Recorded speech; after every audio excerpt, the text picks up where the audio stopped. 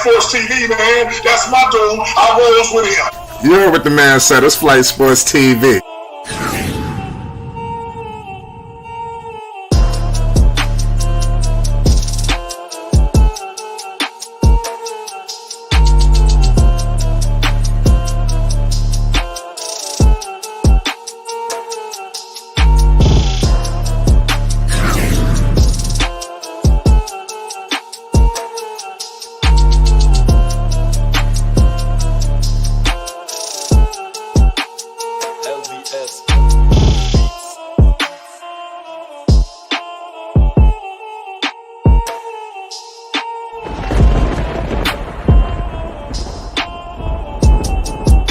Like I said, Flight Sports TV, that's where it's at.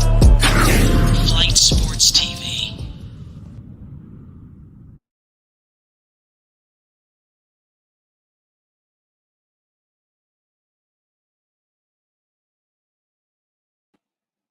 What's going on, people? It's Flight Sports TV. I appreciate y'all for checking with me. Y'all already know what it is. We back with another one of them things. And tonight we got ourselves a hell of a game, live and direct with the people, ladies and gentlemen, the New York Knicks. You better stand up right now. New York Knicks fans all around the world and abroad are just waiting to go crazy for their team going up against the Cleveland Cavaliers, against a formidable opponent. And I'm telling you, one of the guys over there, Donovan Mitchell, obviously we know him very, very, very, very well. You understand? It just made absolutely no sense at the end of the day. But I tell you this, everything is coming to fruition. The New York Knicks are proving that they made the right decision by not mortgaging the future to giving up Donovan Mitchell, to getting him. And it all comes to a culmination tonight live. You understand? This is an incredible series that the New York Knicks are going to be chasing, and I believe that they're going to have a puncher's chance of winning. Obviously, the injury concerns to Julius Randle is very troubling to me, is concerning, but I do believe that the New York Knicks have the horses to get it done. I think the guys like Obi Toppin, these guys are going to be very, very formidable. Guys like Emmanuel Quickly, very, very formidable. Q Grimes, you know the crew. They'll start playing Hartenstein, everybody. But Cleveland, they got themselves some horses as well. That's nothing to be joking around with. Cleveland is nothing to play with, y'all. And we could be in for a serious, serious encounter tonight live because, like I stated, Cleveland ain't no joke. Slim can hoop. As I live a breath, finally some Knicks coverage. Yeah, man, I'm telling you, the New York Knicks, man, they definitely deserve it, man. I'm just happy. Tom Thibodeau, to be honest with you, could have easily won Coach of the Year this season. I mean, just don't play around with that. Tom Thibodeau is doing his thing, especially with the pieces that he had with him. They got Brunson. Look what happened with Brunson. Brunson clearly was an all-star. It was a travesty that he never went to the All-Star game. But I mean, it is what it is at the end of the day. We can't continue to harping on spoiled milk. But MSG, I can't wait till the Knicks get back to the Garden. This is going to be a good series, man. I think this is going to be one of the sleeper series that everybody, there's a lot of people looking at other series that's looking going to be crazy. But I think this is just going to be one of them straight up old school East Coast dog fights. Like just a straight up slugfest, just hitting, just kind of shit like that. Like that's what I believe is gonna happen in this series right here. It's gonna take it back to the good old days when basketball was very, very aggressive and physical. You know how the New York Knicks like to play. They don't like to fool around with them. So, and Donovan Mitchell and Brunson, that matchup is gonna be very intriguing. No, so for the Cavaliers side, obviously, we're very familiar with what's going on with the New York Knicks. But the Cleveland Cavaliers, like I said, their roster is nothing to be messed around with either. They got themselves a squad. You got under Donovan Mitchell, Darius Garland, you got Mobley, you got Allen, Green, Okoro, you got Karis LeVert, Osman. You got some guys out here. If they could all put it together, they could be a serious threat in the Eastern Conference. I do believe that they're about a few years out. I don't think that this is a situation with Cleveland about to jump out to be in one of the Eastern Conference heavyweights. I just don't believe that's the case. But I do believe that let's see. They're the favorite in this matchup. I'm a Knicks fan, and I'm here to tell you that the Cleveland Cavaliers is a favorite. Point blank. Period. Just I just want to let y'all know the New York Knicks are the underdog in this series, and with Julius Randle being out, that's a lot. That's a lot to go out the door missing, especially against this team with the size that they could put on the floor. The Knicks just got to remain formidable. They was the fifth seed in the Eastern Conference, but right now records mean nothing. Everybody's 0-0 right now until you lose. So I know that. Listen, they've played great against Cleveland all season long, so I do believe that the Knicks is rolling into this series very confident. I do believe that Tom Thibodeau is a better coach than Mr. Bernie Bickerstaff. I think we got one up on that. That ain't nobody really sleeping on. That a lot of people are sleeping on. For anybody that is interested, as we patiently await the New York Knicks live, we have the Boston Celtics going ham right now. They're 110-90. The Atlanta Hawks. Atlanta just didn't have it tonight. They came out a little flat, and against a team like Boston, you really got your work cut out for you. So I hopefully everything works out for them. I got the utmost confidence that Atlanta going to do something. They're going to at least get a game, because you've seen tonight with a punch. But this next series, these 4 or 5 matchups, man, are serious because these teams are pretty much even. And it's gonna be very good, man. Like I said, this Mitchell dynamic is something special, and I think the New York Knicks have a lot of horses that are ready to erupt. And with no Randall, I don't think Randall is playing tonight. So I think it opens up the door for Toppin and Robinson. These guys who want and clamoring for much more opportunity. They're gonna definitely get it in this series. They're gonna get the red carpet for opportunity, so they have nothing to complain about. So let's see what happens. Or the New York Knicks are going to win this series. Let's see, man. I'm rooting for them. We got all access in the building. Thanks. Talk to the people. We live. It's for game one.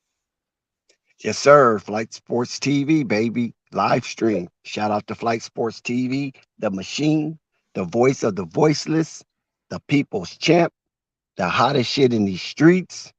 Shout out to the panel as it reaches its premium peak. And most definitely shout out to the chat and all of its cacophony. And big ups to everybody pulling up the Flight Sports TV.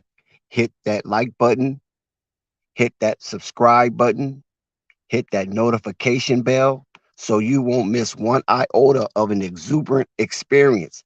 Flight, it is official. The playoff schedule has Yes. been set. All the teams are slotted in their respective positions, and we're off and running like it's Daytona 500. Yeah, you're right about that, man. All these games are starting to rattle away. As you can see, Boston got it in the bag.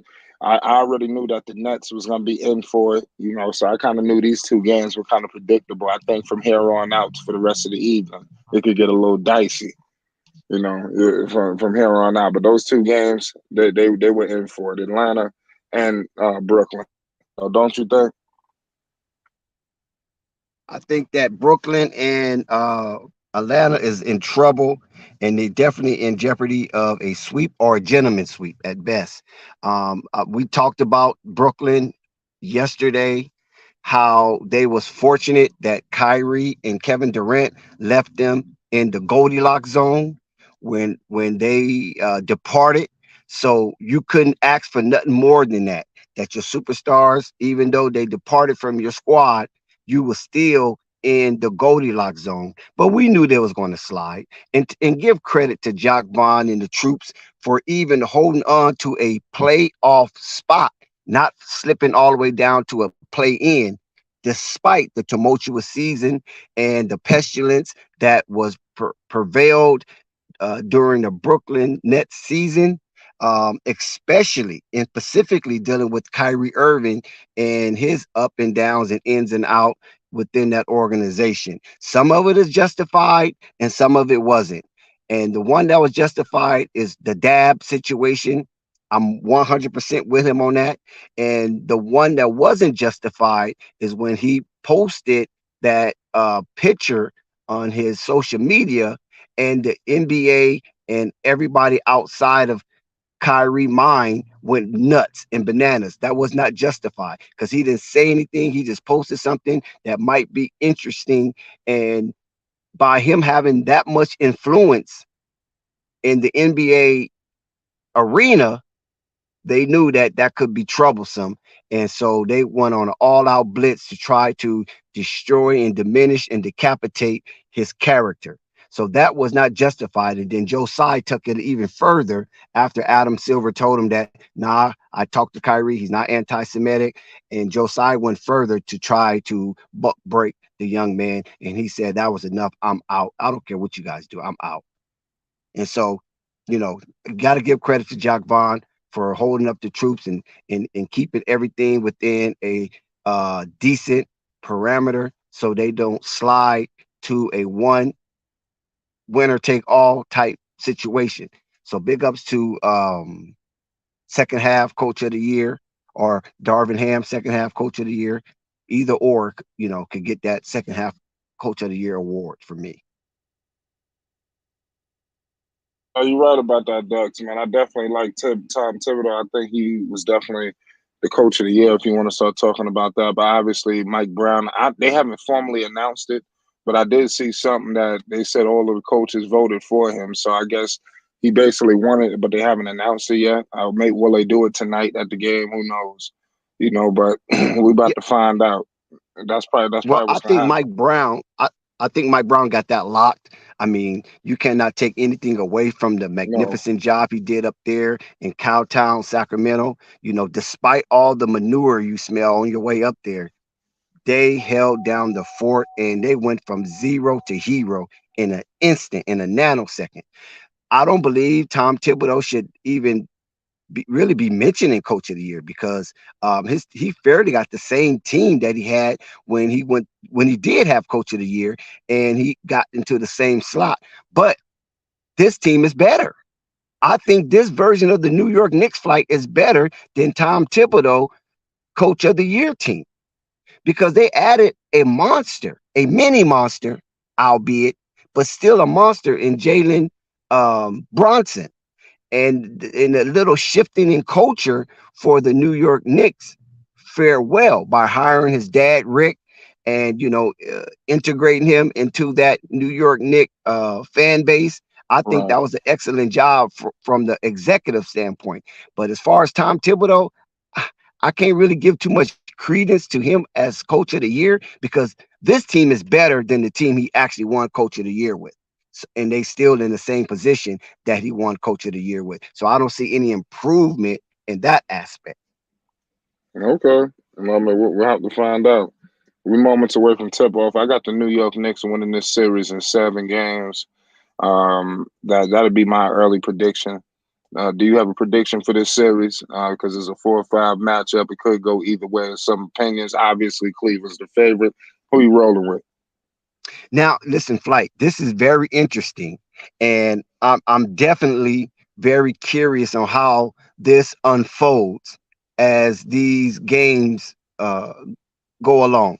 Now, when you look at Cleveland, you also have a revenge factor there Mm, because Donovan Mitchell could be looking at like, oh, y'all didn't want me like that. Y'all didn't want me like that. Okay, I'm gonna show you. I'm gonna show you why you should have wanted me like that, and I'm gonna show you why Cleveland has benefited from wanting me like that. And then you also have the revenge factor that Cleveland failed to make the playoff, even though most people thought they would last season. You know what I'm saying? Once they start rolling, they say, "Oh yeah, they should be a shoe in for at least a six between 5 and 6 seed." The way they was rolling with those twin towers and things of that nature, but they ran into Brooklyn. They lost that first playing game. They ran into Atlanta and lost that second playoff game, and that was a disappointing for Cleveland as that mini extended season came to an end abruptly. Now for New York, they missed the playoffs last season. And I know that they are furious, especially when you have a coach like Tom Thibodeau. Now, you already know me and Tom Thibodeau's story. When I tried to interview him, he looked at me like I was burnt boo boo. And so I don't really, cut for that guy. You know what I'm saying? He just, it's just something weird about Tom Thibodeau. He looks weird, he acts weird, but nevertheless, that translates into instilling serious basketball acumen to his players. Now we know RJ Barrett sometimes drift off into the sunset and he forgets he's in America and thinks he's in somewhere in Canada at times.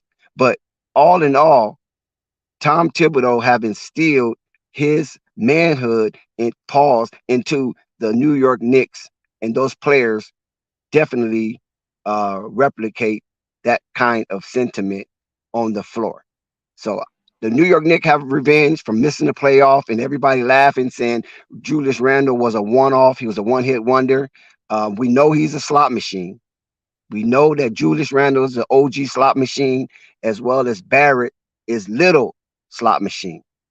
And they missed the playoffs. So they are also furious from not being a part of the extended season last season. So they're going to make ends due this season. So this is going to be a definitely a bludgeoning grudge match between these two teams and organization. Nah, I totally agree with you. Like I said, Tom Thibodeau's gonna do his thing. This building up here in Cleveland is gonna be rocking, for the Cleveland Cavaliers. This is gonna be a great series, man. I think this is gonna go back and forth. Cleveland, they are undersized. The Knicks do have things that work in their favor. Yes, Brunson is a little undersized, but let's see what happens, man. They two undersized guards over there in Cleveland. So let's see if the Knicks can use this a little bit to their advantage. I really believe in the New York Knicks, in this series. I think that they're going to win this series, man, for real. If they had Julius, I might be a little bit more confident. But tonight, right now, you have Jalen Brunson, Quentin Grimes, R.J. Barrett, Mitchell Robinson, and Julius Randle, who will be starting for the New York Knicks. So Julius is starting. Okay, I thought Julius was going to be out. Oh, my goodness. It's about to go down. Julius Randle is here, y'all. I thought Julius was going to be out 2 games. They must have held that in the bag. Yeah. Well, Lord have mercy. they got their little shenanigans popping off. Flight, you got to remember, I believe R.J. Barrett should be the X factor in the series for New York, and I believe Jarrett Allen should be the X factor in the series for Cleveland. Yeah, I agree, man. Julius Randle is back. This is crazy, y'all. The Knicks are, this series about to get ridiculous, man. This is about to be a series, y'all. We got Toxic in the building. What's the deal? The New York Knicks, we coming up live, baby. What's the deal? I'm happy it's playoff, guys. I'm happy it's playoff time. I mean, again, we've been waiting for this all time, this whole year, this panel. We've been hearing the back talks, the trash talks, each other's teams back and forth. Right. Now we're going to see, whose team is stronger than the other one. Who got the heart and who got the dog. And I'm ready for it. This New York Knicks team and this Cavs team, I call this the perfect revenge playoff series. And Flight, I got your Knicks winning this. I think if my X factor would be Jalen Brunson. I think Jalen Brunson is going to show why he was worthy of getting the contract he got. So let's get it, Flight. You ready? I'm ready. Of course. That's a fact. I got nothing else to say. Listen, I got the Cleveland Cavaliers taking a listen. I think it's gonna be a crazy game tonight, but I got the New York Knicks stealing the game 1 of the playoffs, man. Seriously, and I think it's gonna be off the back of Tom Thibodeau. I think he's gonna help shock the world. In my humble opinion, it's gonna be a good man. It's gonna be a good series. This is gonna be the series that everybody's talking about. And now with the return of Julius Randle, like I said, that changes it all. I thought And Julius Flight, was out. I was already getting ready for Julius to be out a few games. Now he's there. Oh man, all bets are off. also Josh Hart is playing good for y'all. You got a lot of guys that are they're in the 100% with the team. So it's like the most scariest teams in the playoffs, Flight, is not the one with the most expectations. It's the ones that have nothing to lose. We're just happy to be here, Flight. That's the team you got to worry about. The teams who have nothing to lose, i.e. the Kings and the Knicks, the Cavaliers. The Hawks, man. The Hawks are abysmal, man. The Hawks are who we thought they bring. Man, the Hawks should have just let the Bulls win. I think the Bulls would have been a better conference. I think the fact that the Bulls are home and they're a way better team than the Hawks, it's just crazy to me. I mean, I tell y'all about Trey Young, like he is not a consistent player. Like he is all that shit But that he's he the about to best do to player they Bronny. have. He holding back today. He ain't all they got. He holding back today. He ain't galvanizing the talent around him. They got a talented team. But he don't it's like I don't know, like I don't know to tell you, like Trey Young is not that dude. Like he's not somebody you should ride to a championship or a deep playoff run. I know they did him already. He had a deep playoff run, but like you said, the teams that got the least expectations usually be the most dangerous. Right. I Yep, you're mean, right about that, man. and for being honest, no panic. It's really all comes down to the fact of like it all comes down to the fact of like again, which team. I agree with you. No panic. Right there on that aspect, that is the most dangerous team. It's this team right here. I think the Knicks and the Kings are going to play a really big role into You got how this you playoffs are got going to come out. Garland, Mitchell, Isaac Okoro, Evan Mobley, and Jared Allen starting for the Cleveland Cavaliers. Also, like the Hawks are just not like the Hawks. See, Trey Young is a great scorer. He's a great two guard, but he's not a good point guard. Right. I mean, there's a reason why certain coaches and players they pass from the guys that play that are supposedly point guards and play like scoring guards to get the traditional point guard. It's because of that reason alone. Yes, the bucket is good sometimes, right? No panic. But what happens if your shots don't go in? That's Then you right. have to go back to your point guard skills and you have to facilitate the offense. If you can't do that, then you're a And one dimensional player. And you even 5 for Hey, 16. listen, And I got us tipped off right here, real quick. We got game one has just started, y'all. It's Flight Sports TV. We got Darius Garland with the rack. He kicks it to my man Jared Allen. Jared Allen gives it back to Garland, guarded heavily by RJ. It was a three ball from Okoro, but we had a good closeout. Jalen Brunson with the rock now, controlling it for the New York Knicks. Jalen Brunson shaking and baking over Okoro. Jalen Brunson all the way to the paint, and he was fouled. He's headed to the line for two shots. Good aggressive nature by my man Jalen Brunson. We just getting started. It's Flight Sports. New York City is in the building. Shout out to all the Knicks fans all around the country. It's going down, man. Brunson already doing well early, getting in the paint, getting very physical and aggressive. I like that.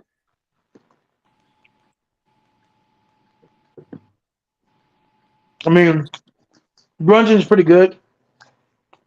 And again, no panic. We said that this team, right? The Knicks will get a star, but it won't be the star that everybody thinks it's going to be. It's not going to be the flashy superstar names like a Donovan Mitchell or a Giannis. You know what I'm saying? It's going to be a star that fits perfectly well in your system that you're going Well, to love. we got Darius Garland. He just kicked it out to Evan Mobley. Evan Mobley with a floater. He rebound, gets his own rebound. Oh my goodness, he big time banger over Mitchell, over my man Donovan. Not pardon me, Mitchell Robinson. What the hell was that? Come on, Robinson. I don't like that shit. That's I tell crazy. you, Mobley's Yeah, a beast. He Brunson. just He just getting kicks hit. it to Robinson. We got to get him back for that. We got to get him in. We got to get him in the screen and roll. Brunson to the paint, and he makes it. He scores with a floater. Let's go, Jalen Brunson with the first 4 points for the New York Knicks. 4-2. The New York Knicks ain't playing, y'all. You should, man. This building look Yeah, crazy. This is Jalen a Brunson playoff bid. definitely setting the tone. Yes, Mhm. attacking the paint. Darius Garland, the Cavaliers just turned the ball over. R.J. Barrett coming up with some steam. Kicked it to Julius, the man-child Randle for three, and he scores it. Julius, the man-child Randle is in the building. 7-2, New York. Let's go. OG 10:30 slot to go in the machine. first. We got Darius Garland being picked up. Oh, double. Let's go. The defensive pressure's out for New York. Let's go. Julius Randle is beasting. New York is in the passing lane. We intercepting shit. We flying around. It's going down. 9-2. New York. Let's go. Let's keep the defensive pressure up. I'm telling you, Quentin Grimes can defend. RJ can defend. Good defense by RJ Barrett. Let's go. Brunson with the rock. coming up half court to Julius. I had no idea Julius was coming back tonight, y'all. I had no idea. What a It's gonna, surprise. yes, a good play by Brunson. Great play. He threw the ball off my man Okoro to save the possession for the New York Knicks. The If New Knicks got to York steal wins one of in these games. advance, it would They're it going would to be the so conference beautiful for finals. basketball. Yeah, They're it'd be going so to the conference beautiful. finals. And then what about if the Bucks get upset RJ. by the Miami Heat? Oh my Oh, God. oh That yeah, would that would turn people upside down. Knicks in the yeah, But finals and Bucks lose in the first hey, round. yeah. hey, That would Dex, happen. I want to see that that would be series. kind of We're gonna funny. beat the But Bucks too. the Heat don't got nothing. I'm not worried about Jimmy Butler. Honestly, I'm not worried about Jimmy Butler. Jimmy Butler don't got no help over there. Not the help that he needs. Shout out to Zen Master. He got the Cavs in Shut up, 6. shut up. Cavs in 6. I got the Knicks in 7.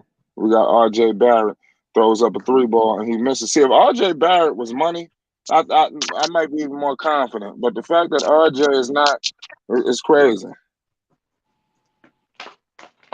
It don't make no sense, man. Or Should you got have that recorded. contact, man, and he That's been it. falling off. Come on, man. Brunson doing his thing now. I like the style right now for the New York Knicks. Donovan Mitchell, they did some NBA street shit over there with Mobley and and my and my other man Allen. Not Mobley. I'm weak.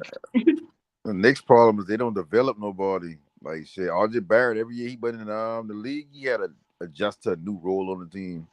I mean, Yeah, no panic. Respectfully, no panic. With teams like that, if they're not like good, Yeah, look like at Mitchell ooh, Robinson. He's supposed to be a little more active J- offensively than this Jalen shit. Brunson in the mid range, and he missed it. There, I got Just Garland popping coming up. shit. Garland coming up. Obi gonna come in the game shortly. I got I need Garland Obi. dribbling it. He attracting the double team from Julius and Quentin Grimes.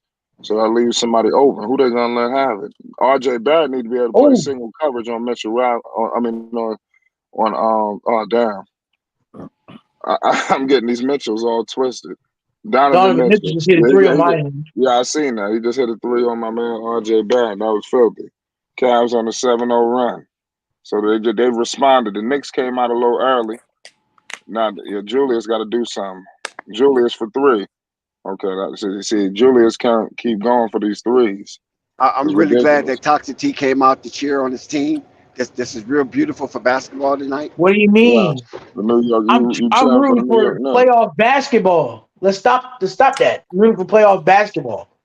My My brothers, team doesn't what's play until happening? tomorrow. What's good? So Ain't nothing, man. I think just had to tap in with y'all. This is the best matchup in the first round. Um, I'm gonna be glued to my TV for every last minute of this series, Yeah, and I think me it's gonna too. go 6 or 7. Yeah, me too. I think it's gonna be a great game, man.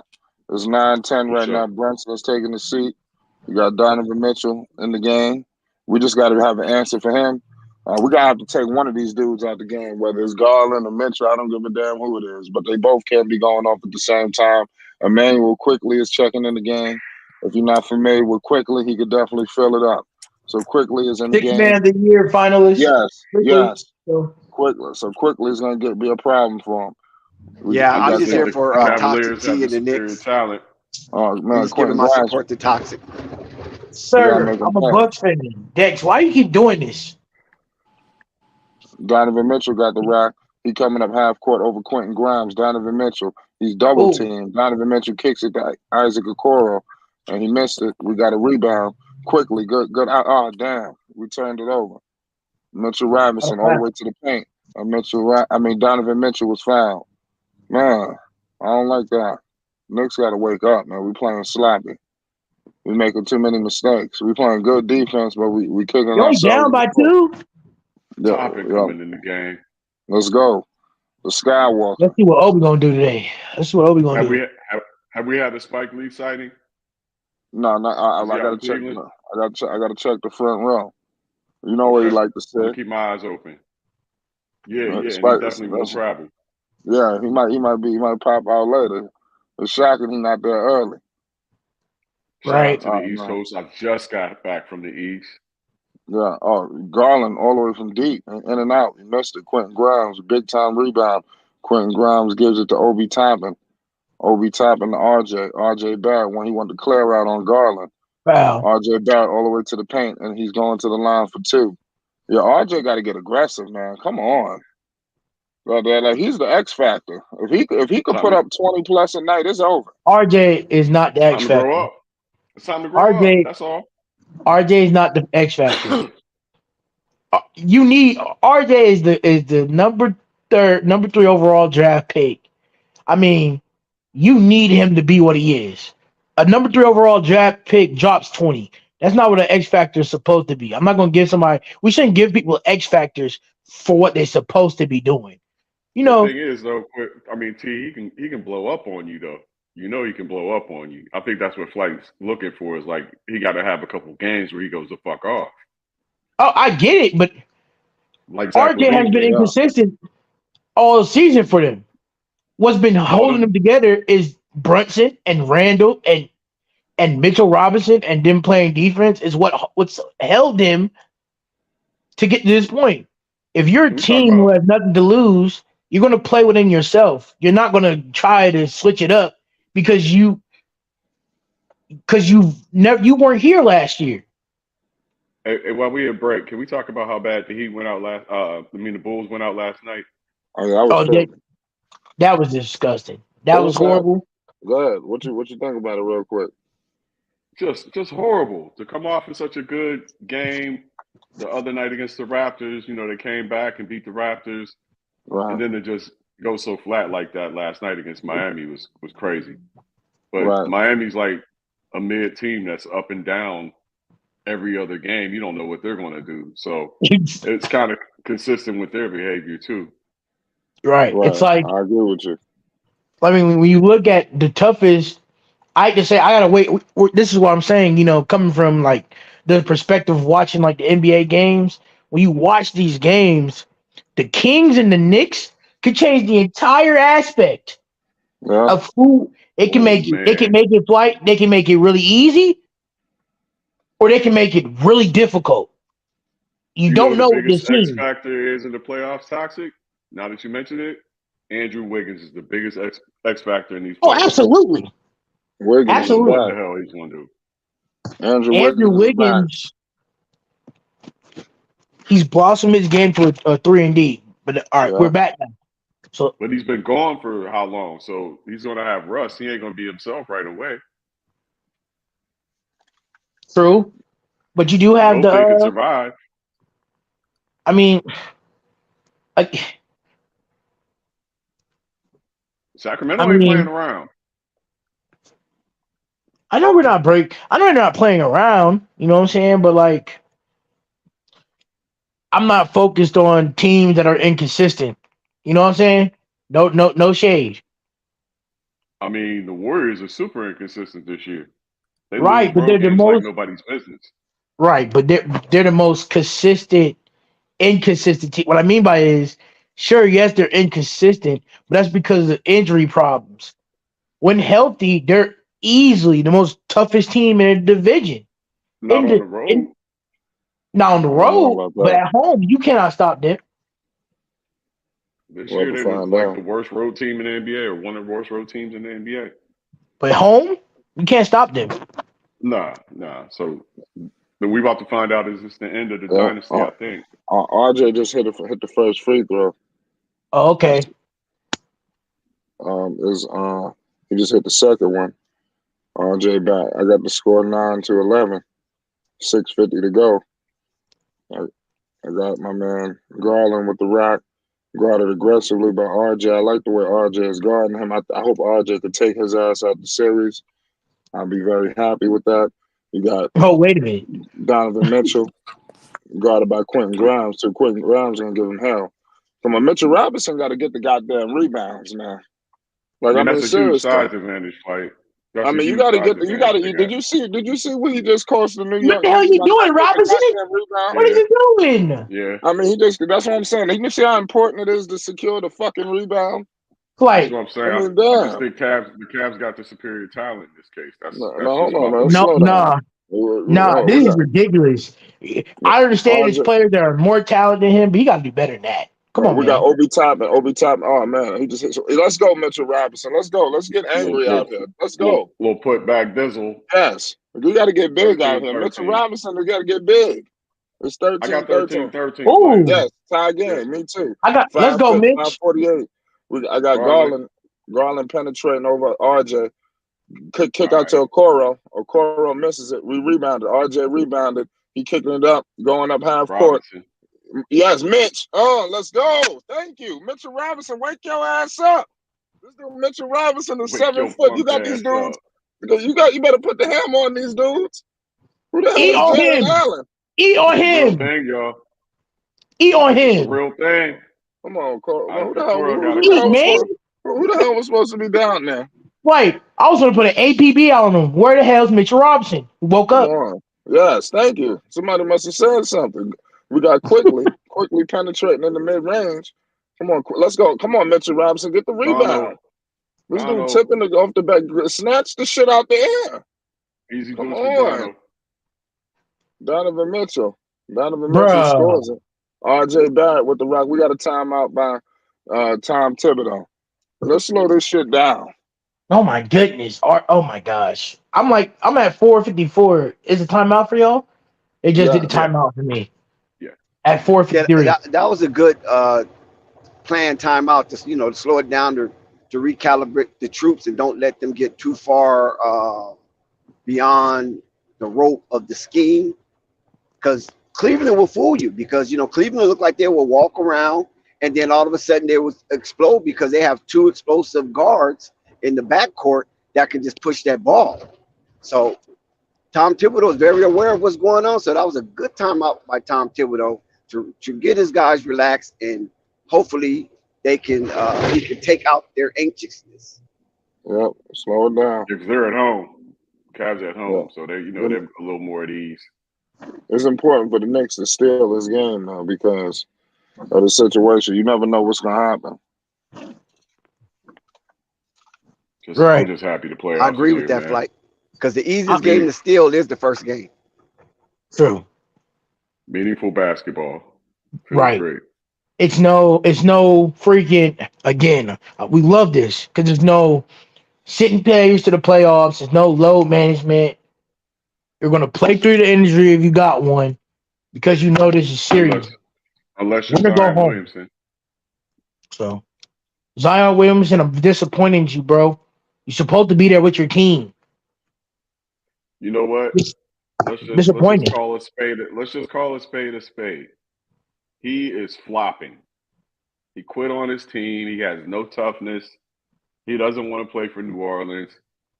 Just call a spade a spade, man. It's very aggravating because guess what? You got guys out there, superstars. We're talking about Kobe. God rest his soul. Kobe would go on the sideline and pop his thumb back into place if it fell out of place, just to play. Hey, look, y'all. If I was Brandon Ingram this summer, I'm going to David Griffin and I'm saying him or me. And David Griffin's going to say, "Sorry, Brandon, you gonna have to go." Brandon's probably okay with that. I'm sick of this, Him or bro. me. Him or me. This is my team or his team. Respectfully, I'm My tired. team. You need to start getting him out the door or whatever you got to do.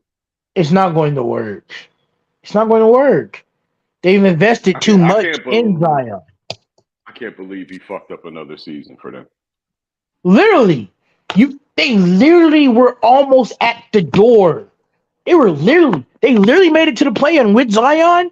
They easily get into a playoff series. Can you imagine going through Times Square and seeing that big marquee and Zion Williamson, "Welcome to New York" in neon lights? Wouldn't that be an awesome scene to see? Not really, because the fat boy can't stay healthy. Can't stay healthy. Shit, I never comparing Zion to Randall. Shit, Randall can help him out. Well, I mean, Randall is at least here for his team. You can be pissed, and you could also look at Joel Embiid as an example of what happens when you're patient. Right. But however, I don't want to be that guy, Zen. I don't want to be that guy. As good as Joel Embiid is, he can only take you as far with good coaching. That's all I'm saying. And Doc Rivers is not the coach for them. Doc Rivers ain't a coach for nobody unless he got superior talent that can override his issues of adjustments. He hasn't been good since 2008. No, he a good coach. I mean, like No. let's can keep learn. it a No, buck. he's can learn digressed. too. Let's keep it a buck. Yeah, we kind of trash on certain coaches and all that, but he's still a good Bro. coach. Just you got certain coaches that fit certain teams. Like you may have a coach that's really good with development, but they ain't good when a team needs to get to that second level. You need to bring in a Doc Rivers. Now, if you want to say Doc Rivers ain't a championship coach, I can kind of let you get past with that because he only won with the Celtics, who had 3 Hall No of Famers. panic. So He's not. he's still a good All right. coach. All right. Let me put that out there again. He's not a good championship coach. Right. He's not a good championship coach. But I am going to take over the side by the play by play because I think Flight's doing something. We got Quickly at the line right now, taking his free throw, and he makes the free throw. It's 16-17 New York Knicks, 4:44 to go. Toxic T doing the play-by-play, Flight Sports TV Gives it back to for the New gives it back York to Knicks. Garland. Brings Garland's tears to my picking eyes. it up. How We about got that? Jared Allen with the screen. Garland, he's driving to the paint. Garland goes up. Jared Allen. Oh, rebound. Gets the rebound by Quickly, but it's easily a foul on Allen. 4:29 to go. 16-17. Cleveland Cavaliers up by 1. Salute to my man who I gotta mention was riding as clean as anybody I've ever seen this past week in his 6 with the Spider-Man theme. Salute to Dex, man. I seen John that Hart boy. gives it back. Obi Toppin passes it to RJ. RJ's trying to go make a move. RJ goes and it makes the turnover. Darius Garland, he's going to the line.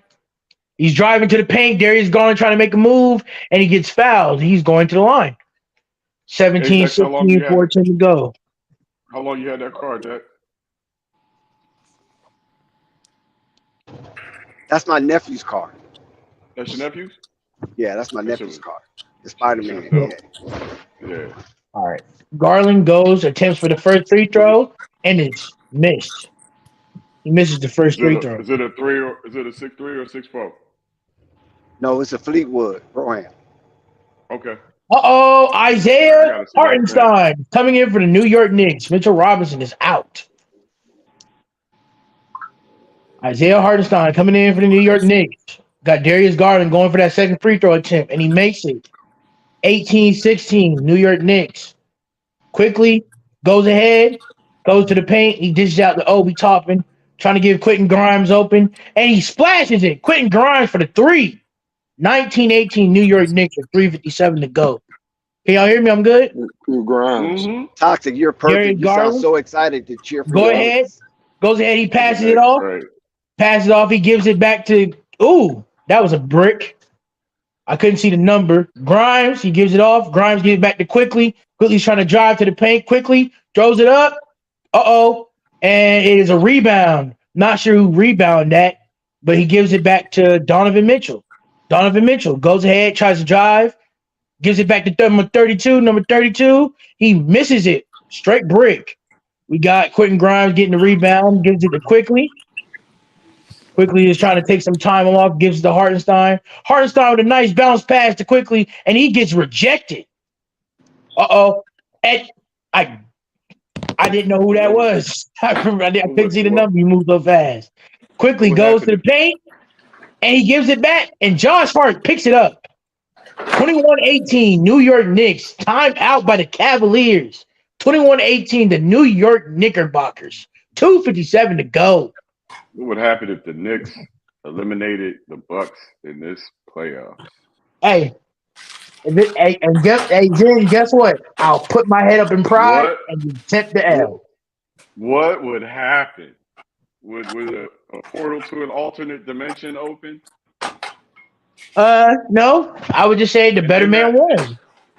But Zid, you know, hey Zid, but Zid, I'm a Bucks fan. I hope you realize that. It's gonna hurt my soul. You sound real good doing this play-by-play for the Knicks. You sound very exciting. You do. Because I'm excited, Dex. I'm excited, Dex, because of the simple fact it's playoff season. Get your drink up. It's playoff season. Listen, I appreciate you, my brother. My You know, bad. I ain't here to judge you as a New York Knicks fan. I'm a I ain't Bucks got nothing fan. You're against New gonna York stop Knicks saying fans. that. And once a Nick, always a Nick. Point No, blank. That's the I'm motto. not. I'm gone, Flight. I don't want to wear that Oh, nasty blue and orange okay, dirty hold on. jersey. What's going See, now on? Keep you're up the gonna good make me work. disrespect you. No, keep up the good work. You're doing good on the Yeah, dude. Yeah, play-by-play. keep I Keep going. up the am. good work. Meanwhile, Yeah, they you got the Knicks best guys uniforms are they had exciting. in decades. I'm not excited. I'm a basketball fan. I'm a Bucks fan. So please let me get back to this great play-by-play. Please. Knicks Julius got the Randle best is coming uniforms in with they've his had in weird decades, locks. bro. All right. Number 32, because I forgive me, I don't know your name. I'm gonna just call you 32. That's your number. 32 gives it to Donovan Mitchell. Donovan Mitchell taking up the court, taking his time. He gives it to number 32 again, gives it back to looks like Osman, number 13. He's dribbling, trying to drive. He's trying to drive.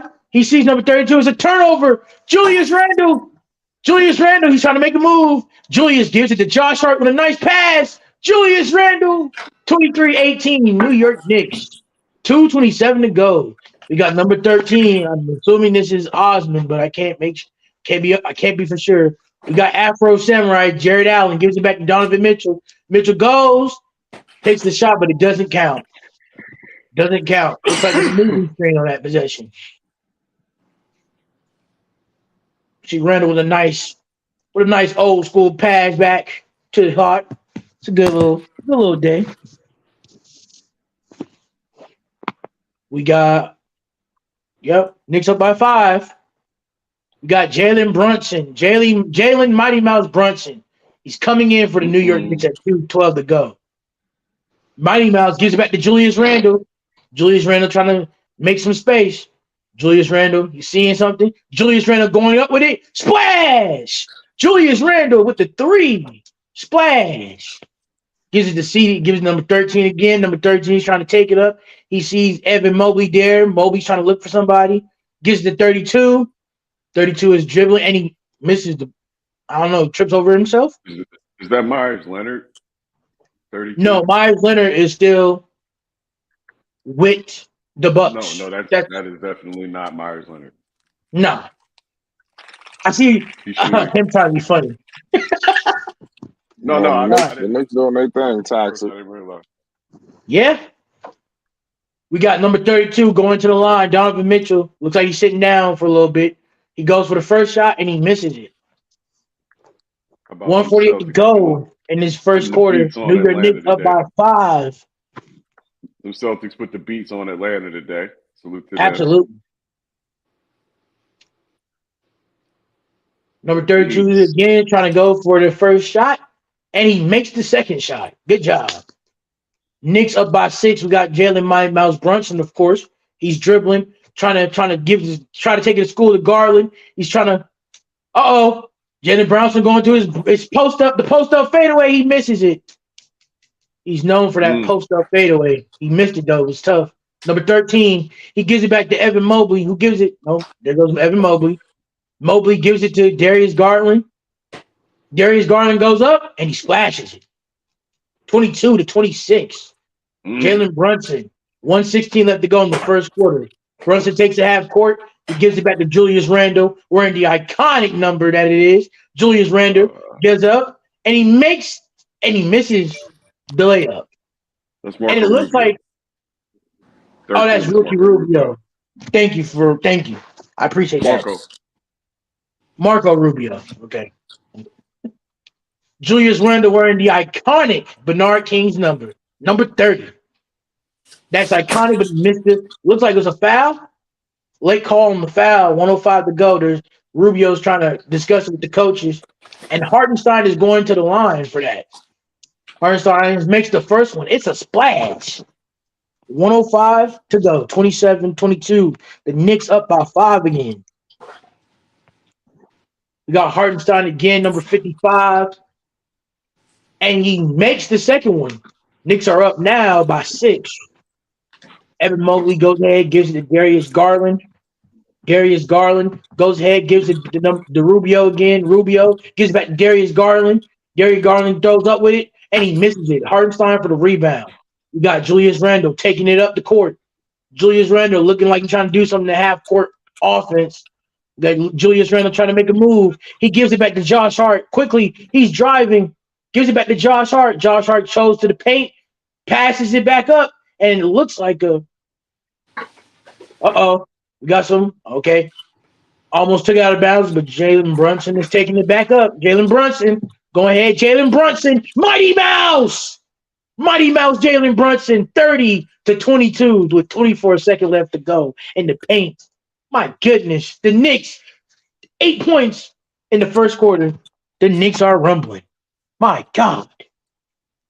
Rubio is trying to look like he's trying to splash a last second shot, 10 seconds and counting left to go. Darius Garland, Josh Hart playing that defense on him. Evan Mobley's trying to make a move. Mobley goes ahead. Bang! Mobley makes the shot. With 24-30 with 0.8 seconds left to go. Josh Hart trying to take it up, and it is officially done. In the first quarter, your New York Knicks 30 points to the Cleveland Cavaliers 24. Back to you, Flight. Hey, say what you want to say. I'm here with you. Doing This is a hell of a game so far, man. That's what I'm telling you, man. The New York Knicks, man, they're a force to be reckoned with. What you said, No Panic? I say people can say what they want to say, but you're doing a good job calling the game. Yeah, you are. You're giving a different look. It's basketball season. I'm a basketball fan. You know, I love basketball. So even if that's my former team, Flight, you got to keep the same energy. If I'm going to do this with my Bucks, I got to do it with the Knicks when they play their game. Even though we rivals, the Bucks not playing tonight. It's New York's time. I got to give them that energy. Got to give them that energy tonight. How y'all feel about this first quarter, though? Like the Cavs finna take off on them in the second half. They play with their food a lot in the first. But if you know that, I think that the Knicks, how they playing right now, they can come in and kind of say no to that. I think the Knicks they keep it up this way. And Jalen Brunson with the post game, man.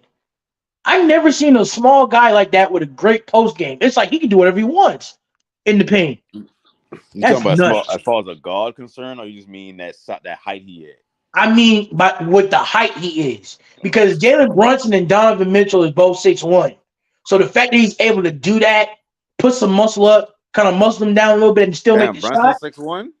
Brunson 6'1", yeah. Like kind of generous, huh? No, he's 6'1". He might be. Well, the NBA say he's 6'1". He might be 5'11", if we're being honest. Yeah. But that's NBA. You know, Giannis realistically is 6'9", but with the shoes on, he's 6'11". Yeah, just like on wrestling when they used to be like Undertaker 7 feet tall and shit. When in reality, he's only 6'11". Exactly. It's entertainment still. You know what I'm saying? Yeah. We finna come back from the timeout. Zen Master, you got anything to say? Anybody got anything to say before we get this play-by-play coming back on? Nah, man, I'm with you. I'm about to turn the game back on right now too. That's just a crazy game. They got that boy listed at 6'2". I didn't know that's generous. 6'2". 6'1", maybe. He 5'11" though, but still, him being 5'11", doing that's great. No panic. A lot of guys can't do that. Yeah, I'll give him that. I'll definitely give him that. Still on break again. Julius Randle wearing the iconic number 30. Bernard King, NBA champion, of course. Bernard King, a legendary New York Knickerbocker. That's great. Walt Clyde Frazier, and just to name a few, the New York Knicks' roster of players to come into New York and play for them. This will help the New York Knicks and their morale. Okay, I'm still on commercial break.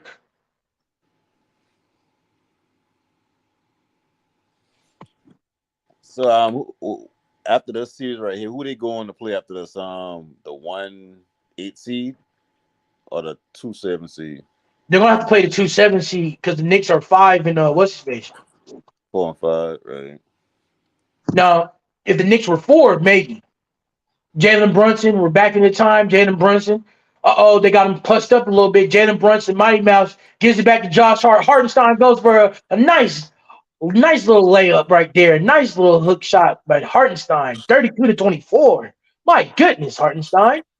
Gives it to Rubio. Rubio's taking it half court. Rubio trying to find a man. Rubio sees somebody open. Gives it to Mobley. Mobley gives him number 3.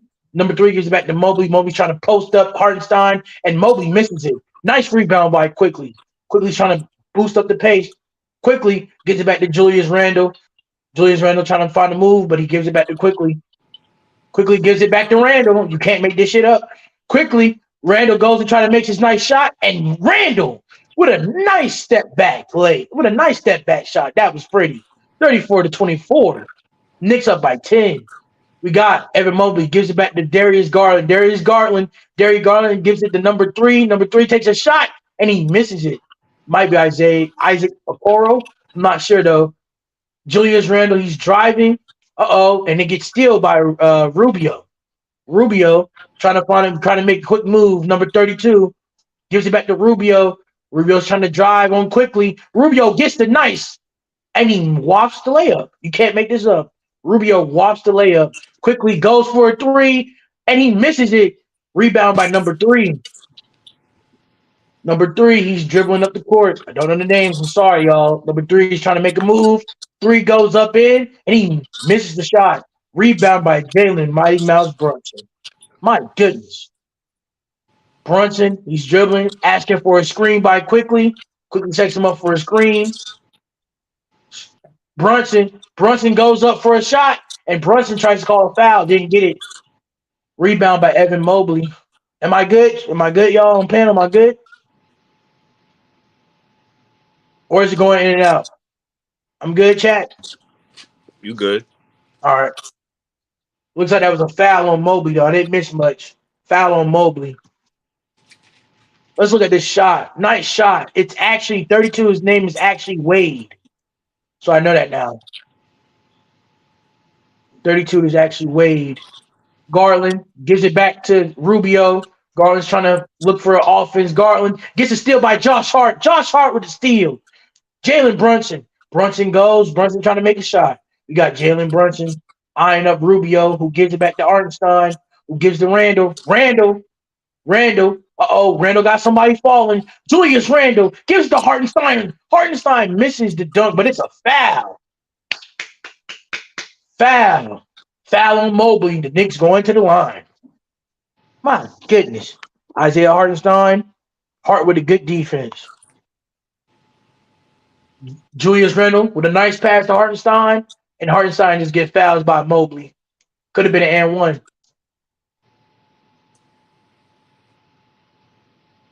Hartenstein's looking to make his first attempt.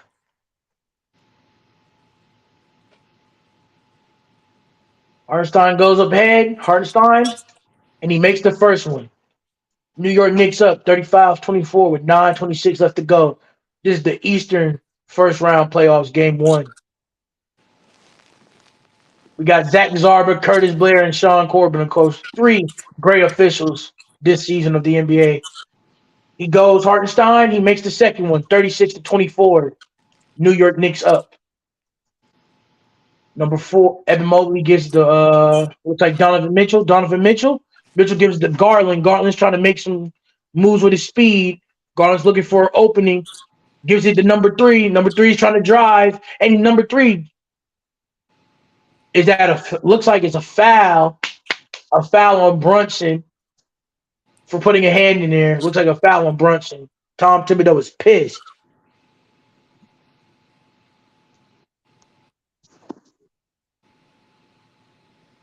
Yep, foul on Brunson. Oh, and number 3 is actually Karis LeVert. So now I know who that is, Karis LeVert. Karis LeVert is going to the line. Jalen Brunson got 6 points and 3 fouls. He got to stop the foul. He's in foul trouble. And we got the Cleveland. Jalen Brunson is out the game. He's sitting down. He's sitting down with 6 points and 3 fouls.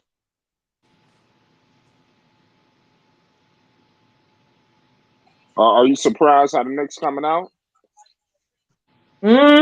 Honestly, yeah, it's very aggressive. And the Cleveland Cavaliers I flight. knew this was gonna happen. We got quickly. Quickly gives it to RJ Barrett. RJ trying to make a move. RJ getting clamped by Levert. RJ trying to give it back to Randall. Randall goes for a three. And he misses he misses the shot. We got Donovan Mitchell. Donovan Mitchell tries to go up with it, and Donovan Mitchell gets a foul. He's going to the line. I got the Foul Cavs on coming out with this game and the series, but if the Cavs don't get out this series right here, fouls they on have to Josh find a Hart new right coach. now. Josh Hart got 2 fouls. That was a foul on Hart. Go ahead. They got too much talent enough to make it up the first round. True. So if they can't make it, that's all on coaching because I'm pretty sure, you can bring somebody else in there and make some good adjustments.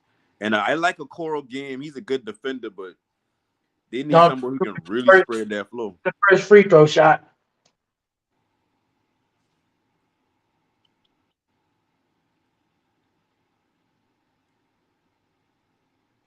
You can get it off.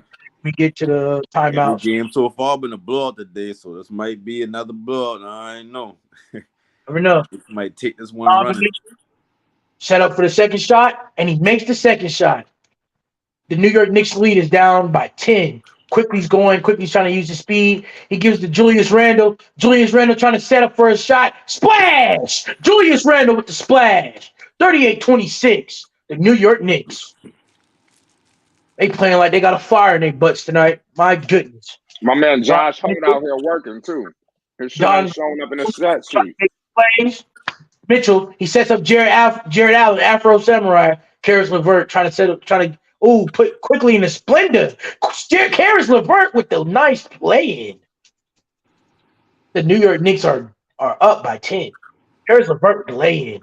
Quickly, taking his time a little bit on offense, gives the ball to Josh Hart to control the half-court offense, gives it back to Julius Randle. Julius Randle trying to create some space against Molly. Julius Randle, splash! Oh, he missed it. He missed the shot. All biscuits, no great. Julius Randle goes ahead. Oh, Donovan Mitchell with the and he misses the three-point attempt. Donovan Mitchell rebound by R.J. Barrett, the number 3 overall draft pick, who gives it back to Julius Randle. Julius Randle gives it back to Kuechly. Julius Randle with the lay-in. Julius Randle, 40 points to 28. New York Knicks are cooking. There goes those people, mama. Gives it back to Karis LeVert. LeVert, he's trying to make a move. Gives it back to Darius Garland. Darius Garland with a nice 3. With a great answer back. Darius Garland goes back on defense. 31-40. Josh Hart taking his sweet time. Taking up to the half-court offense. Darius Garland got 8 points tonight. Josh Hart looking for somebody to get open. Donovan Mitchell with the steal. Donovan Mitchell, he could go all the way with the spin. Donovan Mitchell with the and one. Donovan Mitchell with the nice and one. Should have been an and one, but the ref didn't call it. It put one spin cycle, Donovan Mitchell. The Knicks lead is down to 7. Quickly trying to use his speed for this one. And it's a timeout. Timeout. New York Knicks. The New York Knicks take a timeout. 40-33 with 6:41 left to go. How do y'all feel about this court of basketball so far? Back you off, Mike. Man, listen, I love what I'm saying. The New York Knicks is out here playing like their life is on the line. They're defending like the New York City would be just so happy right now. And they're representing the city very well. I'm loving it. Yo, Panic, you wanted to say something during the commercial break. Is there anything you want to say? Yeah, no, they surprising me, but I mean, I still got the Cavs. I think the Cavs is the better team, deeper roster. I think their size at some point will come into play. I can't lie to you. These New York Knicks men are surprising me today. Playing aggressive, playing good defense. Donovan Mitchell did hit him with a great spin on it was Josh Hart made the costly turnover, but 40-33, you need to have a lead like this up. I think they need to keep attacking if I'm New York Knicks here. Keep attacking. Yeah. They can't stop right now. Keep attacking. That's their best bet at this point. Try to stack up them points now because at some point Spotty gonna go off. Yo, shout out to I'm gonna say it because Diamond just did this crazy comment. Shout out to Diamond. He said, "I take that back. Zion can stay." I don't even think New York wants Zion at this point because they ain't gonna know what to do with him. I They don't think got the luxury. they don't have the luxury for Zion to wait. Honestly, If they got to give up some of their players just to get Zion, I don't think the organization set up to manage that as good as the Pelicans. The Pelicans got a roster outside of Zion that can at least keep them decent. But the right? Knicks is like shit. If you got to give up players and then he end up missing throughout the season sometime like that, they Bro, don't it's got not. the team for that. If he's not healthy, it's not worth it though. No pay. You know what I'm saying? Yeah. I mean, I get it. I get the risk because like when he on the court, he dropping 28, 6, and 5, shooting 37% from three at that size, and it's like, yeah, that shit look good. So I don't want to just give it up, or I want to give up on it because he may be healthy. And like Flight said earlier, like look at Joel Embiid, like shit, he had injury issues at the beginning, then look how he turned out. But it's like shit. At the end of the day, I don't know, man. I don't know. That's just a little too much to have to depend on from year to year. And then you got players like Brandon Ingram. He getting older. CJ McCullough already up there. I don't know how long you be able to keep the role players that play with them because some of them gonna want more money out else places. They building names for themselves. So Until it's like I ain't gonna I say don't nothing. know. Next game in Cleveland, I said, okay, you said at a good spot. But if they go and win that third game in Madison Square Garden, it's very possible that it's either sweep or gentleman sweep. I don't know. I just don't see the Knicks getting out the first round. I just don't see it. And it's very hey.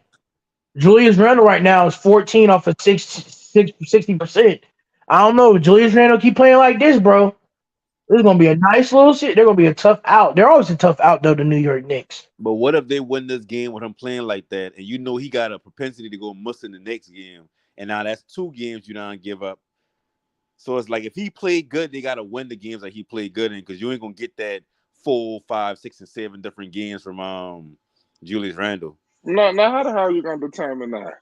This is a new Julius Randle. I mean, Ah, damn. Hey, fight. I'm gonna let you cook. Go ahead, fight and cook some more. But we are, and I'm not sure, so I don't want to cut you off. But I think we're coming back from the timeout, but I'm not sure yet. So you can go ahead and keep cooking. No, man, like I said, I'm just loving what the New York Knicks are doing, man, to be honest with you. I think a lot of people like No Panic. He said he still got the Cavs winning it. But I mean, it's going to be hard to determine that, in my humble opinion. But the team is very talented, though, all the way around.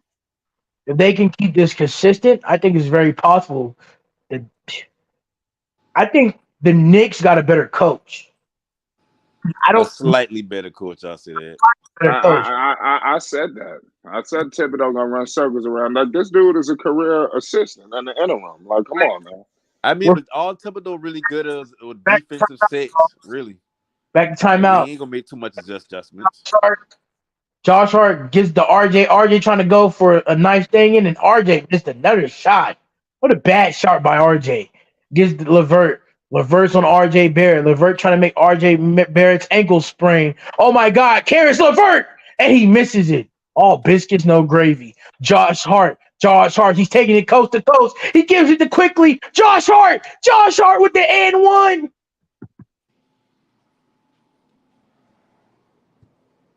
False alarm. Wasn't an and one. Gave him the foul. They count the foul, but no basket. But what a nice foul by Quickly. Foul. Quickly is going to the line. 40-33 to go in 6 minutes.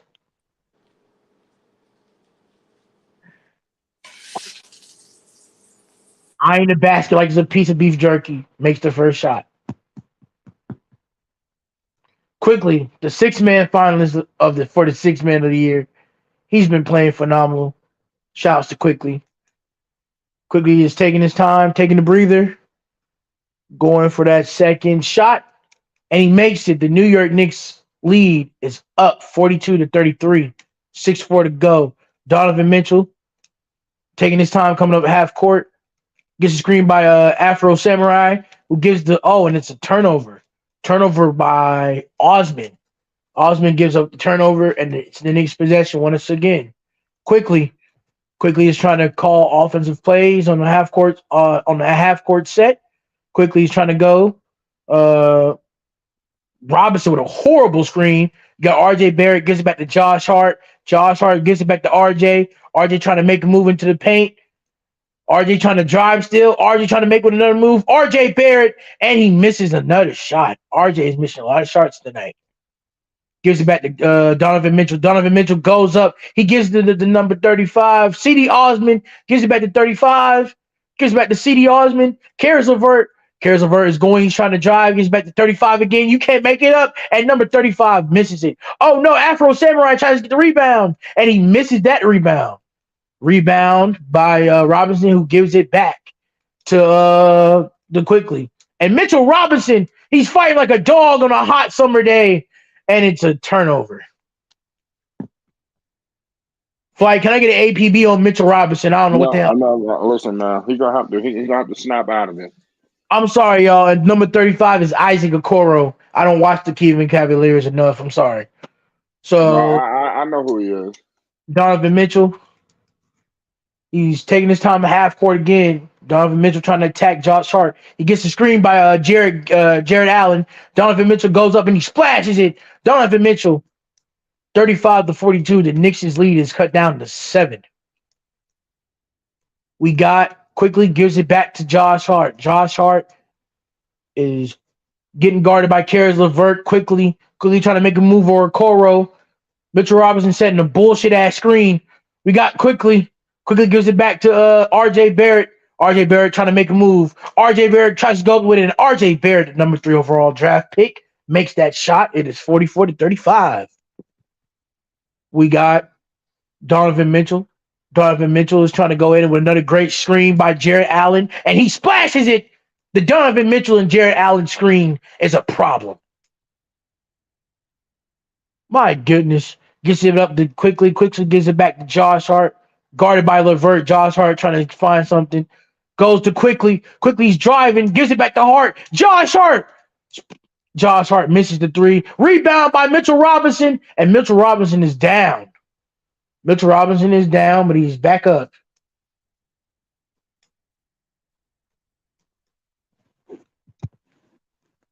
I know who Mitchell is. I know who number 45 is.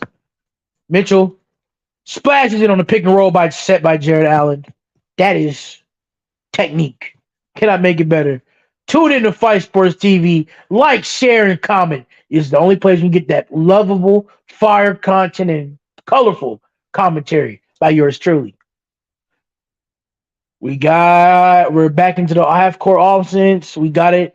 Gives it back. Randall gives it to Quickly. Randall trying to make a move on Evan Mobley. Randall trying to set him up for something. Gives it quickly, and Randall makes a turnover. Looks like a turnover, but was last touched by a core with 3.4 seconds left to go. Tune in to Fight Sports TV. RJ Barrett is looking for a wide open man with 3.4 seconds left to go. He gives to Julius Randle. Julius Randle tries to take up a shot, and he misses it. It is a backcourt violation. 3:31 left to court. 3:31 left to go. Shot clock violation. Couldn't get the shot off.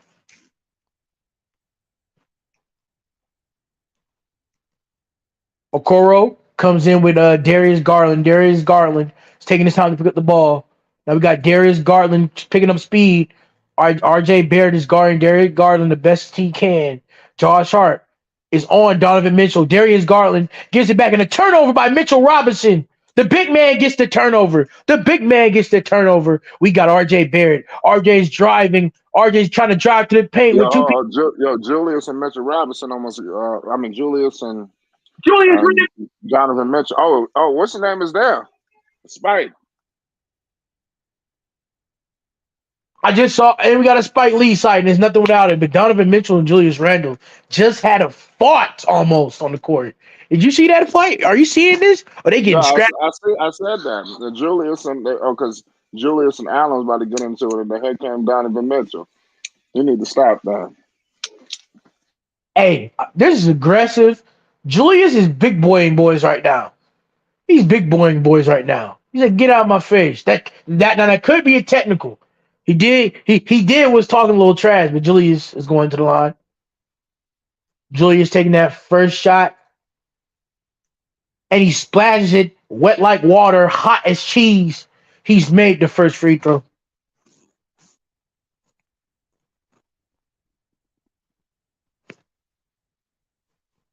Julius Randle taking a breath after making that nice hot spray cheese free throw. He got 15 points tonight off the 50 shot, 50% shooting, and 3 rebounds. Julius Randle's doing his job tonight, Flight. No, you're right. You're right. You're right. Julius Randle, Kasplang. That's a second free throw. What a great free thrower shooter that Julius Randle is. Donovan Mitchell gets the pass from Jared Allen on that play. Donovan Mitchell got Josh Hart, got him. Oh, looks like a screen on by Okoro. Donovan Mitchell trying to go and drive with a spin on Josh Hart, and he smashes it. Donovan Mitchell went in his bag on that one. Hit Donovan Mitchell with a spin off. Made the 2. Quickly gives it to Hartenstein. Hartenstein gives it back to Julius Randle. Julian Randle and Jared Allen, a.k.a. Afro Samurai. He gives it with a bounce pad to Josh Hart, and Josh Hart takes it. Josh Hart with the money. 48-40. Knicks up by 8. Josh Hart, let's go. Josh Hart looking like a baby Mitchell Robinson, taking it to the paint. We got Darius Garland, and it looks like a foul. Not sure what's the play on that. Hold on before we can confirm it. We're getting a replay, folks. Donovan Mitchell hits Josh Hart with a spin move, and that was pretty nice. My goodness, that was nice. And it looks like we have a timeout. It is a timeout. Break into the action. So everybody on the panel, what you got to say on this? I like what I'm seeing so far from the New York Knicks. Like I said, just got to hold off. Cleveland, they're gonna push them, but everybody balling right now. Knicks they got them. They couldn't ask for nothing better right now, right? Right? Right. Yeah, you can't have it all. Of course, there's things I could complain about, but they just need to try to keep rolling, man, and hopefully in the fourth quarter they still could got their foot on their necks, keep their foot on their goddamn neck. No panic if you're there. Comments on this game so far? No panic if you're there. Comments on this game? I tell you, you gotta wait. That's what they do. They play with their food. Mm-hmm. I like what the Knicks doing though. I like it. I like the fight they're putting out. But watch what I tell you. That's why I say Thibodeau is a slightly better coach than JB Bickerstaff. Because Thibodeau defensively, yeah, he good. I mean, as far as being able to get respect from the team, yeah, he good. But he's still leaning on his assistants for offensive adjustments and game plans and things like that. Jimmy Bickerstaff might be a lifelong assistant coach, but shit, what's the difference between him, who got a team that back-to-back years had improved seasons? Because last year they've been like number 4, but then they dropped all the way out. But I mean, he's slightly better. So just watch the whole game. You'll see how that size just changed, how everything looked. Right. We're coming back soon. We got a t-shirt toss in the middle of the action, so Flight Sports can still keep going on with this great and delicious content of Iron and Sword. If you want the best content, the best commentary, the best boxing, and many more, come and like and subscribe to Fight Sports TV, the People's Champ. The only place to do it on YouTube. You heard it here, folks.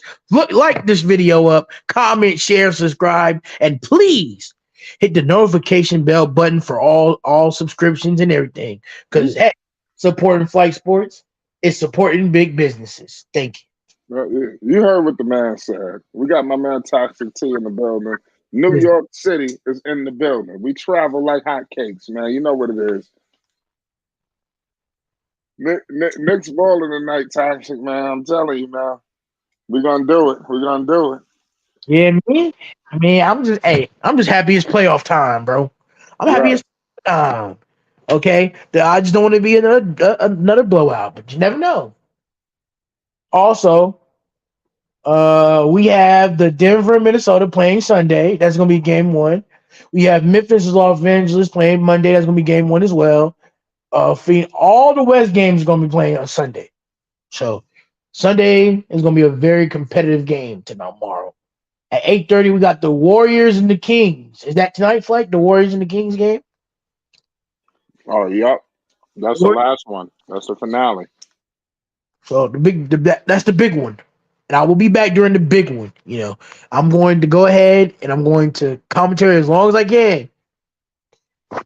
No. Donovan Mitchell's out here cooking.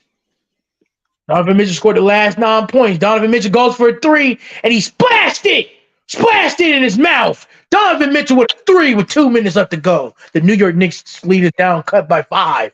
Donovan Mitchell with a splash. Quickly trying to set up Hartenstein. Hartenstein chooses it back to Grimes, gives it back to Randall. Randall trying to make Evan Mobley look like a fool. Randall drives, and Julius Randle misses it. Donovan Mitchell with another three, and he misses it. Donovan Mitchell gets his own rebound. He gets it back to Okoro with a nice play. Nice play by Donovan Mitchell to literally use his body to put the ball back into play. Evan Mobley, he goes up for it, and it looks like it's a change in possession, but it's a timeout again by the Cavs.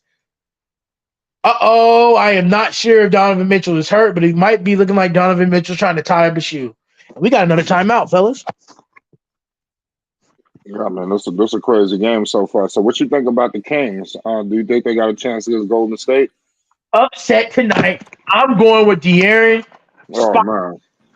Super and Fox, and I'm going with the boys in Sacramento. Get these out of here now and pack them up. I don't like how they're gonna give this dude the Coach of the Year award probably game one of the first round of the playoffs. This young team is too emotional, man. I don't know. No, hey, listen. Coach of the Year award is regular season, and Mike Brown deserved that Coach of the Year award. He wouldn't be the first Coach of the Year to put out. Right, that is true. I know that, but I mean, just to celebrate before game one of a playoff series against a team that this shit is really a joke. This series, for them. I think the Golden State gonna sweep them. I'm gonna keep it 100. I got a sweep for Golden State. Damn, you got a sweep? Yes. I mean, I ain't high on them either now, but I had a sweep. I had at least a little gentleman. They beat the Warriors in the series by game 6. I got Kings in 6. I mean, but I ain't big on the Kings either, because I tell you the problem with the Kings to me is when you got 2 stars in your team, both of them need to be able to go in that extra gear when they need to at certain points. So Bonus ain't got no extra gear. You're right. They're young and inexperienced, but guess what team was young and inexperienced? The 2015 Golden State Warriors. That team was young and inexperienced. No, I ain't saying young and inexperienced. I'm talking about just have Sabonis to give you around 18 to 24 points on average. Josh Hart with the 2. Josh Hart, the New York Knicks, 50 to 43 with 1:11 left to go. Oh, this is just the Knicks is out here defending, y'all. The Knicks is this is how you play defense. Garland and Darius Garland misses. Evan Mobley. Let me say something right now. The Knicks is the best defensive team in the league. I don't want to hear shit about ain't nobody playing defense like the Knicks, man. Period. The Knicks playing defense like they out in the park. Like for real. That's how they playing defense. Grimes again. They're playing now old New York City street ball defense, flying everywhere, attaching the defender. This is how you play defense. Quickly, the Knicks had 3 opportunities. What great offensive rebounding. Donovan Mitchell, he airballs it. He gives it back to Garland. Garland goes for a 2, and he makes it. Gets the lead down to 5. The New York Knicks are up by 5. We got quickly trying to set somebody up right now, trying to keep this lead afloat. 19 seconds and counting. Emmanuel Quickly with Karazavort on him, which looks like, no, that's Okoro. I'm sorry. Quickly is looking for something. Quickly, he's waiting for the time. Quickly trying to set somebody up. Quickly still trying to make moves. Quickly gives it back to Julius Randle. And it's looks like a travel. Looks like they called a travel. Refs called a travel. Oh my goodness, they cheating the Knicks like it's referee hot juice. Is he the best refs in the league, or is it NBA trash truck juice? Make up your mind, NBA. Wow, you sound so charming, doing the Knicks play-by-play. Good job, Toxic T. Way to go. Hold up for your team. To 45. The New York Knicks up by 5. Eating a lunch against the Cavaliers. Halftime. Back to you fellas, though. You know, man, it's a crazy game going so far, Toxic. Like I said, Josh Hart balling is crazy. Flight, you there? I think Flight went Matrix. Flight went Matrix. Yeah, compliment the Toxic T. Shout out to Flight Sports TV. This is live stream New York Knicks versus the Cleveland Cavaliers up in Cleveland. And it's crazy here in Ohio. And let me tell you, if you're feeling a little gifted, do not be shy. Be unabashed. Go ahead and show your generosity in full strength. Flight Sports TV, his Cash App, his PayPal, or Super Chat. Let us know, and we'll be most definitely grateful for all of your extended generosity. Can y'all hear me? Yeah, the Matrix a little big, bro. Still? No, you're good now, but before No, I like what I'm seeing from the game. Dex, what's your thoughts on how the first half is going for the New York Knicks? Because we up right now. We're controlling things. We're controlling tempo. We're defending like hell. What's the deal? Well, like I said earlier, this team resonates the defensive thunderous of Tommy T. And Tommy T have instilled in these New York Knicks the feeling of what it's like missing the playoff. And do you want to feel that type of feeling again? And I'm quite sure the New York Knicks have rejected all aspects of being a victim. And so they come out tonight and they're roaring, they're kicking, they're clawing, they're scratching, and Cleveland Cavaliers have yet to answer the bell in the first half.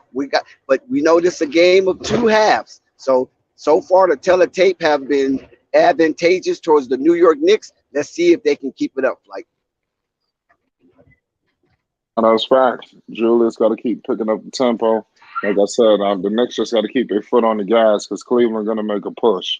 You know, so let's see what happens, man. Yeah. Sorry about that, Flight. Not only am I doing commentary, but you see, I'm multi-talented. I'm babysitting the youngest in the living room at the same time. You're hearing it from a true New Yorker, true New York Knicks fan himself. Talk your shit. Well, I should put some cameras on to show you what I'm doing because that means we're doing the same fucking thing. You know? No, I'm messing with you. No, I got to take care of the nephew today. They ain't got to change him and feed him, so he's asleep now, so I'm good. Let me sleep, God. Yeah, shout out to Toxic T. Shout out to Toxic T. Definitely giving us a nice, refreshing voice here. You know, like I said, we all knew you was a Knicks fan. We knew you had it in you. We knew you had it in you. I done did. I told you the whole game. I told you the whole game. What did you say?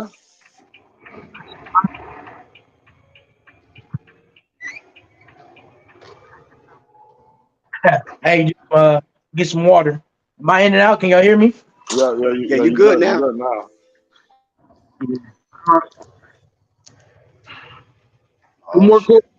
Two more quarters. Marquez is trapped in the stimulator. Simulator, I mean. In the simulation. Am I back now? Am I good? Yeah, go for it. Freaking StreamYard. Now it's still halftime. But again, we can talk about the Sacramento Kings. The Sacramento Kings.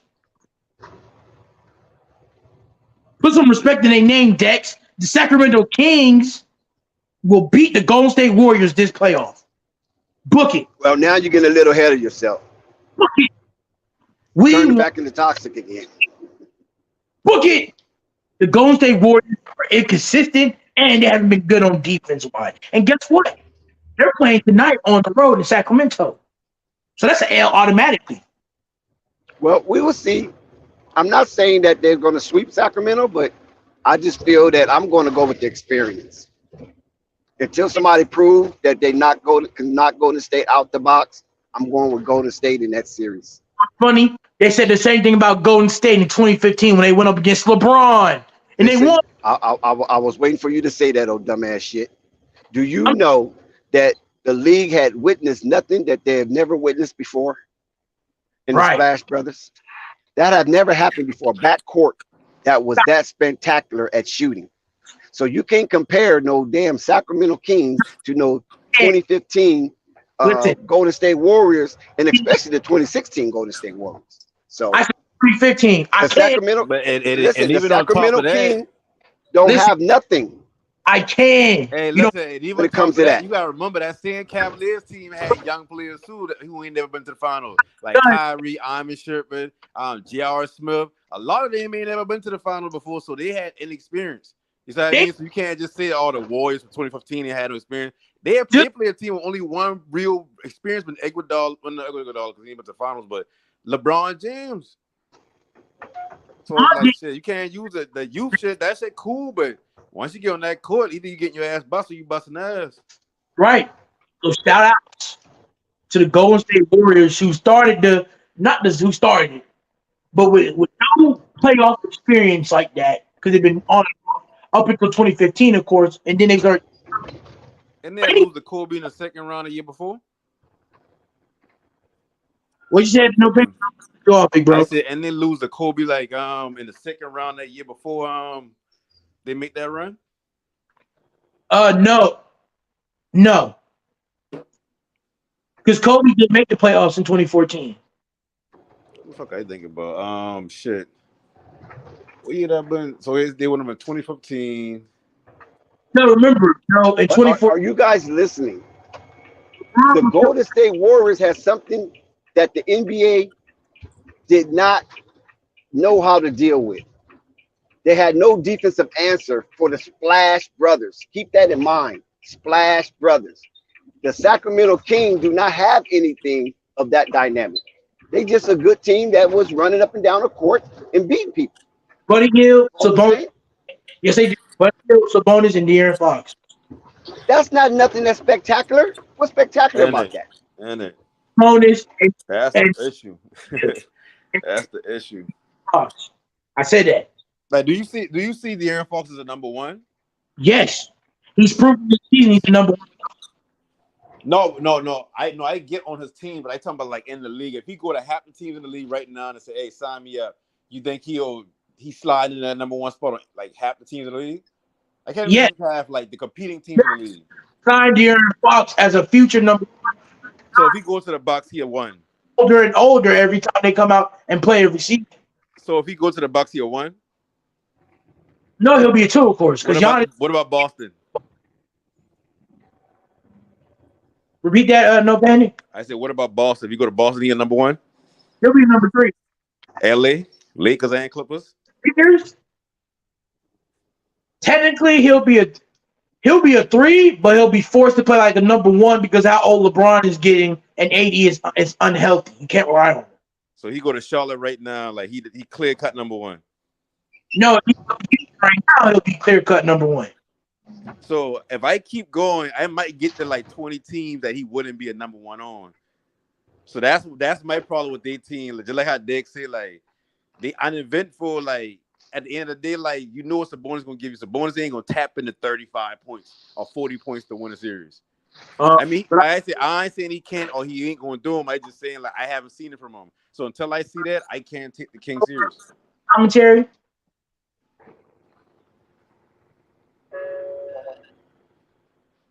Dex Flight, are you there? Yeah, what'd you say? We here. Take over a commentary. It's Flight got halftime it. right now. Yeah, Flight got it. But yeah, Flight, you take over commentary. I will be back, y'all. I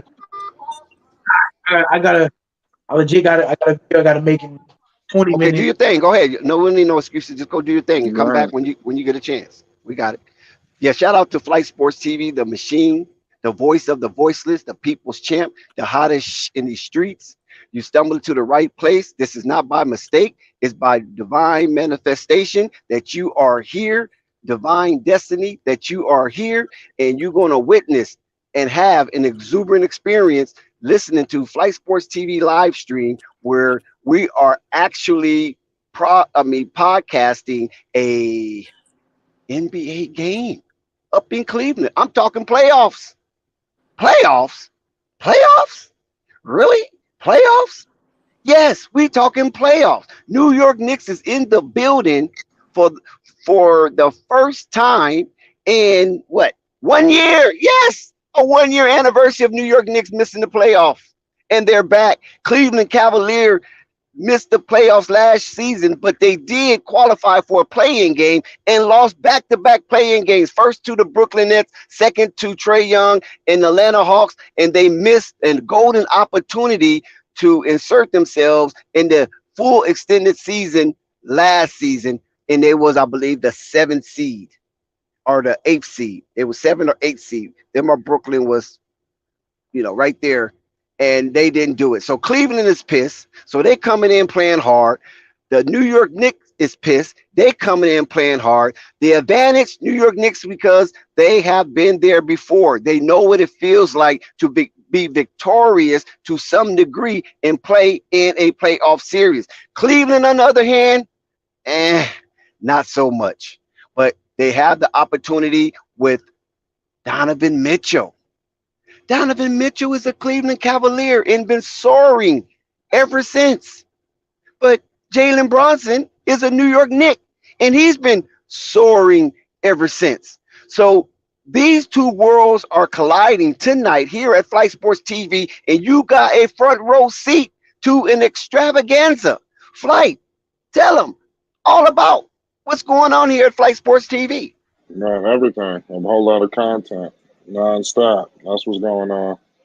Like I said, right now you got the New York Knicks live against the Cleveland Cavaliers, and they're being very formidable in this matchup. So let's just see if this could continue. That's just what I really feel, in my humble opinion. Knicks are solid. Shout out the whole chat. Shout out Big Spider. What is it? Big Speedy Dog Productions. Appreciate you. Seeing you in the chat rocking. Of course, shout out all my guys, Basil, Chuck Morris, all the guys. But tonight, man, the New York Knicks, they just need to continue to keep their foot on the necks of the Cleveland Cavaliers. This is a very tough, formidable opponent, in my humble opinion. So let's just see. It's definitely going down, I'll tell you that much. Okay, it's 50-45. Knicks holding on to a narrow 5-point lead. Yes, we got a whole Narrow. 24 minutes of basketball to be played, and a lot of things could happen. I mean, the positioning of the league could jockey often in this last 24 minutes of this first playoff game for the New York Knicks and the Cleveland Cavaliers as the Cavaliers host the New York Knicks. I mean, basketball is great. Listen, you got every single basketball team, NBA team, excuse me, in the New York State in the playoffs, representing the Big Apple. You got, that's on the East Coast, and then on the West Coast, you got every single California team in the playoffs representing their statehood. So you got East Coast, West Coast. I'm talking about hip hop everywhere. I'm talking about fun, sun, and sin. And you also got the New York Knicks, the tough blue collar worker. Can they prevail? Can the New York team survive the encounter? Can the New York teams take their pound of flesh into the second round? And well, we already know a California team is going to advance. We know at least one other California team will automatically advance because two of them is playing each other, and that's Golden State and Sacramento. So some California team will be represented in the second round, or all could be represented in the second round. That is something that we're going to see also. So the NBA have a whole lot of backstories. We got MVP talk. We got Joel Embiid. We got Giannis Antetokounmpo. We got Jokic, the Joker. We got MVP talk in the playoffs, and those three top MVP candidates will be represented in the playoffs. How exciting is that? The competition committee of the NBA got this thing right. Whether you like the play-in games or not, the competition committee of the NBA got it right with the scheduling, and now no more play-in tournament. It is all about who wants the prize. Every team got their eye on the prize. Only one will receive the ultimate goal of being an NBA championship this year. But guess what? That rat race is very exciting, Flight. What do you say about that? I mean, I say a lot, man. Like I said, the Knicks just gotta like there's so much going on. So right now we got the Knicks, but like you stated, with the California teams, it'll at least be one. So like I said, the Lakers could be eliminated, but out of that Kings matchup, and the Warriors, at least one of them will prevail. And I'm leaning towards the Golden State Warriors. So we will see. Who are you leaning towards in that series? Well, when you look at the body of evidence, I got to go with the Golden State Warriors based on the fact of their championship pedigree. The Golden State Warriors have been this decade hegemony of sovereignty when it came to NBA championship journeys, championship runs, and championship completions. So that championship pedigree, they still have their coach Steve Kerr. They still have the bulk of that coaching staff minus Mike Brown, and they still have the core essence of Golden State in every last championship they won in this here decade. So I'm sticking with the Golden State Warriors on this flight. And if they do not advance, I will not be disappointed one bit because, man, they gave basketball a brilliant 10-year run. Oh man, absolutely, man. You're absolutely right on that 10-year run. We're gonna definitely find out, you know. But like I said, everybody has a shot right now, especially in these game ones. You really can't get too high or too low. That's another question I want to ask you while we have time.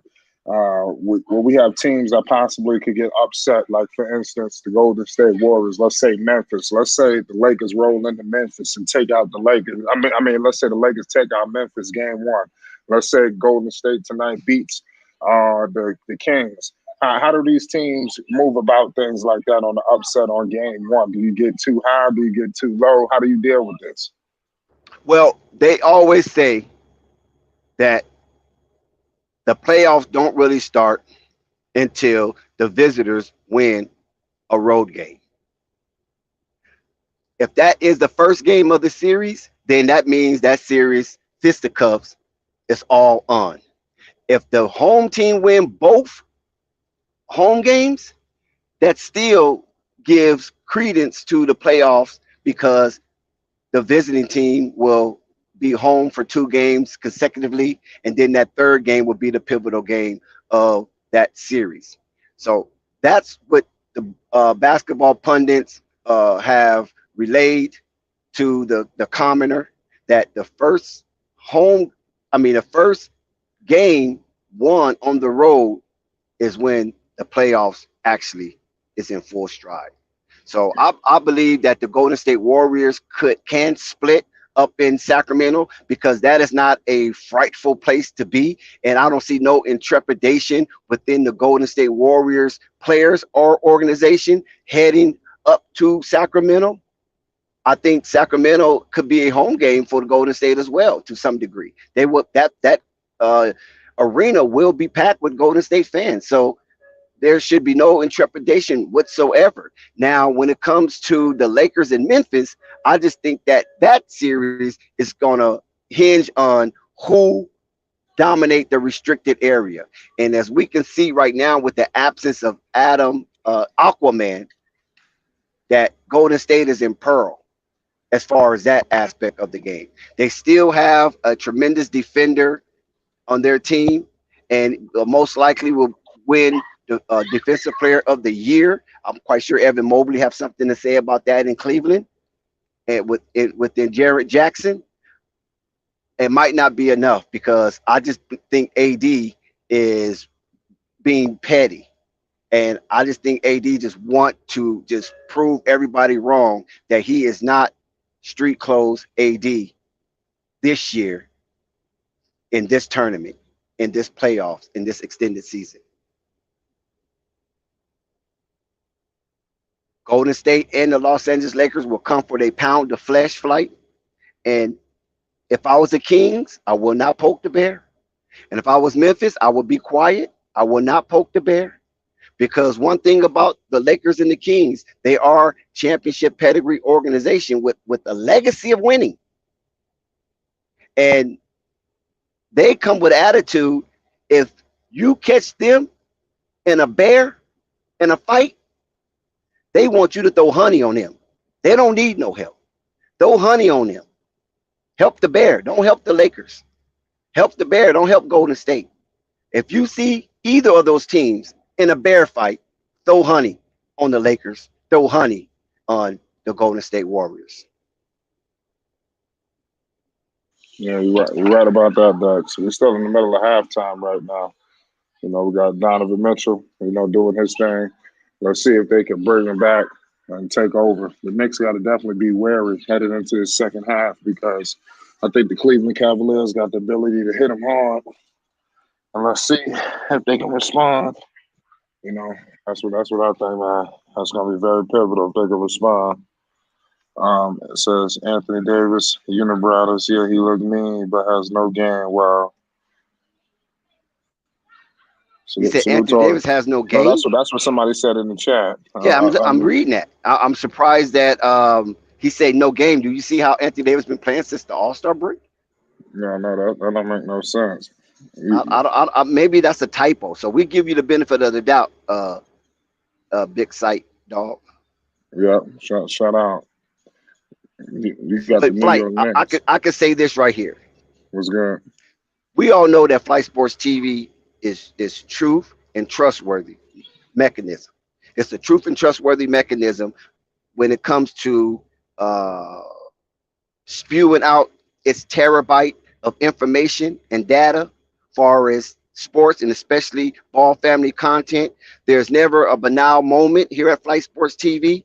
And now that we have the New York Knicks and Cavaliers squaring off, making their pilgrims to the NBA final, as this is their first step within this sports symposium Flight, we know that neither one of these teams are mashed potatoes. Both of these teams are where they're supposed to be.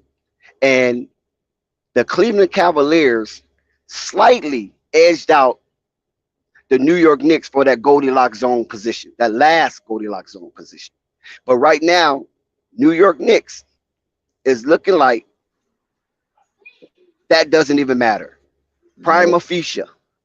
You know what I'm saying? At first glance, it don't even look like it matters because the New York Knicks seem to be somewhat running circles around the Cleveland Cavaliers and their twin towers. So they have not answered the bell correctly, but they're still within fighting distance. The game is relatively close, so this game could be similar to what happened with the Chicago Bulls and the Miami Heat, as Chicago Bulls had a late lead in the fourth quarter until that 5-minute mark. Well, right before the 5-minute mark, Miami tied it, and then after that, Miami went on a run that Chicago Bulls was unable to answer.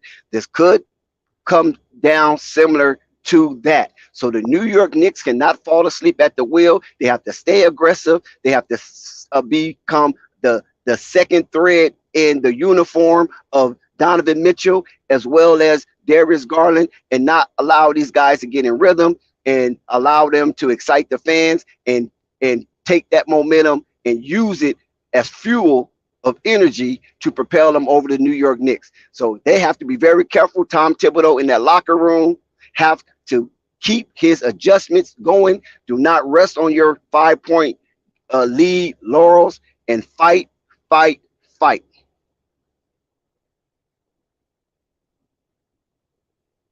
Yeah, man, it's a crazy game going so far. I got my man Julius Randle at the line. The man child is 52-49 on my end. I got 9:30 to go in the third. Donovan Mitchell got the rock. Let's see if Donovan Mitchell can hold it down. He's guarded by Quentin Grimes. I don't know if y'all familiar with Q Grimes, but he can defend. Donovan Mitchell kicked it to Allen.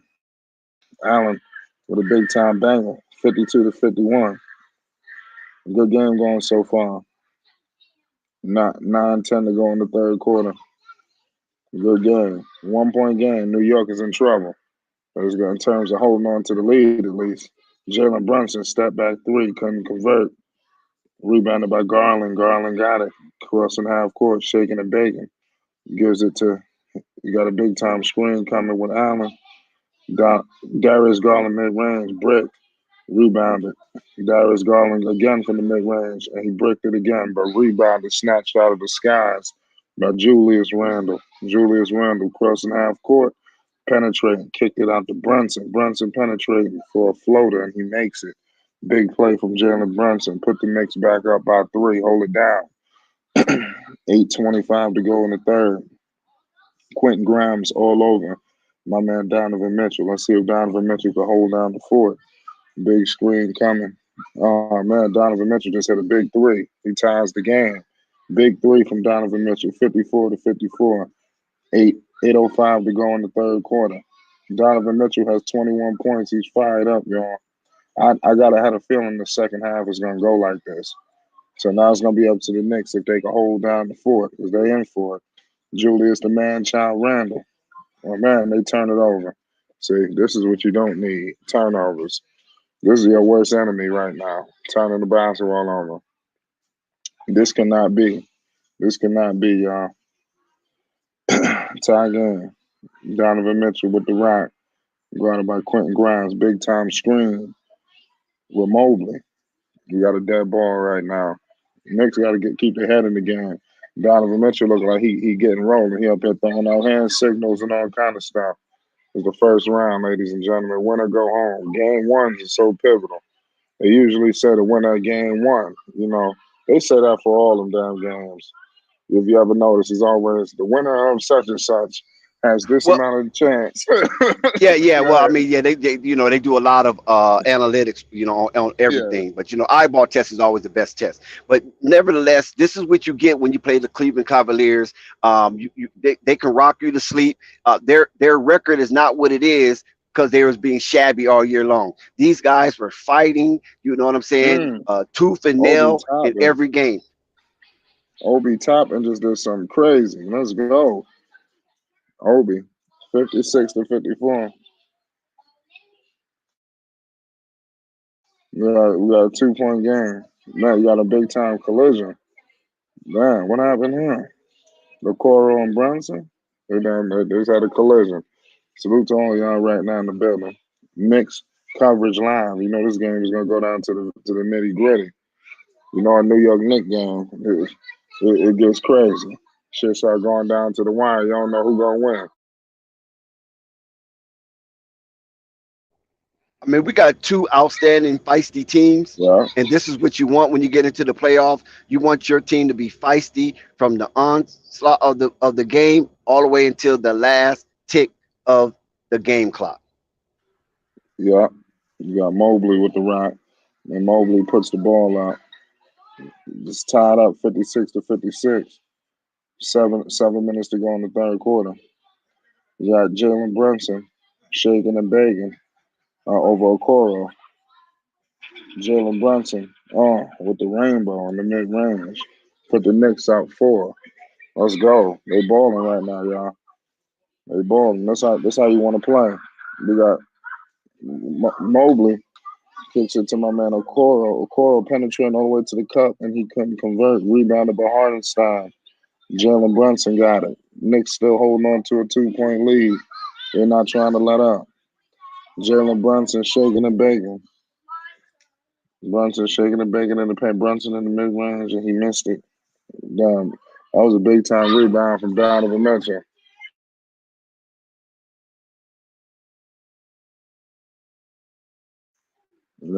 Crazy game going so far. Darius Garland in Yeah. the mid range. Darius Garland scores it. 58 to 58, tied up. Jalen Brunson doing this thing. Crossing half court, tied up. 5:55, we go in the third quarter. Jalen Brunson shaking and baking. Brunson all the way to the cup, and he missed it. Rebounded by Jared Allen. Hardenstein got it. Q Grimes to R.J. Barrett for 3, and there's a swish. R.J. Barrett scores and puts the Knicks back up by 3. This is how you got to play it. This is how you got to play it if you're the New York Knicks. Knicks up 3. 5:30 to go in the third quarter. Donovan Mitchell. Oh, Donovan step back 3, and he was fouled. Come on, man. That was BS, man. They giving the Knicks any and everything. I mean, they giving the Cavs any and everything right now. So are you claiming a little home cooking? No, I mean right now they're going to see. Let me see that fast. Oh man, he initiated that contact. Man. This dude threw his damn elbow into his hand. Man, I wasn't no foul. I wasn't no foul. Just like they said, you got to give the shooter. You got to give the shooter some. Hold on. Hold on. Well, this definitely an abrasive game. These two teams are trying to hold on and win this first game. Apparently, for Cleveland, I believe winning the first game matters more so than the New York Knicks because the New York Knicks know how to battle in the playoffs, and Cleveland are still wet behind the ears when it comes to playoff experience. They're very green. So this abrasive game, Cleveland hopes they can come out on top, most definitely. Yeah, that's a fact. You got a 2 point game so far. You got my man Brunson doing this thing with 5:20 to go in the third quarter. Hardenstein got the rock. Hardenstein kicks it out to Q Grimes. My man Q Grimes got it. Gives it to my man RJ Barrett. RJ Barrett gives it to Hardenstein for a floater. Hardenstein makes it. Knicks back up 4. They're doing big things out here in Cleveland. Out in the line. This is how you play, man. It's got to keep the pressure up. That's all they got to do. If they can keep the pressure, they're good. Yep. 3 point. Knicks coming back with numbers. RJ Barrett. Damn. Obi Toppin can't put the floater in. They're playing with great pacing now. I could give them that. If you're a Knicks fan, you're happy about the spacing. Yeah, they can't ask for no better spacing than the Knicks are giving you right now. I'm telling you that right now. 4 point game. 4:38 to go in the third quarter.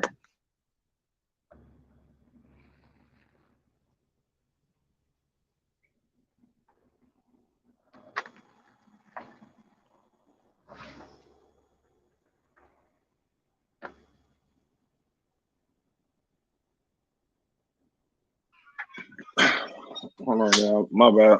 My damn screen froze. I'm about to pull the game back up right now. But like I said, the Knicks is holding on to a great situation. They got to keep holding down. It's 65-59 right now. 4:38 to go in the third quarter. 65-59. Jared Allen. Jared Allen got the rock and trying to hold down the fort out here in Cleveland. But let's see what happens. The New York Knicks is doing their thing. Now, if you're a Knicks fan right now, you're very pleased at the performance of the New York Knicks. I give it to you.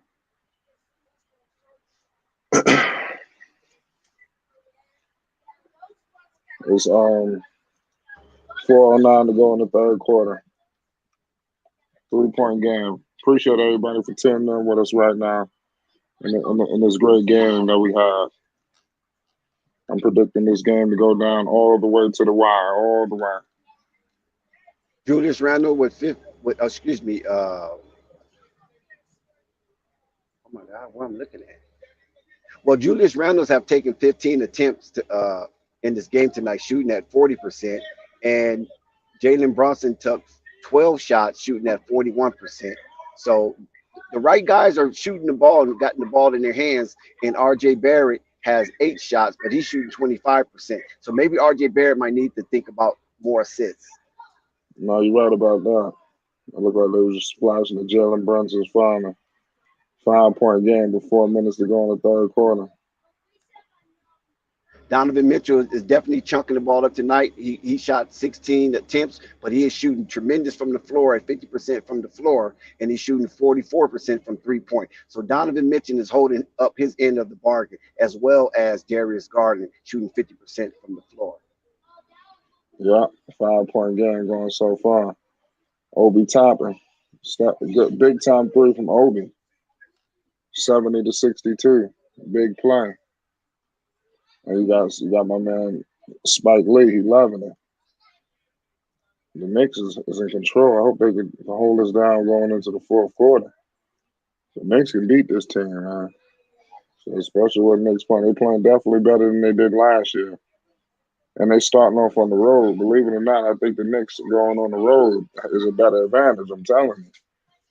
So sometimes Madison Square Garden, that's a defender. Shit, it's hard playing in Madison Square Garden. 70-62, 3:20 to go in the third. Yeah. Seti Osman gives it to Darius Garland. Big three from Darius Garland. 70-65, 5-point game. Knicks up. 3 minutes to go in the third. Brunson. Brunson shaking and baking. Brunson all the way to the cup. And he scores it. 72-65. Big time three. And they couldn't convert. Brunson gets it. Brunson coming up half court. They're shaking and baking. Brunson screen coming with Grimes, and he doesn't take it. Brunson over Mitchell, and he scores it. Let's go. Yo, Brunson, he on some mad shit right now. This is what you need. You need a winner. You know, the Knicks got a winner now. And the Knicks are stretching out the lead. Cleveland have to do something to keep it within arm's reach because being down double digits going into the fourth quarter could spell devastation. You're right about that. 9-point game so far. 2 minutes to go. Garland kicks it out to Seti Osman, and he missed it. Big rebound from Josh Hart. Brunson, quick outlet to Toppin, and he scores. And Knicks up 11. Knicks is controlling things right now. 76-65. 1:45 to go in the third. Let's go, New York. New York, let's go. Knicks doing their thing, man. Toppin and these guys. You got this. This is a narrative, man. Is that we could have had Donovan Mitchell, or you could have all of this Knicks core. You know, that's something that is really the storyline here. Would you have rather had the Donovan Mitchell or the Knicks young core that they was about to mortgage off? And I think both sides are having a little tug of war in this series. You know, you're seeing it right here so far. Quickly doing this thing. All the guys was going to be moved. You know, you see that they doing their thing. Are they Donovan Mitchell? Nah, but they formidable players. You know, it's a 9-point game so far. Oh, Brunson over Mitchell. Oh, if he would have made that. But Josh Hart got the rebound like a man. You know, I'm telling you, Josh Hart and Brunson, they boys, they friends. So they're gonna play well together. They're gonna defend each other. They're gonna protect each other. That's the key. Screen coming with Jared Allen. Oh, good pass from Garland to Allen. He couldn't convert it. 78-67. 52.4 seconds to go in the third. Big time kick out. Yeah, Brunson shaking and baking, man. That was a good play. We're going to commercial break right now. The New York Knicks are very formidable. They got their foot on the Cleveland Cavaliers' necks. You can't ask for nothing better than we're seeing so far right now. I'm telling you. Yeah, when we look at the body of evidence surrounding this game, it's a very abrasive game. I mean, they're banging. I mean, they're doing whatever they can to put that peel in that bucket. And right now, it seems that the New York Knicks have that advantage as they have done it more than the Cleveland Cavaliers. New York Knicks have passed the 75-point threshold. Cleveland has yet to get to the 70-point mark. So the New York Knicks defense has stymied the Cleveland Cavaliers, and Cleveland look a little shook. Yeah, well, I agree with that. I definitely agree with that aspect. Cleveland, they like I said, the Knicks coming with that defense and that pressure. They flying around. They staying connected. You know, so that's the problem so far right now. Basil says Randall's been on bench most of the quarter. Let's see. Well, Randall, he dealing with that injury too. You know, so they kind of got him on a slight minutes restriction, even though he got to play. So it's kind of good that everybody's stepping up. Look at this time around for Randall. Last time the Knicks was in the playoffs, everything was going through him. Now they got guys like Brunson who could put it on him now, and he can handle it. Brunson want the pressure. He want to take the big shot. He want to do hit the shot when the Knicks need it the most. So I like what I'm seeing. He's one of the reasons why they're holding it down while he on the bench. He's hitting all the big shots.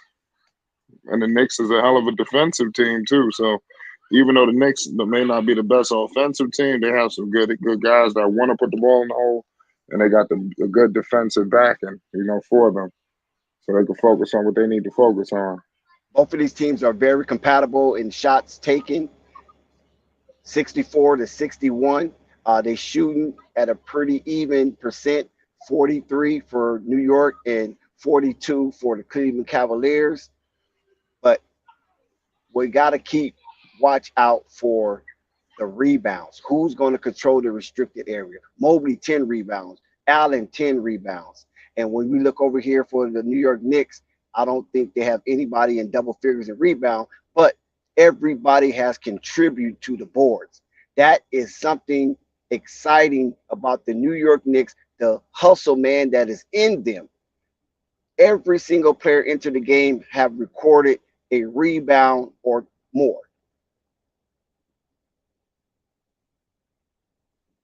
Yeah, and Brunson said they got him interviewing him leading the new team. He definitely leading this team. I mean, you can't make no mistake about that. He is the leader of this squad, in my opinion.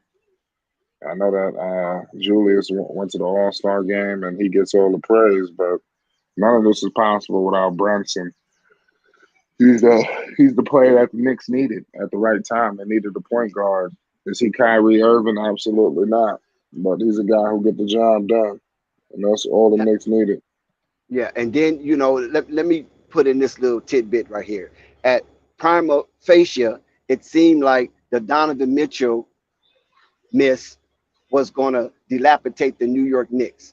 But now, that was at first glance. But now we see that the Donovan Mitchell miss did not dilapidate the New York Knicks.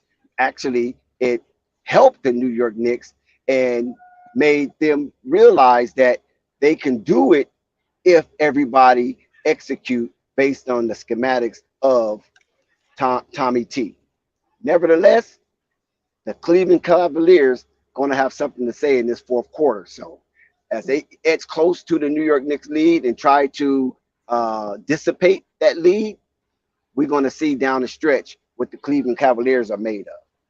You're right about that. Like I said, 9-point game right now for the Knicks.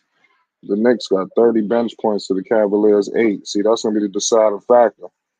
The Knicks is deep, and that's one thing that they would have to give away, giving up to get Mitchell, Donovan Mitchell.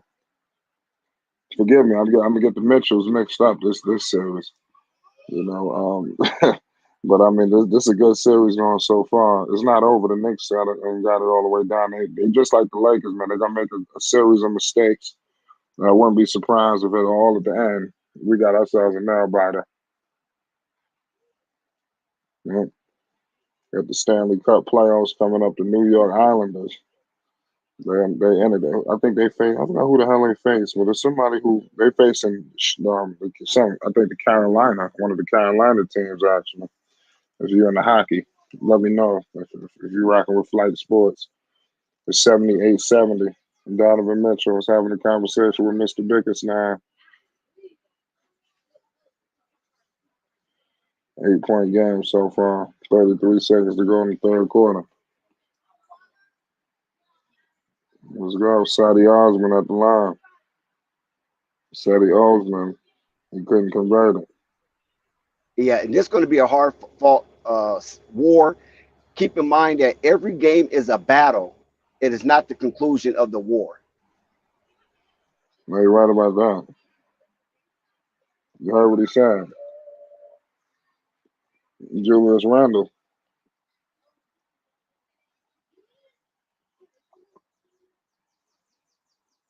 Julius Randle doing his thing. 8-point game. Great game going so far. So far, so good. 10 seconds to go in the third quarter. Julius Randle. He found that he turned the basketball over. He doing his thing now. You can't ask for nothing better than what they doing. You can't have it all. Like I said before, 8-point game for the Knicks. Mobley penetrating and he misses it. Rebounding. The end of the third quarter. Third quarter is all she wrote, y'all. Yeah, third Good. quarter comes to a wrap, and when we look at the tail of the tape in that restricted area flight, you got the New York Knicks with 45 rebounds, and you got the Cleveland Cavaliers with 36 rebounds. So the Knicks are plus 11 in that area. And then let's look at the second chance shots. Knicks got 1, 2, 5, 6, 8, 11 second chance opportunities to Cleveland's 9.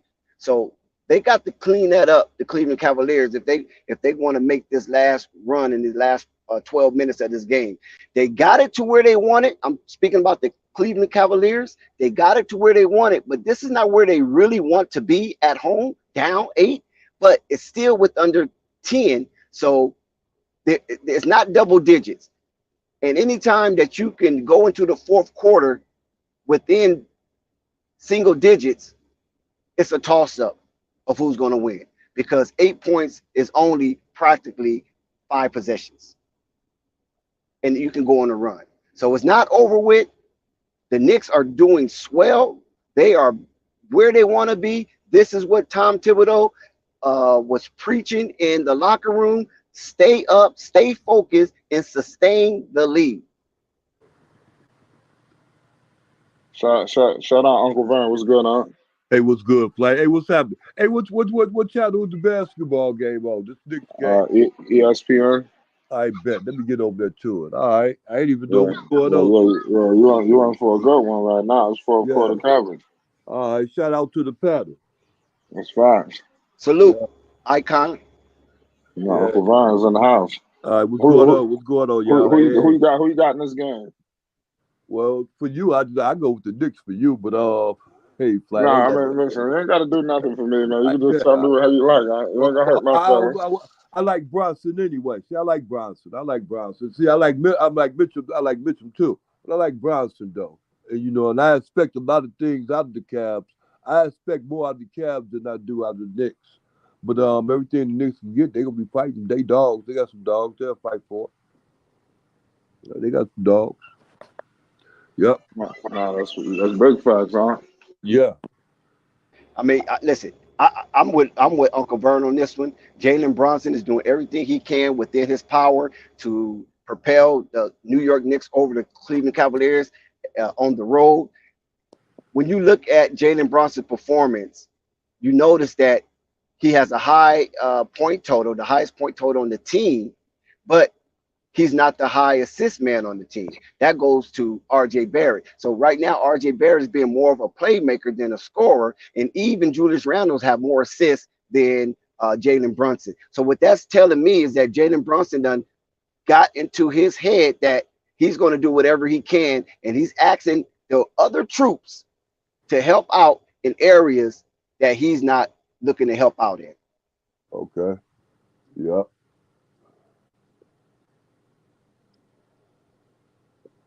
Yeah. And we got Donovan Mitchell on the other hand. He got 24 points and 5 assists. So Donovan Mitchell, he's a high point man for his team as well as a high assist man for his team. So Donovan Mitchell, again, even though he's a -2, he's doing everything he can to propel his team. But also Donovan Mitchell's bringing in 5 rebounds. Well, that's big facts right there. That's big facts. Crazy game going so far, Uncle Vern. It don't get no better than this right here. Yeah.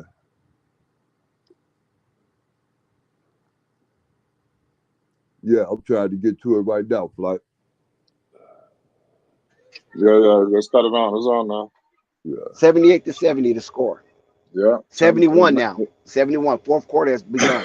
Okoro was on the line doing his thing. Jalen Brunson, 11:44 to go in the fourth quarter. Let's see if the Knicks can steal this game. This would be pivotal. So it's not big speed dog, no. Sight dog, no. Okoro at the line, and he converts. 78-72. A 6-point ball game. Yeah. The Knicks got to hold on to fort if they can. The fourth quarter is always that quarter to separate the boys from the men. And we're going to see who's going to be the boys and who's going to be the men. Yeah. 78-72. Donovan Mitchell did not convert that floater. Josh Hart coming up. Julius. No, don't give him that. They just gave this dude the charge. Oh, they can't. That's crazy. They're just trying to get these dudes break after break after break. Let's see what's going on. What's up?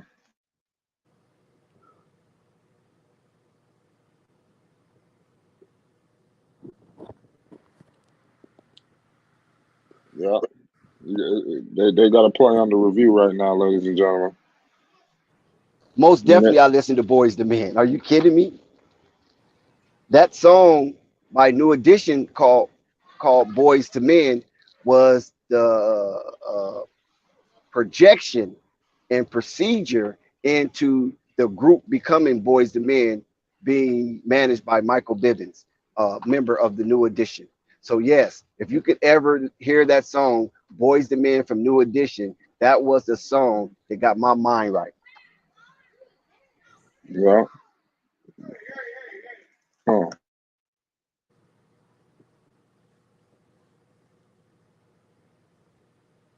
Oh, that makes sense. Well, my mind was right long before that song came out, but I understand where you're coming from, Dex. Yeah, I think I was around 19 years old when I heard that song. And Yeah. and the lyrics of that song was so advanced and mature for a young R&B group singing that way. Yeah. But it Yeah. was perfect. Yeah. Because doing this, and I always taught you about how to deal with fast girls. And during the time you was coming up, there was a lot of fast girls around there at that time. So it's like, you know what I'm saying? It's like, I don't know. They put you up on game. What they was doing, they put you up on game. Just like in my time, certain groups put me up on game. Not more or less like to a certain extent, Run DMC, because I was young then at that time. I was influenced by Run DMC. I was wearing my shoes with no shoestrings in them. Uh-oh. Yeah. So, Shell tops yeah, or shell toes. yeah. And I always stay suited up. If it wasn't walking suit, it was a suit. Yeah. So that's how it is, Dex. That's how I was influenced by my culture, just like you was influenced by your culture in a positive way, not a negative way. You learn something from it. Yes, sir. Yeah, that's a good thing. Salute to everybody right now rocking with the New York Knicks and the Cleveland Cavaliers in this game one playoff series. Great game going so far. You can't ask for nothing better than this. You got Darius Garland with the rack.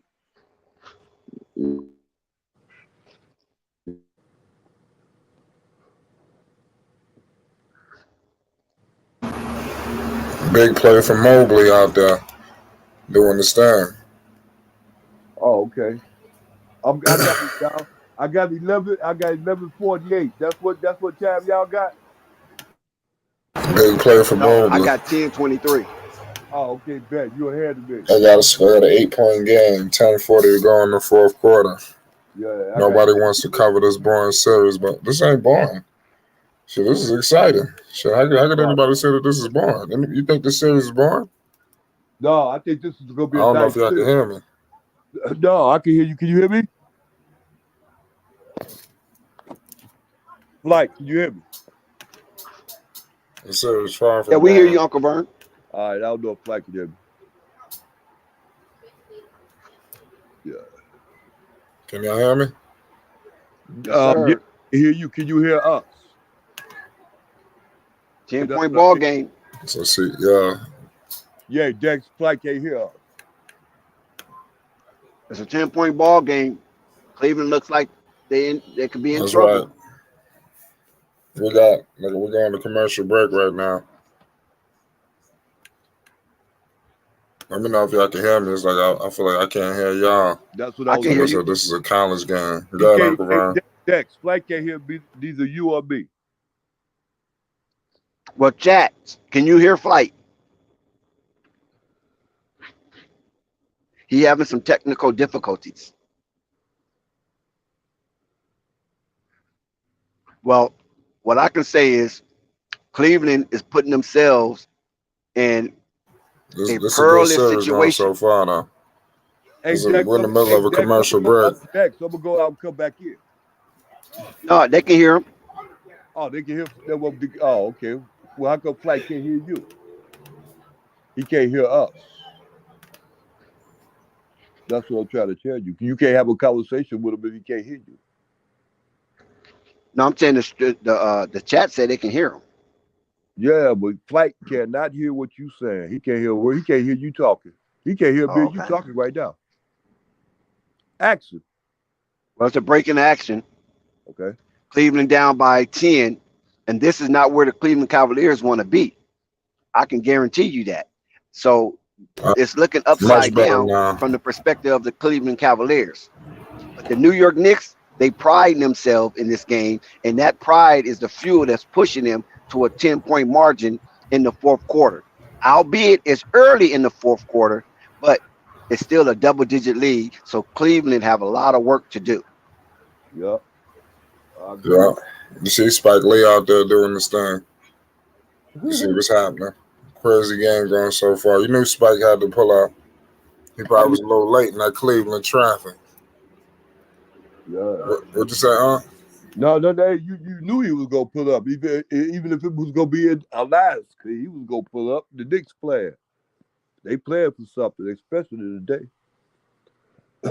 I know at the Rocket Mortgage Field House in Cleveland, Ohio, this is not what they envisioned in this first playoff game in this potential 7-game series. But the New York Knicks, they are elated to be up 10 in this difficult place to play as the Cleveland Cavaliers were their higher seed in this playoff series. Oh, okay. So this is a very abrasive game, and Cleveland Cavaliers have to muster up some unknown origin or source of energy in order to catch up and pass the New York Knicks and overtake them for the lead. So from this point on, the Cleveland Cavaliers at least have to be a plus 11 in order to come out victorious in this game as we underway under 10 minutes to go. Back Yeah. to you, Flight. Yeah, crazy game going so far. 10-point game. It's a good one. Let's see if the Knicks can hold the fort now. We got Mobley. Well, Mobley couldn't convert. hey, Fly, they got Donovan Mitchell. So if Dexter Jackson said they need more firepower, then they got the right guy to do it. Somebody to take charge also. I mean, I agree with that. You might want to be looking out for him right now this Who? quarter. Who to look out for? Donovan Mitchell. Yeah, I know that. I'm pretty sure Tom Thibodeau understands that. Oh, okay. Hey, well, I'm telling you, I was wondering because I know it's about his time. That's You think Tibbs of all people know what the hell they trying to do? Oh, So, yeah. Hey, the Hawks beat the Celtics today, huh? no, hell no. I mean, They Celtics. did? No, I just looked at it. I must have missed it. No, I looked at it wrong. You right. Celtics won. My bad. Yeah. That crazy game going so far.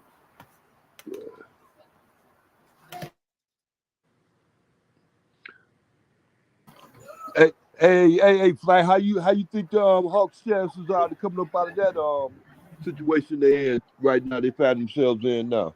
You said the Hawks coming out the situation. What situation? With the Celtics? They've been with the Eastern Conference champions. Man, they're gonna lose. I mean, shit. I mean, they don't have enough. Well, I know you being out there in Atlanta and everything. I don't really root for Atlanta though. I just like I said, I knew that Atlanta was gonna get to the plane. I had a feeling they was gonna beat Miami. Right. and get there. Right. I thought maybe you was out there in Atlanta. You might have heard something I didn't hear. Nah, Yeah, it don't look good for I sure don't. him. Oh well. So it is in the NBA nowadays. Yeah, Cleveland come out the break with a bucket, so the game is within 8. So this is well within reach. So New York got to be very careful because Cleveland seemed like they're coming for Uh, let's see. Let's see if they can hold it down and do that. It's not gonna be easy. Not gonna be easy at all. I'm surprised at the Cavs. I don't want to jinx that now. But the Knicks doing exactly what I envisioned. They definitely need to steal one because they're very likely to take one in New York. So get one now. Let's go. Brunson, good kick out. Knicks nearly turned it over to my man Julius. To RJ. RJ bad for 3. He bricked it.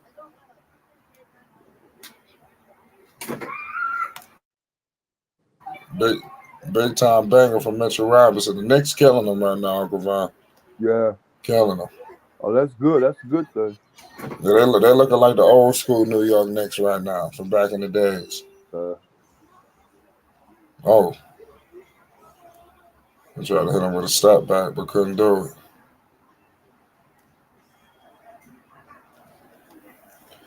A big pass. No, couldn't convert, but he got a foul. Big time foul.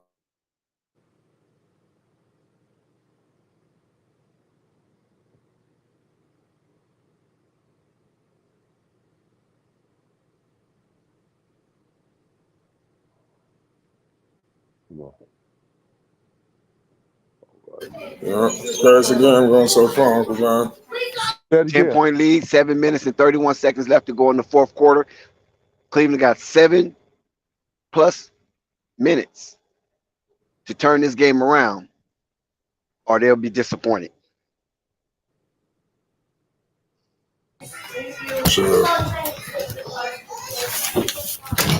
Spike Lee, all claps. All claps. Nothing but celebratory gestures out there in the land. If you're a New York Knicks fan right now. Point blank. 7:20 to go in the fourth quarter. Crazy play.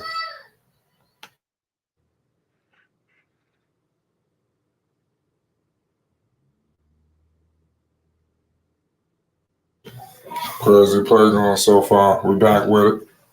I got Hart with the rock. Hart shaking and baking on RJ. RJ back all the way to the cup. I couldn't do nothing with it. So not do nothing with it.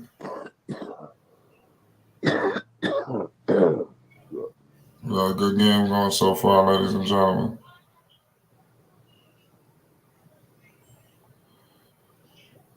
Yeah. Who you got in that Warriors Kings game, Uncle Von? It don't matter to me neither about them neither. I want to see the Kings win though. I want to watch see the Kings roster. I ain't even seen them none this year. Oh, no, they got a squad. Okay. Are they playing next? Yes. Okay, good. Who you say? You say you don't care, right? It don't make no difference. They ain't got no dog in that fight neither, Flight. I told you how I feel about the NBA, Flight.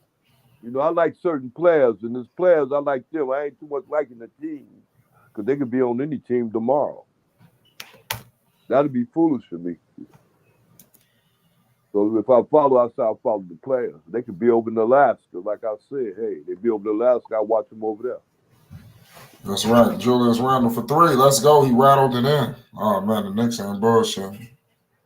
Knicks ain't playing around. I'm telling you, they looking and feeling like the old school New York Knicks. Oh yeah, that's a good thing. Yep. Hubie Brown, one of my favorite announcers. Yo, Hubie, a legend. Yeah, yeah. Frazier too. Clyde Frazier too.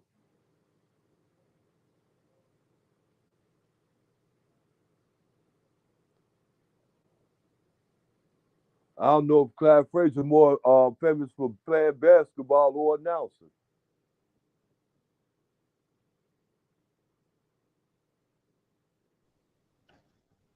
Shit, Walt Frazier is famous for his dress code.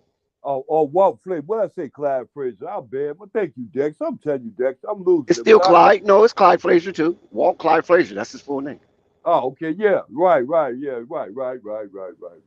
Yeah. He just was fake your ass just code. You right. There you go. You right about that, Dex.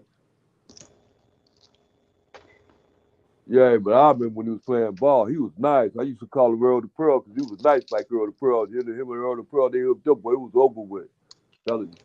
But yeah, he was nice like Earl because he was sweet, real sweet, nice with the basketball. Yeah, Flight. I wish you was around during the time when George Gervin, man, was young. Flight, I'm telling you, Flight, he was good, boy. And they was going there, they were getting them scoring records in. That's when they was getting 70 and 60 and 70 points at that time. Flight, that was unheard of. But they was getting it though. Him and David Thompson was fighting for the scoring average. I don't know if you remember that, Dex. You wasn't born in, I don't think. Yeah, I was born. I remember. Okay, boy, I'm telling you, boy, they was going at it. They both came from the ABA. Yeah, they was going at it, boy. Well, they said, David Thompson needs so much to get the score record. He had to come out and get 67 some points. He David got Thompson it. come out and get 70 some Got points.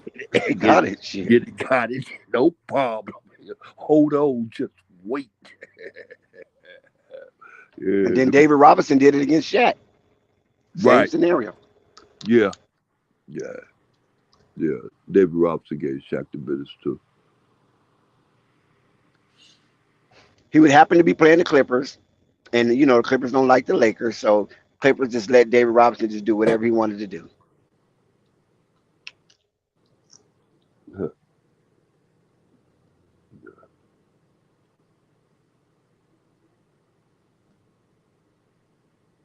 This game keep getting frozen. Nick still got that lead. I got 7:31 left, Dex. Where you at? Like 6 something on you? Five. 5 minutes, 57 seconds. 8-point ball game. 87-79. New York Knicks on top of the Cleveland Cavaliers in the Rocket Mortgage Fieldhouse in Cleveland, Ohio, as the Cleveland Cavaliers host the New York Knicks. And like I said earlier, this is not what Rocket Mortgage Fieldhouse fans envision in this first game at this late juncture in the game. Hey, Dex, take a look at all the fans in the first row and everything else, and look at the basketball, and look at the only orange thing out there besides the orange basketball is Spike Lee with that Nick orange shirt on. Well, I'm telling you, boy, you can tell he didn't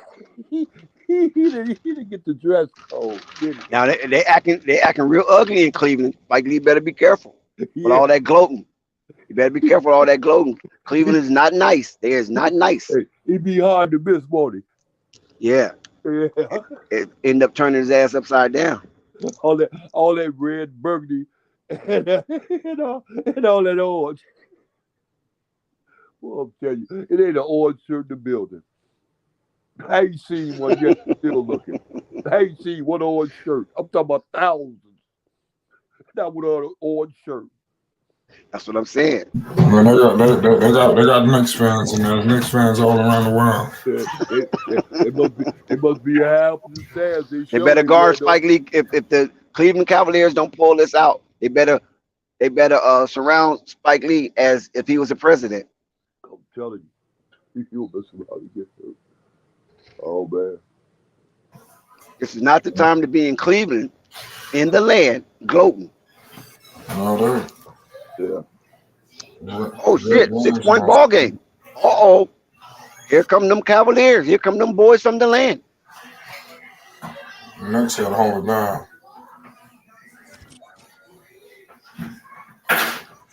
You know that song by Ray, same team, same crew. Right. Ray Jr. Well, be good.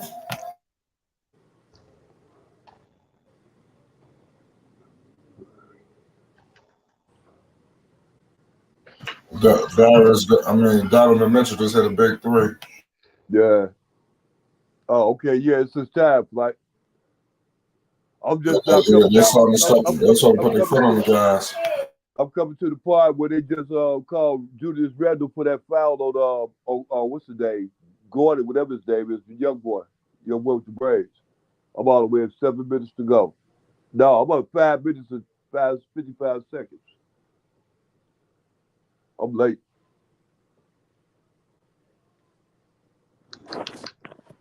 Eight minutes. Under 5 minutes to play. Right. I mean, I said 8 minutes. Yeah. The Knicks are up 8 under 5 minutes to play at the 4-minute mark. Right. Good game going so far. I see the Knicks are holding down. Donovan Mitchell, big three. Big miss. Let's go. Okay. Hey, y'all way ahead of me. Oh, boy.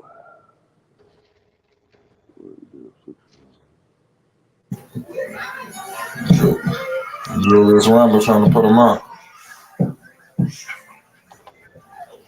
Josh Hart, that was a desperation play. He just couldn't come up with it. I like what I said for him. Damn. I can tell you that the game clock is not the friend of the Cleveland Cavaliers right now. Game clock. Even though they're down 5, they got to get some mustard on that hot dog.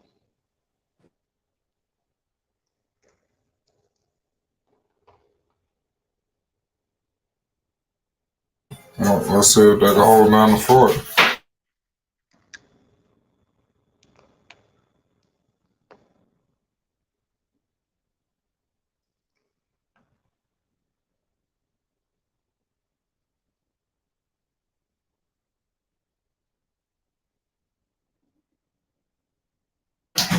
Shout out my man Quiz. New York City is in the building. Live from the commercial break. Yeah, the largest lead was 12 by the largest lead was 12 by the Knicks and 2 by the Cleveland Cavaliers. So that tells you a lot when you go looking at the tail of the tape to this extent. In the New York Knicks, the game has been tied 8 different times, and the longest run has been a 10-0, and lead change has been 4. So there's fisticuff in this abrasive game right here. Quiz, what did you see, my bro?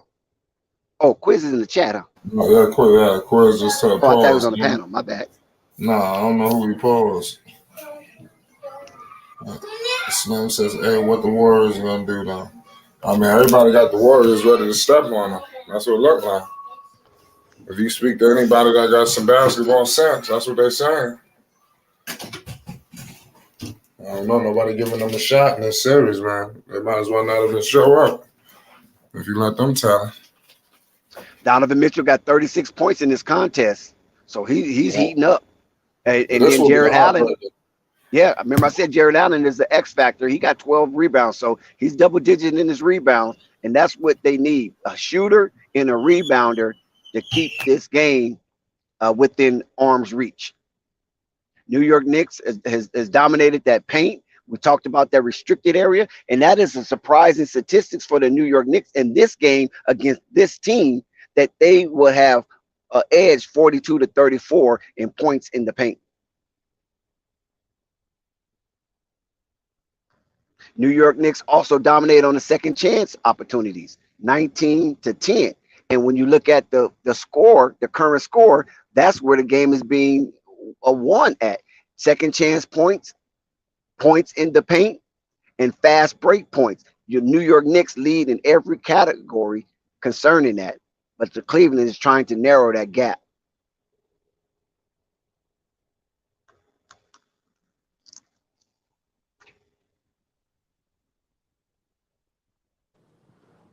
Yeah. I like what New York doing like right now. What's going on? They're not Knicks in trouble right now. It's a 1-point game. It's a 1-point game, 92-91. 2 minutes and 21 seconds left to go at Rocket Mortgage Fieldhouse in Cleveland, Ohio. The Cleveland Cavaliers have woke up since the first quarter. This is as close as the game has been. New York lead by the slimmest of margin. Man, look, I'm league change. Oh my God, Cleveland has taken the lead. Oh, Cleveland has taken the lead at this juncture of the game. Now, we talked about this earlier, Flight. Can the Cleveland Cavaliers replicate what the Miami Heat done to the Bulls, as they was down late in the game and then they tied it, and then the last 5 minutes of the game, the Miami Heat went on a surge. And now we're looking at the Cleveland Cavalier purging on the New York Knicks after all that spectacular defense and cohesive play by the New York Knicks and outstanding leadership from Jalen Brunson. They find themselves down on the road. Can the New York Knicks respond appropriately and get the ship back on the right track? That's a great question. We got my man Quiz in the building. What's the deal, Quiz? Hey, what's good with you, Flight? Man. New York City just walked in. Man, crazy. The Knicks was on. They was looking good. They looked like they was gonna come through here and get this steal first game. I mean, you know what I mean. Of course, you gotta, the Cavs are home, but the Knicks gotta hold it together, man. It's gonna they made it more difficult for themselves than they need to be. Knicks, man. That's classic Knicks shit. This would be a heartbreak if they lose. I think they're gonna come out of it. I think they're gonna pull themselves up out of it. I think they can come up out of it. I think they're gonna stick to the script. Same thing, the guys are gonna take them away, but they're gonna stick to the script. They're gonna get this one, at least this one.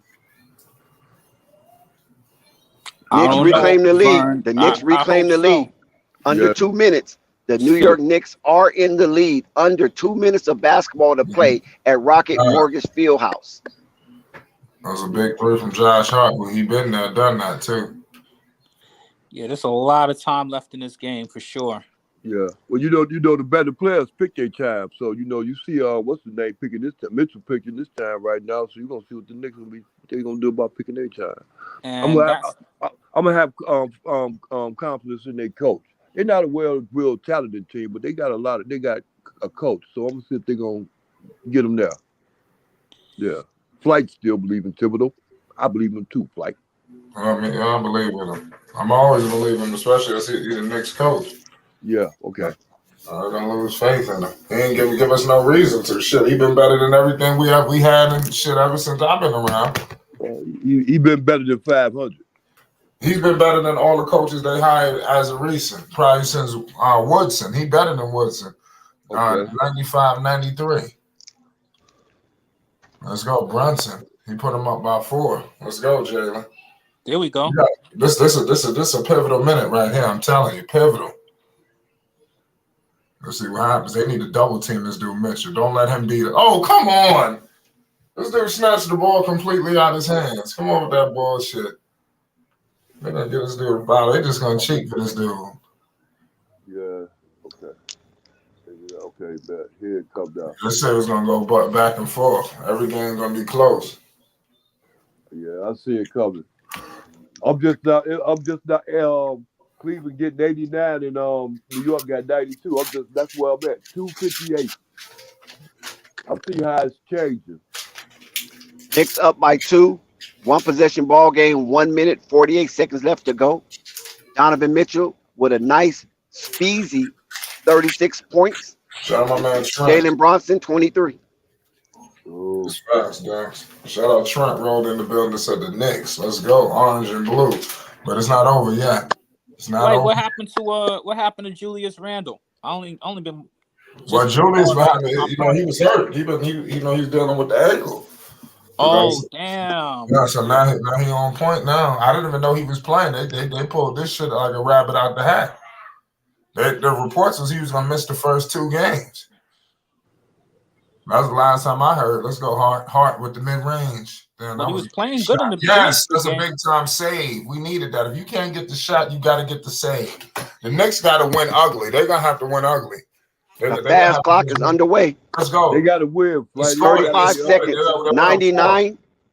35 seconds, 99 to 95. New York Knicks is on top at Rocket Mortgage Fieldhouse.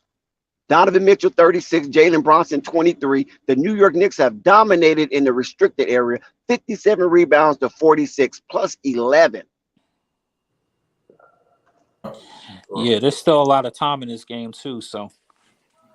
There's only one way the Knicks gonna win, Flight. It's gonna be ugly, man. If the Knicks win, it's gonna be ugly. You That's what I'm already saying. know. It don't matter how we ain't gotta win pretty like some of these other teams win. We might have to win off a fucking a rebound that got tipped like a damn volleyball and somebody snatched it. You know what I mean? That's the shit how it's gonna go. Like it was a rebound right there where Josh Hart missed the mid range, but Hardenstein tipped the goddamn ball out, and the Knicks secured the offensive rebound. Like that was a pivotal play, but you ain't gonna see that shit in the stat sheet. Hardenstein secured the victory right there, hopefully. Well, that's That what was a wins big time championship. offensive rebound and a save. That extra effort. That's shit that some teams just don't do. Some players just don't do. But the Knicks do it. The Knicks do all the extra shit. Well, You know, that's what wins championship. That's what wins games. That's what wins And you games. know, Like I can confess that the New York Knicks and the Cleveland Cavaliers turned the ball over, pretty low, 13-14. And the tail of the tape also is that the New York Knicks have double digits in steals. Defense. I said that. The Knicks the best defensive hold on, wait a second. We gotta do something on Mitchell. Yeah, this dude just threw it on Randall, but I give it to Randall. Randall had to defend that right there. He threw it on this dude's head, yo. Yeah, that's what that was he a did. Violation. Quietly, but he gonna get the G pass because of the playoffs. He just threw it on his fucking head.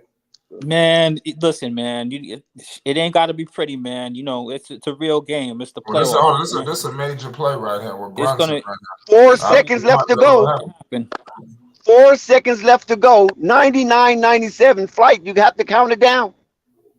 Yeah, I got 4 seconds. You way ahead of me. Oh, wait a second. Not yet. Oh, yeah, the Knicks is up. Let's go. The Knicks secured the offense. See? That offensive rebounding. Let's go. The Knicks just converted. Let's go. Offensive board again. I told you. The little shit like that just secures the win. Like, look at the effort it took. Dude just ran in there. Randall just rushed in there after getting dunked on. But he went in there and secured that rebound over Josh Allen. That was his rebound to get, but that rebound secured the game. Knicks win game 1, baby. Let's go. There you go. Knicks with the steal. Let's go. Because they're going to get one in New York at the Garden. So you got to get one here. You know that's going to happen. Mitchell going to have him a game at the Garden. So we might as well chalk one of those up. Now look at Spike. Fuck. Bronson put him up 97-93 with that jumper. 1:14 left. Vern, we passed that. It's 4 seconds left. The game is over. Knicks won. It's officially over. The Knicks won 101-97. The Knicks dominated in all of the categories that means most in these games. So the Knicks won the first battle, but guess what? This is going to be a war of attrition. The Knicks are up 1-0. They steal home court advantage from the Cleveland Cavaliers, and they will take home court advantage to the Mecca Flight. Yeah. I agree. About that. That's how you do it. Yeah, the Knicks handle business. That's what you do. You don't win a series all at the same time. You got to take it one game at a time. So that was a good win for them, and also was a really, really great win for them considering Julius Randolph seemed like he cooled down a lot since the first half. And Julius Randolph is an explosive player, so I think that he'll probably play better next game also. But Evan Mobley need to contribute more for them Cavs. Well, you don't want him to. Now you don't want to get him busy, because if you get him busy, then your Knicks ain't gonna be with it. Don't ask for the wrong thing, young man. You might get it. You don't want to mess with Mobley. You know who he is. Well, it's playoffs, Vern, man. I'm interested in seeing people show up. I'm not interested in people sitting on the couch. You know what I mean? Like that's. But when we look at the tail of the tape, we know that Donovan Mitchell scored 38 points. Jalen Brunson came in with a powerful and impactful 27 points to lead his prospective team. But 60-47 rebounds in that restricted area. 60-47. You win games like this in the trenches. When teams are evenly matched, you got to have the more grit to be able to get down there in that foxhole and come out blazing. When we also look at team statistics, 3 major categories: points in the paint, second chance points, and fast break points. The New York Knicks swept all 3 categories in this thriller coming down the stretch. Spider-Man was exciting as usual, must-see TV, and Jalen Bronson, that B stands for blue collar worker. Yeah, And damn it, did he he earned, do his job? he earned his money today. Well, what I found interesting is that the way the Knicks switched the dynamic. You know, the first half, Julius Randolph, you know, he carried them through I the said first I half. got the Knicks winning this series. I And said then that. Jalen Brunson came and he carried them through the second half. And it's crazy. But you know what I mean? The Knicks show that they're a real team, man. This is a good series. It's a They're a real team. They winnable defend series, like their man. life is on the line. Yo, they play like they make everybody in New York proud. Yes, You they know, I'm did. telling the way they I defend. agree, Flight. I agree. Hey, Quinn. They make us proud. That we just want to see effort, man. I don't give a fuck if we lose. We've been losing for years, but just show Flight. that just play with some effort. They showed that, Flight. I mean, to the Yes, T. I mean, collectively, you know what I'm I'm Yes, saying? proud. sir. It wasn't no like real standout that will wow you, but the collective play in the Yes, cohesiveness of the New York Knicks was very awe-inspiring. Teamwork make Absolutely. the dream work. Also, your boy Obi Toppin came out and contributed. You guys got good rebounding from a lot of people on your team, and amazingly, you guys You definitely caught that, out. Chuck, huh? I let that slide, but Yeah. we know what he was talking about. Go ahead, Quiz. Aside from that, the Cavs, man, you know, it's not often that you see them really get outworked like that, and they definitely got outworked in this one. So, it looks like they're going to be missing Kevin Love. I told y'all the Knicks was gonna win this game. And then the Knicks gonna fuck around. I'm telling you. Y'all better start getting your minds together and stop sleeping on these New York Knicks, man. Yeah, it shit is just one big joke. Everything's a fucking joke. You know, the And Knicks is and, tired of playing. and you also got to remember this right here from the charity strike, which is important in these playoff games. That charity strike, that stimulus line is important in these playoff games, and we cannot underestimate its importance. And one of the rudimentary aspect of basketball is to hit the open shot. Is that correct? So when you at the That's charity very strike, yes, when you at the charity strike and you get that stimulus, you're open. It's uncontested. And the New York Knicks took advantage of that, and they shot 86% from the stimulus line, while the Cleveland Cavaliers shot a measly 71% Say from the it ain't charity so. line. Well, say it ain't so, Mm. man. Y'all been bamboozled. Y'all been hoodwinked. The New York Knicks ain't nothing to play with, y'all. They defend like their life is on the line. I'm telling you, they gonna give anybody problems with this defense. The way they defend. And you see in Cleveland, they just tasted it. Remember, I told you, two undersized guards. You know, it was Darius Garland and my man Mitchell. Great players, you know, but undersized. So, and I like what they did. Garland has 17 points. Yeah, that was decent, but I mean, you got to have to contain them. You can't stop them. Somebody gonna go off, but you can't have both of them going off at the same time. That's a no-no. Right, and that's what I mean about Evan Mobley. He has to give them a little bit more because at the same time, like they they they they really folded at home. Let's be real. The whole time I followed this game, the other than just at the end there, man, the Knicks, they were up. I mean, the Knicks got up by about 10 going into the half, and they held on. And they held on against a team that wasn't, you know, I mean, nobody's trying to lose at home. They held off Donovan Mitchell at the end. They did what you need to do to win. They got great contributions from everybody. Very evenly distributed game. Julius Randle came off with his little double-double. Jalen Brunson pulled out at the end and contributed a little bit more points. But they got a lot of good play from everybody on the Knicks. And it was very inspiring game. So let them call you crazy, Flight. Let them call you crazy, but you might be on to something, brother. And we cannot overlook Donovan Mitchell's performance. When you look at Donovan Mitchell's performance, he had 38 and 8 and also brought in 5 rebounds. So Donovan Mitchell was a stat stuffer this game, but fell short in the end. And Jared Allen, he had a double-double. So that's what you want from your big man. 14 and 14. That's also good. Evan Mobley was a little underwhelming. He did have 11 rebounds, so that's great for the second year man. But 8 points, he got to get into the double digits. Evan Mobley had to bring a double game every night if the Cleveland Cavaliers wants to overtake the New York Knicks. Yes, sir. But see, the thing is, that's the reason why I brought up Evan Mobley's name. And now I'm also going to shift to a little bit of Darius Garland here, is because when this game was on the line and the Cavs were trying to amount that come from behind at the end, Donovan Mitchell was doing his part. He did not get much help from anybody else over there offensively. So they're going to need to figure that part out. But, that's the beautiful thing about the playoffs, man. Every game in the NBA is different.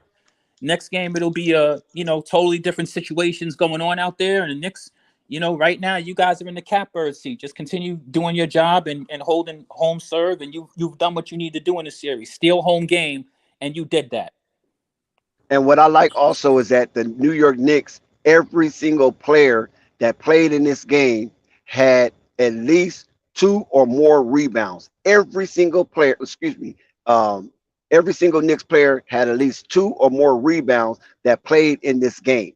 Yes, sir. Those DMPs, I mean, we can't do nothing about that. I want to know, what is Evan Fournier? What's up with him? Evan Fournier ain't getting no minutes. Did he play? No, DMP. Yeah, he out the rotation. Listen, he's not gonna play, man. The playoffs, they only play 8 to 9 players.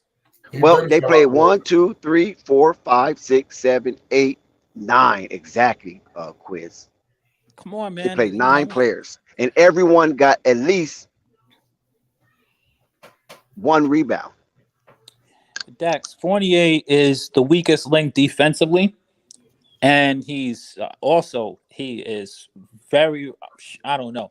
He should enjoy his money. He should enjoy his money. No doubt. But he's about over. You might want to talk to them about getting a buyout and moving on with his life somewhere. So Tom Thibodeau, he went deep in his rotation. He went 9 deep.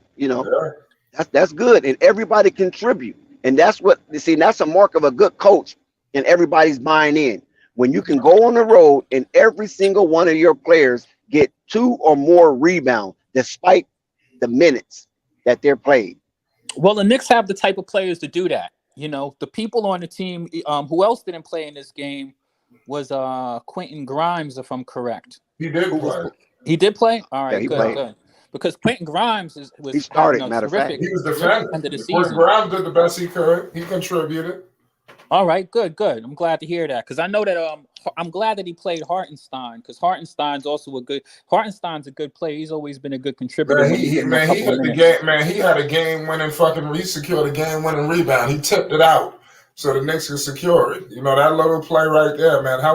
It's the little things. Mm-hmm. The Knicks won tonight on the offensive rebounds. Like, they got 2 big offensive rebounds.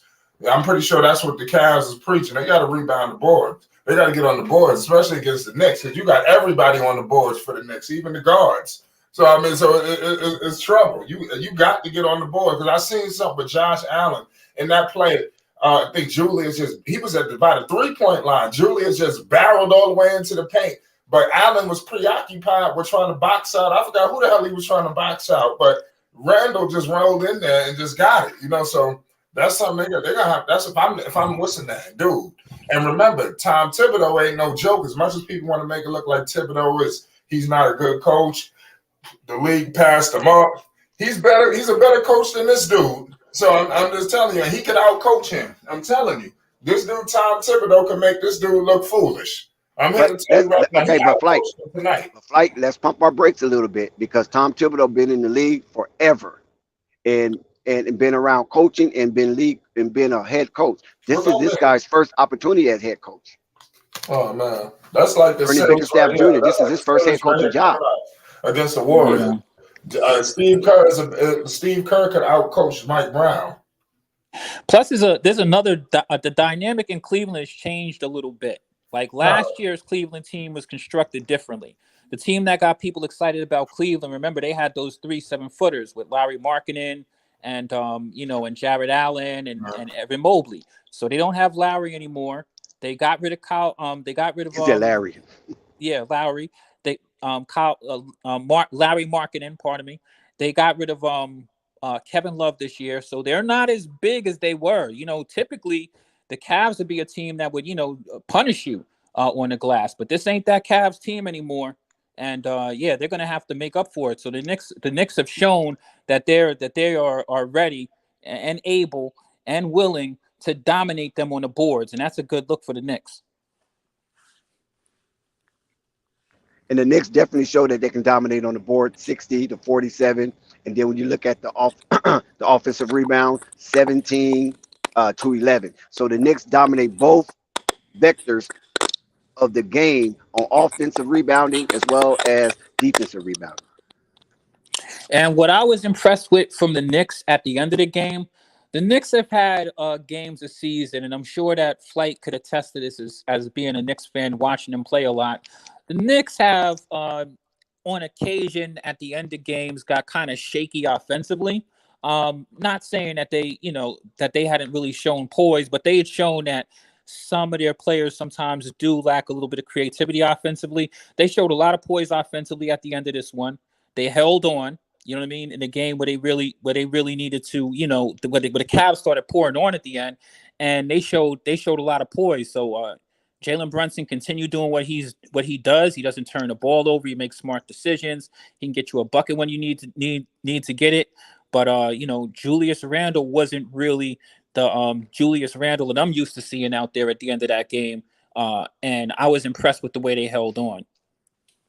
Shout out to Flight Sports TV, the machine, the voice of the voiceless, the people's champ, the hottest shit in these streets. Shout out to the panel as it reaches its premium peak. Shout out to the chat and all of this cacophony as it creeps out the crevices and cracks of Flight Sports block. And shout out to you for pulling up the Flight Sports TV this evening, because you could be anywhere in the world, but you chose to be here with Flight Sports TV, and we're going to show the utmost gratitude. But guess what? There's more. If you're feeling a little giffy and you got some coins and you got a little paper, hopefully the one with the blue stripe, please submit your generosity to Flight Sports TV Cash App, PayPal, or Super Chat. We will be greatly appreciative with any gift that you can extend at this point of the year. Back to you, Quiz.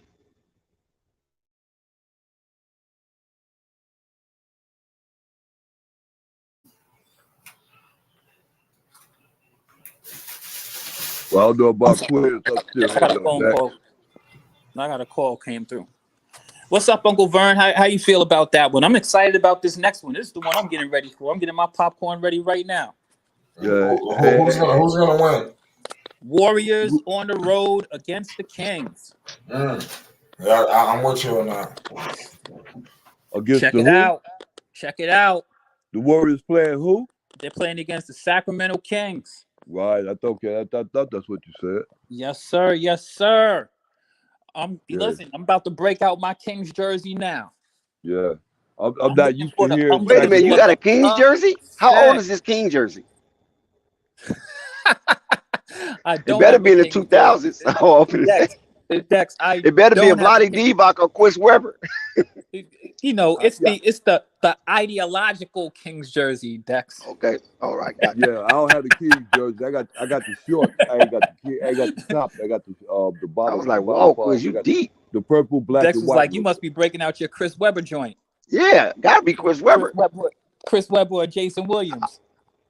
Jason Williams, cool, but not so much Jason Williams, but Chris Webber, Bloody Divac, or Bibby. Yeah, nah. Of all of those, I definitely would have the Jason Williams. But he didn't make a mark on the Kings, though. How do you mean he didn't make a mark? Jason Williams was fire. Okay, but the Kings wasn't as good as they were until they got Mike Bibby and that other. I mean, come on, we love. What's the other boy name? We love Mike Bibby. Bobby Jackson. I like Mike Bibby. I like Bobby Jackson too. I like Chris Webber. But hey man, they had White Chocolate, man. White Chocolate was. He was fancy. He was fancy, but he couldn't win. He couldn't win.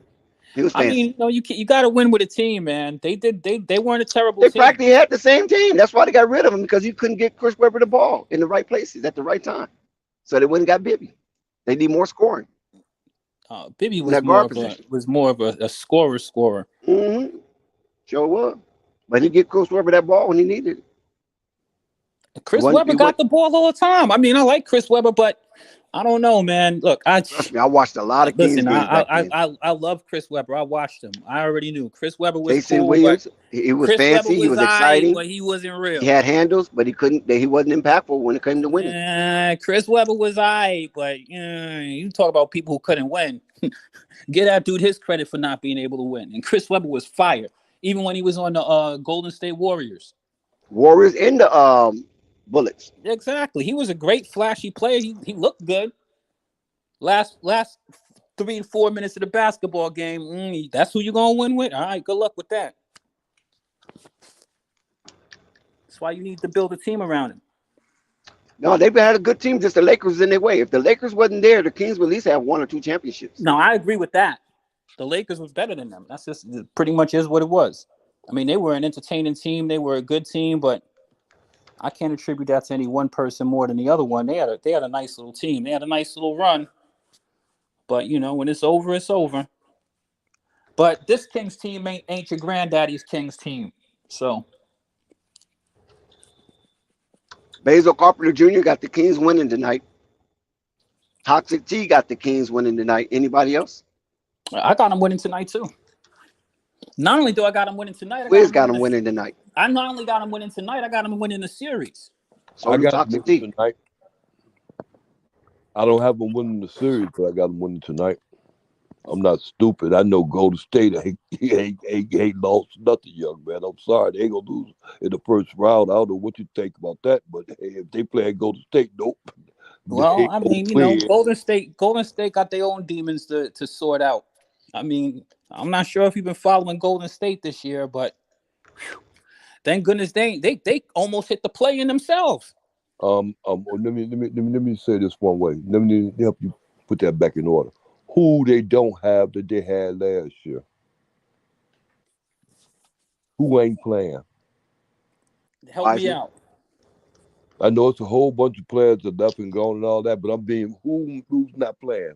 Who's on the injured reserve list? Who's on the reserve list? Who injured?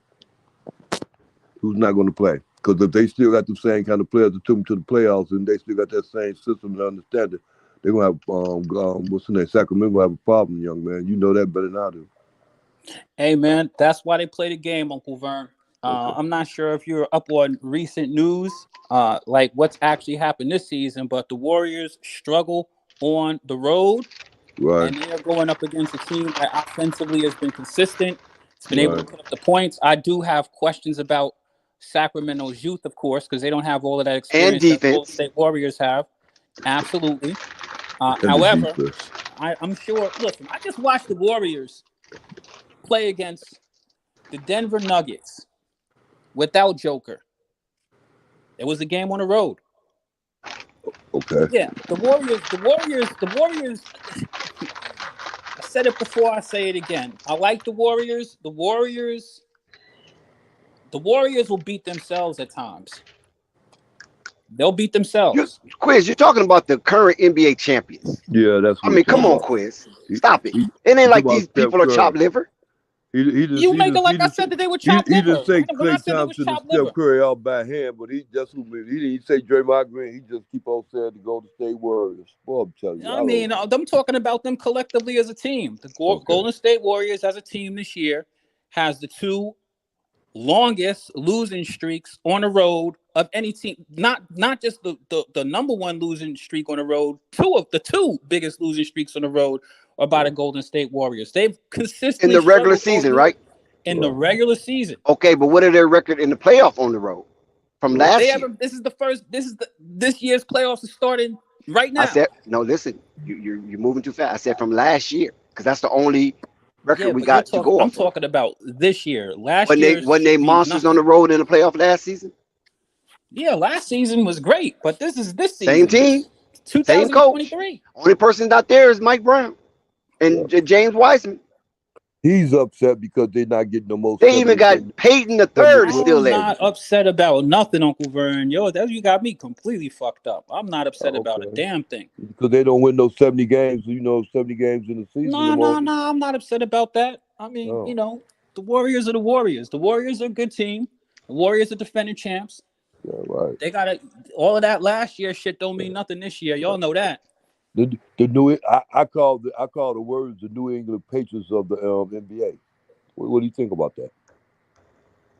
Just I mean, come you out could just call them win whatever you want to call them. They got to go out there and play basketball. They got to lace up their sneakers one sneaker at a time, just like every person else. All right. Yeah, okay. I know it. But the last time I checked, Steph Curry put them ankle braces on too, because he ain't trying to break no more ankles, nor get his broken neither. So he got them ankle braces on now. Last time I checked, he been coming around. Last time I checked too, Wiggins came back too. That's why I asked you about who coming back and who going and all that other stuff. Wiggins back They too. was losing. They was losing on the road when Wiggins was there this year. It's all right. They got a reason to win now to I give him a mean, championship. Wiggins played some of this season. Okay, all right. They was doing the same thing when he was playing, and they've been doing without him. Now what It was ain't like Dex he been playing all and year. you let that slip pass real fast. I think Dex said some of y'all got to work on it's not y'all, but the Sacramento got to work on defense. How come you let? What's wrong with them on defense? What that mean? They don't play no defense over there, Sacramento. Shit, no. Okay, thanks. They defense is hoping you miss. Boy, I'm telling you, boy. Hey, Steph Curry, chances are them playing against Steph Curry, Quiz. What do you think the chances are going to be here missing? Hey, boy, Quiz, I'm telling you, Quiz. Bet on 23 black. Yep, I hear you. Well, we're gonna see what happens. Here we are. Yeah, here we are live at the You know gold. the number one rank. You know what the number one ranked offense in the NBA is this year? Take a guess. Take a guess. Sacramento. There you go. But what wins championships? Offense or defense? Well, we about to see. Especially when your offense ain't that good to be winning in the first place. You just really, to a certain extent, you just fight it out. You battle it. You give them a good game. Golden State have the early lead. Listen, you never heard Dex. One thing you never heard me say that the Golden State Warriors is chopped liver. You never heard me say that. But you didn't say it, but you sure was indicating. Hey, Quiz, did you notice with this game tonight with New York Knicks and Cleveland Cavaliers? Do you know really what won that game for New York Knicks? Experience. That's all it was. The rest of the players really ain't used to going far to the playoffs and stuff like that. Then you got Mitchell as their leader, and he's not used to doing that. So he know right now. He learned one thing. He learned already.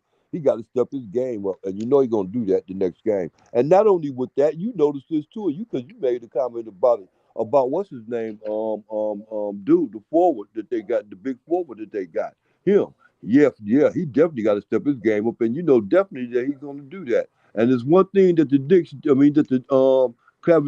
Cavaliers did do. They own that middle, and they're gonna own that middle all the way through the playoffs. Whether they lose or win, they still gonna own the middle. And that's not going to be, and that's Dex. And Dex will tell you that ain't a good thing coming here on after, because if Mitchell just step his game up all the way through, it's going to be over with. Instead of getting them 38, so let's go from 48 to 50s. Well, whatever the Cavaliers need to do, they need to do it, because you know what I mean. These teams are too evenly matched. These teams are too evenly matched, and they got themselves a light night for Julius Randle. So yeah. I hear you. The Knicks they might you might consider them evenly matched, but what would give one team the edge over the other? Quiz.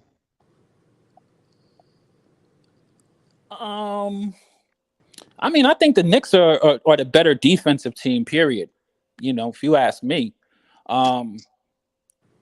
Plus, right? I mean, there's a couple of things. I think those teams are kind of pretty evenly matched for the most part. I think the Knicks are probably just a little bit better defensive team. Plus, I think that the Knicks showed, like we saw what happened tonight. I don't think that that's an aberration. I was speaking about it a little bit earlier, Dex. I think that the Cavs have lost something, like in the team, in the iteration of Cavaliers that you have now. They don't have as many bigs. They don't have as many rebounding. The Knicks are the bigger team. They have more people to throw in there. Hartenstein, um, uh, Mitchell, um, um, Julius Randle. You know he's going to get at least 10 rebounds. Like the Knicks actually have a lot more rebounders, and so I like the Knicks. I like the Knicks' chances for sure. But the most dynamic player in this whole thing, of course, we all know is Donovan Mitchell. But it's going to be a war. It's going to be a war. I think it's going to be a pretty close matches. But the Knicks have done what they need to do. One, they stole the first game, and that also is going to help their confidence. So Cavs better come out there and don't get knocked out in the first round. Well, I can say in this Golden State Warriors Sacramento game, as we had what's that, Golden One Center in Sacramento. I think that's the name of their arena. 15-14 Golden State, 5 minutes, 34 seconds left to go in the first quarter. And I think that's pretty low. So it looks It like they're is. trying to fill each other out first, and nobody's trying to just open up the game. Klay Thompson lead scorer for Golden State, Sabonis lead scorer for Sacramento, and that's a good sign for the Golden State that Klay Thompson can come out strong early. Well, from what I've seen, Clay, when they go on the road, he's been the most consistent Warrior to actually show up on the road. Even the times when they've had injuries. I mean, Clay's had some pretty nice games. Um, the Warriors are, they are who they are. I think that the Warriors getting Gary Payton the second back really helps them immensely. Um, but we'll see, man.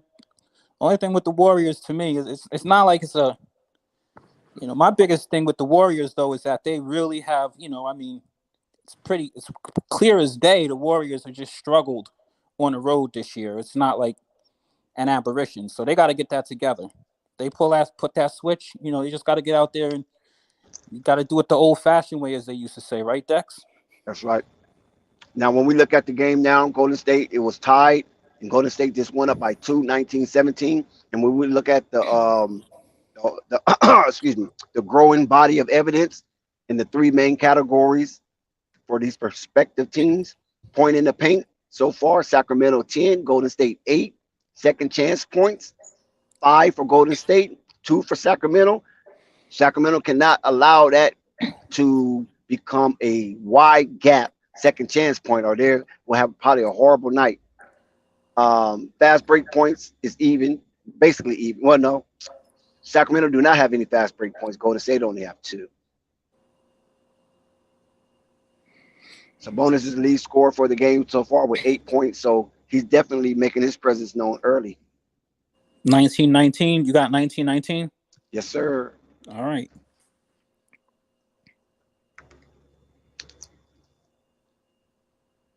It's going to be a good series.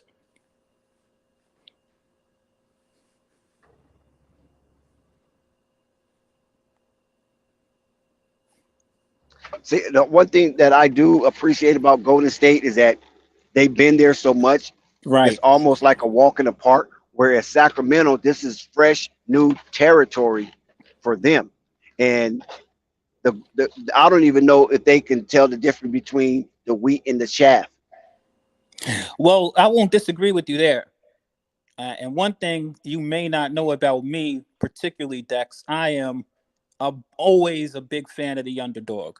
So, but I actually really do like Sacramento. I think this is a good series, and I think it's a good series for the Warriors also, because the Warriors have not been themselves. So I mean, like them in this series, even if they are able to get through this is going to be a good test for them. So I think this is a good series. And typically, just so that you know my consistency level, Dex, typically, I'm bigger on experience than, these young teams that have these hurdles to go through. Because Sacramento, this is a year for them to, you know what I mean? Like, this isn't a year for them to go to a championship, but this is a year for them to solidify some of their playoff experience that they need. You know what I mean? But I'm rooting for them. I like what they've been doing all year long, and just uh, you know, I'm pulling for them. I believe in what they're doing over there now. Just remember, at the end of these playoff games, the pressure intensifies a lot. But the Warriors do got to go through Sacramento. And, as long as you guys don't fold up on yourselves, you should have a good chance of winning this series. Yeah, and to add to that, I think the Warriors are coming in as the underdog. I think the Warriors will be underdogs through this series until they capture home court. Once the Warriors capture home court, and then I think that they will flip to be the favorite.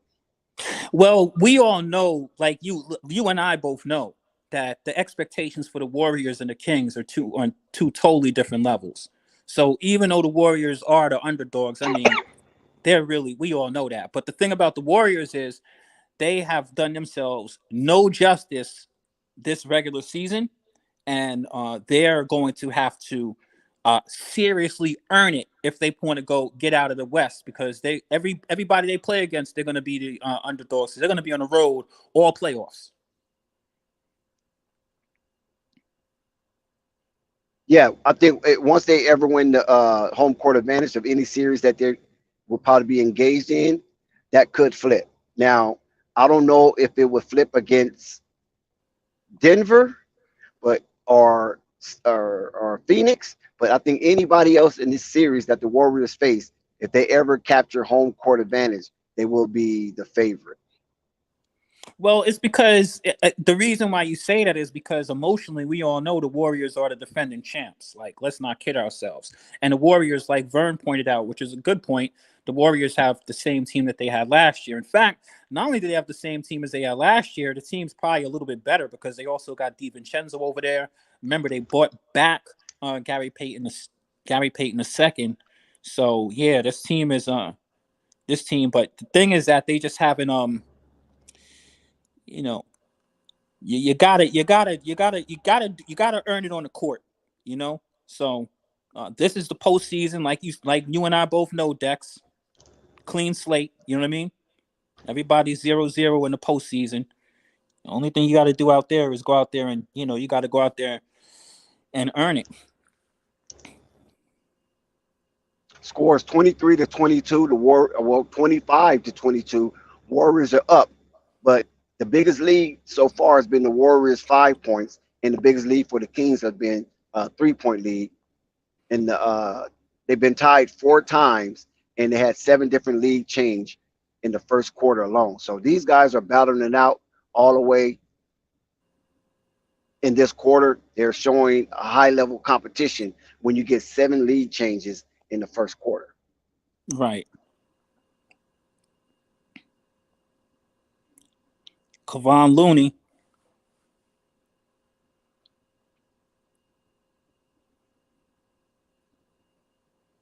So, like I said, I think they just filling each other out for now. I think they probably go full swing after the halftime break because they basically will have a feel of what each other is doing. I'm quite sure Golden State will have to do something different because Mike Brown is very familiar with their offensive infrastructure, and I'm quite sure he's trying to devise a defense, whatever little defense the King can output tonight to combat the Golden State Warriors' offensive albatross.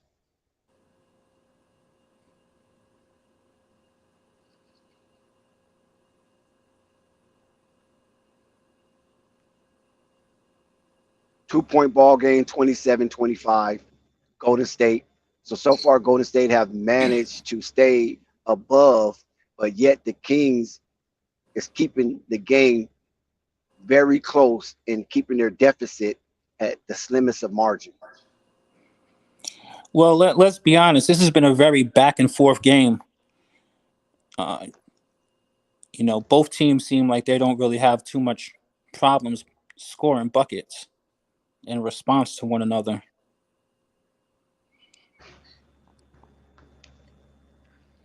Well, like you said before, the Kings is the #1 offensive team in the league, but Golden State have known to be offensive juggernauts for the last decade, and that core is still there. They might be a step slower, but I think the flick of their wrist still is trajectorying the ball at a high pitch.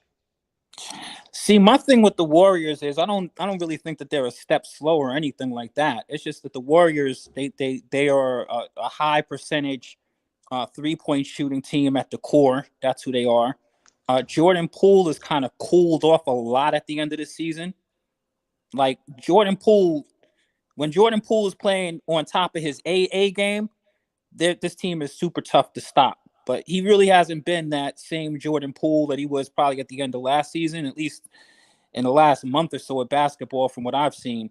But the thing with the Warriors is that they are very they're a team that can put up buckets in bunches, you know what I mean? But they also have periods where they go cold like that too. So that's the only thing I mean about them. It's not trying to be like I'm hating on the Warriors or something like that. I've always said that about the Warriors. The Warriors shoot themselves out of basketball games sometimes. If you let the Warriors do what they do, they do that stuff. Some when you look at games that they lose, you can see like just the other game that they played against the Denver Nuggets I was talking about. I won my fantasy basketball championship on that game. Steph Curry should be my team MVP. his 2 for 15, especially at the end of that game. Thank you, Steph. Dragged their whole field goal percentage down to the pits. And then my man Jamal Murray got that block on Klay Thompson to win it. And then Klay missed a three, the shot before that. You know what I mean? So that's how the Warriors lose sometimes. And I mean, that's not me being a hater or anything like that. It's just being real about, what I see from this team. But, you and I both would agree on one thing. I mean, I don't underestimate the heart of a champion at all. I mean, the Warriors do have a heart of a championship heart. They have been in these situations more than probably any other team in the NBA. So quite naturally, you would think, I mean, if a person didn't think the Warriors were one of the more favorited teams to win it all, they'd probably be lying to themselves. I'm sure there's plenty of people out there who feel as though the Warriors are probably their favorites to win the whole thing out of the West, just based on what they've seen in the past years, right, Dex? No doubt. Now, like 29-27, Golden State. Even when Uncle Vern said, "What do you say? The Tom Brady of basketball." I mean, Yes. The Warriors been there a lot. You know what I mean? Like they get there a lot. There ain't no question about that.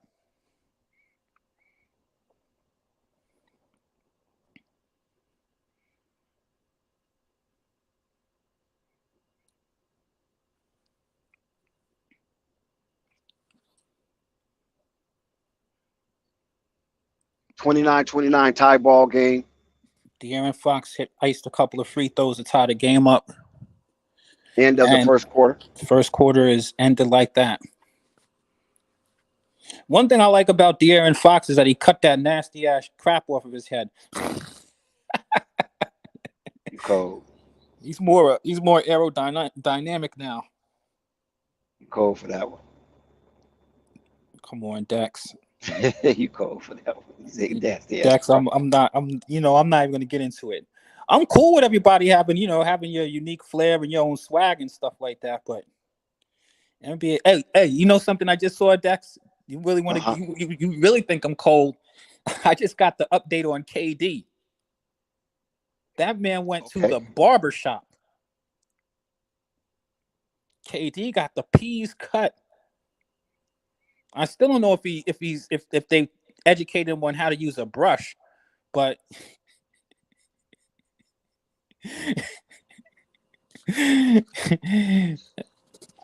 but we know KD got a lot of hair missing on top of his crop, right? Oh yeah, absolutely. But I mean, the thing about KD is I don't think KD ever used the brush a day in his life. Like he just got to the pros and just said, "Forget this. I'm not even trying to do this." I don't remember him being that way when he was back at what was he at Texas, Tennessee? What was that school he played for? Texas. He went to Texas, right? Yeah. I don't remember him, looking like Nap Crackle and Pop back then, but in the pros, man, it's like every year. I'm like, bro, you not gonna like. NBA players amaze me with their ability to shy away from grooming at times. sometimes it's hard though, man. You got to travel. You're because playing you're on night the in and night road. Yeah, out. I Yeah, feel you you. know I what I'm feel you. saying. But these dudes have money. You know, a lot of these dudes have barbers that travel with them. Now I But understand that some I dudes mean, don't looking care, pretty but on the court, you leave that to Kelly Oubre. yeah, but dudes be having time to go get their hair braided and all kind of stuff like that too, don't they? Yeah, sometimes they pay their braiders to come with them. Dex, you know, at the end of the day, man, it's a personal choice. But this is the reason why I would think. I mean, me as a professional player, I'm gonna be honest with you. You wasn't gonna catch me because you know the reason why? Because I'm on television all of the damn time. I mean, not only am I on television, they got cameras above me, all around me. Like, you know what I mean? Like, you ain't gonna catch me looking crazy slipping. I'm at least, you know what I mean, trying to make sure that I I got don't my. think I don't think some players don't even care about that. I mean, you got No, 400 they don't. players in the league, and everybody is not up on their grooming standards. You know what I mean? Yeah, not People at just trying to all. play for their next contract. Right, right. And I mean, think about it. I mean, you're playing hard. I mean, there's a point to that. But you know, I think it's a personal thing. I think it's a personal thing. And because example, like my man Brooke Lopez, you know, and he has his brother Robin Lopez. Robin Lopez and Brooke Lopez, they don't do any of that stuff either. I mean, shoot, Robin Lopez, I'm like, man, you could at least try to get a line, my brother. See Robin the Lopez hair don't get that much playing time. here you can see Brooke Lopez's hair going down to his back like he's getting in touch with his inner caveman. You know what I mean? His brother Robin is running around looking like he came fresh out the cave. They hippies anyway, so it don't really matter. Facts, facts.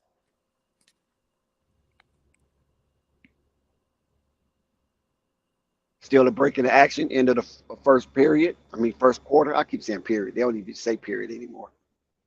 First quarter, 50 Cent at the 29-29. game. My man Fitty.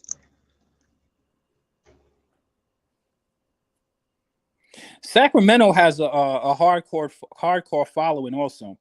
There are real Sacramento fans out there, so I can only imagine what the intensity is going to be like in that stadium. Um, Plus, both being California teams, you already know what type of environment you get when you get to Golden State. That's the battle. It's the battle of Northern California. That's one of the huge advantages that the Golden State Warriors always had every year in the playoffs. They're not going to have that this year. But you know, Golden State playing at home, they play there. They're definitely on their A game when they're at home.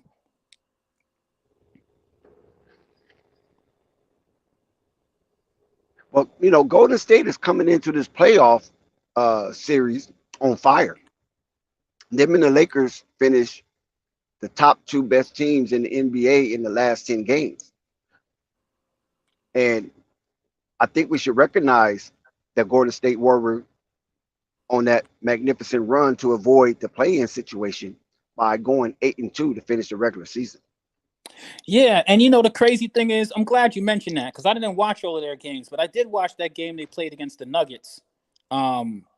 The Nuggets without Joker, which was really interesting to me. So my perspective may be a little bit skewed. I'm glad you brought that point up because the Warriors were in jeopardy of being a playing team, and they definitely did hold serve.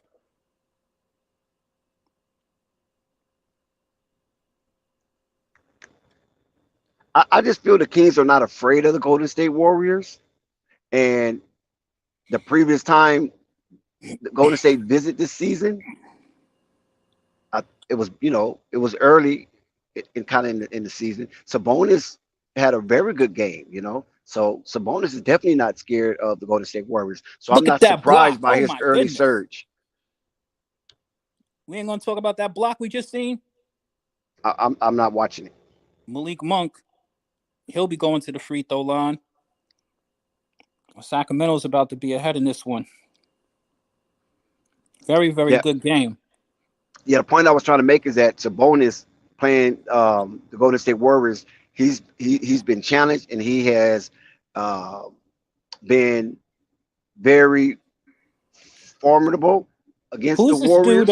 Who's this dude? Oh, Alex Len. Alex Len. Nice play.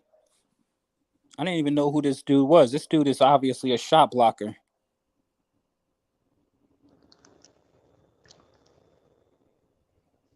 I want to see how Andrew Wiggins going to respond being out 25 games.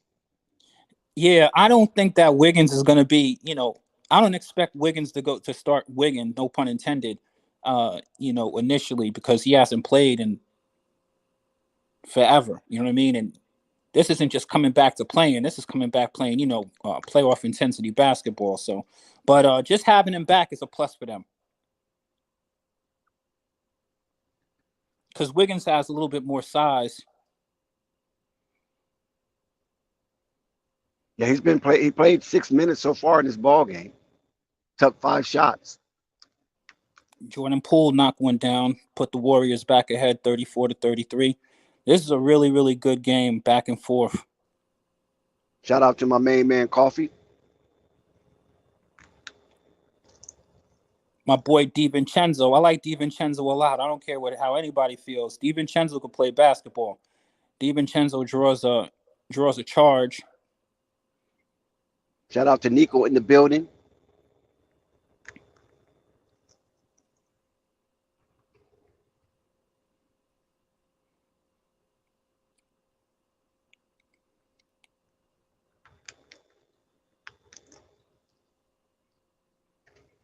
Kuminga showing a little bit of his athleticism. Looks like he's going to be getting to the line. I like that attack of the rim that he just did. Nice ball movement from the Warriors leading up to that play.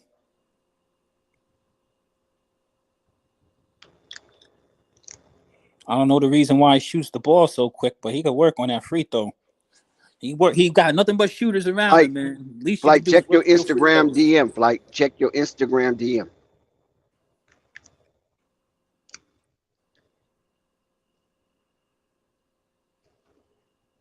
All right, Kuminga hits 1 out of 2. Golden State Warriors up 35-33. Just under 10 minutes left to play in the second quarter. Alex Len with a dunk, tying it up. Everybody hit that like button, hit that subscribe button, hit that notification bell so you won't miss one iota of an exuberant experience here at Flight Sports TV.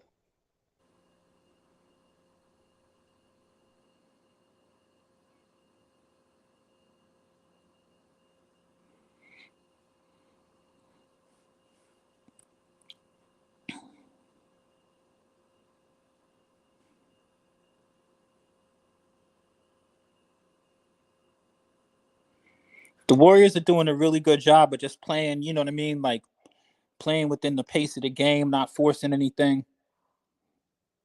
The Warriors are a team that can turn it up, that things could turn up quick with this team. So we haven't seen the best of the Warriors yet, but this is a really nice back and forth basketball game. Yeah, I think the Warriors going to stay steady until they smell blood, and they probably will turn it on then. If now they you ever get said to that point. you said that the Sacramento Kings don't play a lick of defense, but I think that dude Alex Len would highly differ with your opinion. Well, even a trash can get a steak every now and then. Yeah, I hear you. That dude looked like a shot blocker, though. I mean, I'm not really familiar with Alex Len. I'm sure you're gonna probably tell me a little bit about this dude's history or whatever. But I think he's a Kentucky guy, right? Yeah, that dude looks like he looks like from what I've seen of him, just his build and his ability to jump, and I mean the ferocity in which he defended from the Maryland. rim. That's right. He's from Maryland. I He remember looks that. like ACC. he looks like a defensive player. He looks like a dude who's he's out there for his defense, but he's also moved well without the basketball too. He was the first round number 5 pick overall in 2013. So wow, okay, there we go. Nearly 10 years ago, out of University of Maryland. Damn, so he's been in the league for a minute. Let me see, what team did he? I think it was with Houston. Was he with Houston? Did he play the bulk of his career in Houston? I wouldn't be surprised. He had to be somewhere where nobody really seen him now. Oh, he's just been a journey. Phoenix. It was Phoenix. That's where I remember this guy from. Okay. I think that's where. Yeah, I think Phoenix. I remember him because he's because they play the Lakers all the time. So it was Phoenix.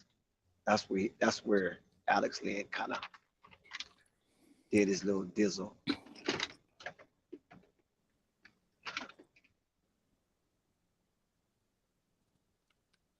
They're showing highlights of Sabonis.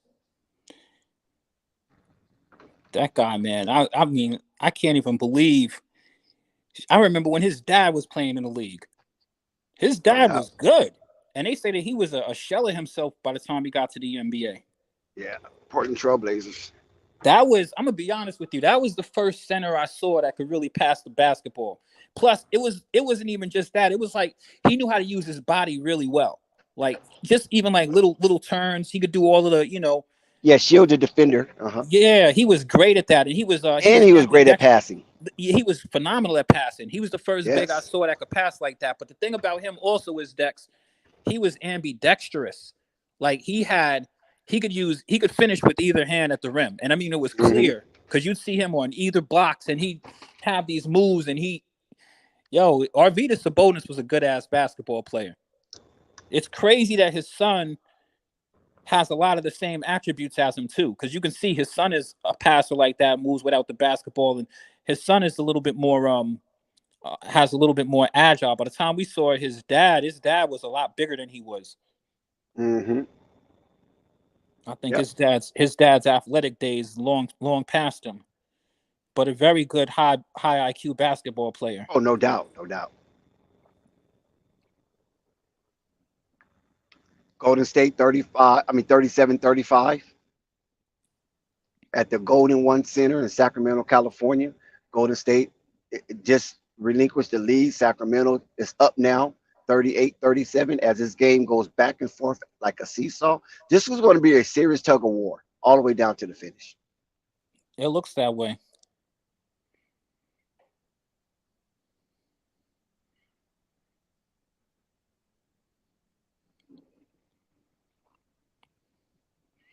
I don't know, Dex. The Kings look like they're playing. The Kings might not have a defensive reputation, but they've certainly been able to get their steals and blocks and stuff in this game. You Yeah, gotta like I watch said, out for it. Go ahead. I'm saying that I think Steve Kerr kind of have the Warriors playing a little bit of possum, um, because they know that they have the experience and Golden State don't. But I'm quite sure Mike Brown is telling them, do not fall in the trap of the Golden State Warriors, thinking that this is the best they have to offer. Right, You have yet absolutely. to see that. Well, we all know that. We all know that this isn't the best the Warriors have to offer. Like that's what I was talking about earlier about them just playing kind of like. But I think that the Warriors also don't want to shoot themselves out of the game. Like you just got finished seeing Clay take a three that was off pretty nasty, but that was kind of like it looked like he kind of forced that a little bit more than necessary to try to get himself going or whatever. But this game looks like it's going to be a game like you said where the Warriors are, second halftime adjustments is everything in the NBA. We all know that. So after they get a little bit of film and they come out, fully expect to see the Warriors are one of those teams that they know how to make those runs. But the thing about it is the Kings are a team like that also. So this is going to be a really good series. And then also, I can contest to this right here. The Warriors already know they pecking order, so that's going to never be an issue, no matter what juncture of the game or what the shot clock says or what the game clock says. They already know the pecking order. Their infrastructure is definitely concrete and intact. Where the Kings, they might be figuring that out, and so far it looks like Sabonis is taking the chore of being the lead guy in this game. And like I said earlier, Sabonis had a 20 plus point and 20 plus rebound game against the Golden State Warriors. So Sabonis is definitely not afraid of the moment against the Golden State Warriors. But I think that that's one of the things because a lot of people might see a game here or there or a piece of a game, but really, let's be honest, people don't really watch teams that they don't follow until the playoffs come around. So a lot of people don't really know this, but I've known this about the Kings from all of the games that I've seen. Like Sabonis is really their motor. Now, aside from the defense, Sabonis isn't a dude that just sits around and post up and stuff like that. So he's a tougher dude to defend because he knows how to move without the basketball, and he also knows how to orchestrate the offense. He knows how to set people up in pick and roll situations. He knows how to get the ball to their offensive players, and I mean that's the reason why he's one of those dudes who averages nearly 10 assists. Meanwhile, you have De'Aaron Fox, who is explosive. De'Aaron Fox is a dude who can go nuts in games, and at a lot of times, even though he's a point guard, there's a lot of times where he plays more like a two guard, like a scoring guard than anything else. And they have good shooters on the outside. Then they also have uh, Harrison Barnes. Remember him? So the Kings have a pretty decent team, but let's not kid ourselves. I mean, just even looking at things on paper, we're looking at a team that they're playing that's a defending world champion multiple times over. Like you said, knowing their pecking order, knowing the value. I mean, once you say Steph Curry and Klay Thompson, you already know what time it is. Then add into the mix that they have, Jordan Poole, who also can be explosive. You know what I mean? So the Warriors have tons of players that everybody's familiar with because let's be honest, we have tons of familiarity with them from their postseason play. We know what these guys can do and are capable of.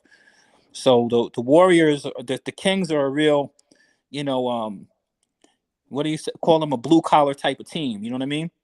Um, these guys are just a lot of people are going to just be exposed to them now, really in the postseason, because this is a team that doesn't get all of that exposure, and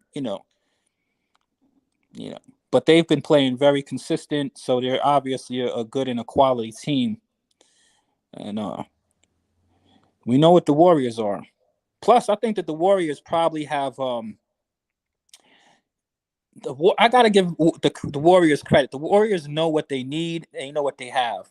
I think one of the big moves that they made is bringing back Gary Payton II. Big move for them this year.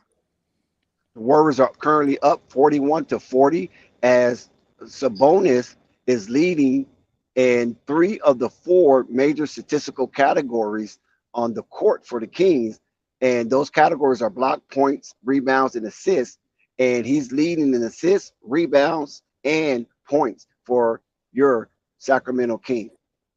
When we look at the stretch of the tail of the tape and the 3 major categories as a team, points in the paint, second chance points, and fast break points, Golden State Warriors surprisingly lead in points in the paint, and they're even at second chance points, so there's no advantage there.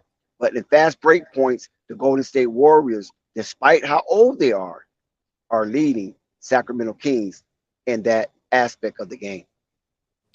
Yeah, they really are. But then I want to remind you of something. The Warriors have certain players that are kind of dynamic. The thing I like about some of those players that the Warriors have, DiVincenzo, Gary Payton II, those dudes get out on the break. Another player who has helped them in that category is your boy Kuminga, who's had a decent game so far. You know what I mean? He's created a little bit of mischief and attacked the rim hard and stuff like that. So the Warriors are playing a nice pace of the game. But to be honest with you, this is from looking at the game, this is a very even game that's going on right here. I mean, they've probably had about 10 lead changes in this game so far already, and it's only the first half. It's just like a back and forth kind of thing. Yeah, they actually 12 to be exact. So you're very right on that. 12 lead changes. The biggest lead for Golden State Warriors is 5, and the biggest lead for the Kings was 3. 8 times this game has been tied, and the longest run has been 7 points. So Sacramento has a 3-point advantage, 44-41. A little over 5 minutes to go in the second period. They're rumbling. That's all we can say is rumble, young man, rumble. And I got to be completely real with you. Like Sabonis, the Warriors are going to need to go back and look at and do something in the second half because Sabonis is starting to really give them the business. I'm glad you brought up all of those categories. Sabonis has been the person that's really been, he's leading them in scoring, rebounding, and assists. That's what Sabonis do. Yeah, And Sabonis. it's not like they're sitting around like calling his play every. You know what I mean? It's not like this is a dude that you sit around like, all right, let me just post up and give me the ball, and I'm gonna back the ball up 2 times. And you know what I mean? The thing about him, the reason why he's so effective is because anytime Sabonis has the ball, you have to watch the players around him because he passes the ball extremely well. Yeah, he's definitely a triple threat, scoring, rebounding, and passing. And Sabonis is not afraid of the moment, and that's a skill that you cannot teach. See, the thing with him, and now we're talking about something. Remember, my man, we talked about some good players like Chris Webber.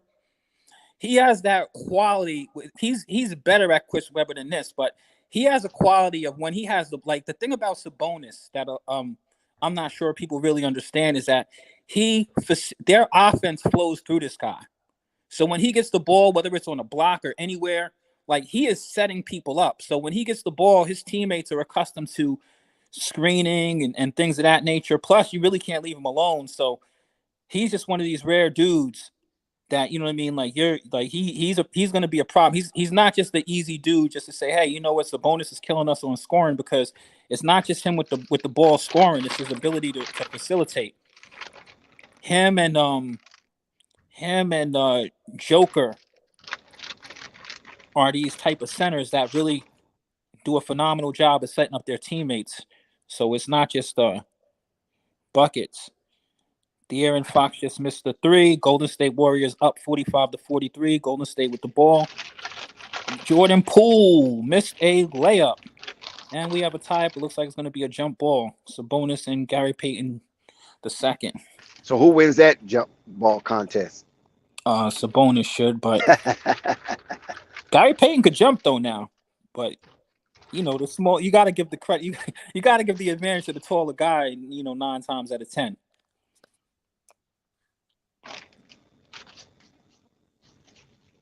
And as expected, Sabonis won the tip. Jordan Poole's the leading scorer of the contest, 13 points. And those are points off the bench. Golden State's up by 4, 48-44. So listen, these both of these teams got their boxing gloves on. Oh yeah. And they throwing their punches. Speaking of the devil, Jordan Poole just knocked the 3 down to put the Warriors up by 4. Yes. And now the Sacramento Kings have surpassed the Golden State Warriors with points in the paint. So they're starting to dig down in their foxholes and be a little grimy. My question is, where's you know who is weirdly quiet in this game is my man Steph. And I'm gonna be honest with you, I'm looking at him and he looks a little bit off. I'm not talking about I'm not sure. His body language just looked weird just now. Well, I hope Steph ain't playing possum, because if he's playing possum and the game is this close and the Golden State are up, it's going to be hell to pay once he start turning on his basketball powers. Offensive foul called on Gary Payton, the second on the screen. I don't know, Dex. When I say he looked a little bit off, like his energy level just looks weird. That's what I'm saying. I don't know if he's trying to save himself for the second half or what, because like I say, they're leading. They're up 4. So maybe he don't feel he need to exert any more energy. Fox has not really made an impact in this game. So maybe he's kind of like, saving himself. Yeah, that's the only thing I can think. I don't. It's there's no report. There's no report about him injured or being sick. It's just an observation. But Steph's energy, I mean, it's only the second quarter. You know what I mean? He's looking. His body language looked kind of like well fatigued, and I'm like, you just came back in the game 1, and then 2. It's only the second quarter, so maybe there's something to that playing possum theory. I'm not sure, but I've seen him do it before. That's the only reason why I can boldly insert that into the content, is that I've seen Steph kind of sleepwalk through the first half, And then all of a sudden, dude got 33 points at the end of the game. Or it also may be strategic because, to be honest with you, Jordan Poole, he's kind of a dude. Speak of the devil, there goes Steph. Jordan Poole has been needing to assert himself a little bit. So maybe this is part of their grand strategy. Golden State 50, Sacramento 49. Malik Monk with 11 points, the new top scorer for the Sacramento Kings. You can call him Malik or you can call him Malik, depending on your level of consciousness. Steph Curry, the play before that, Steph Curry shot a 3 from the top of the key. One of those kind of rush shots. So it looks like Steph is at least trying to assert himself a little bit more. 53-49. 13 league changes so far, and it's not even halftime yet. Clay.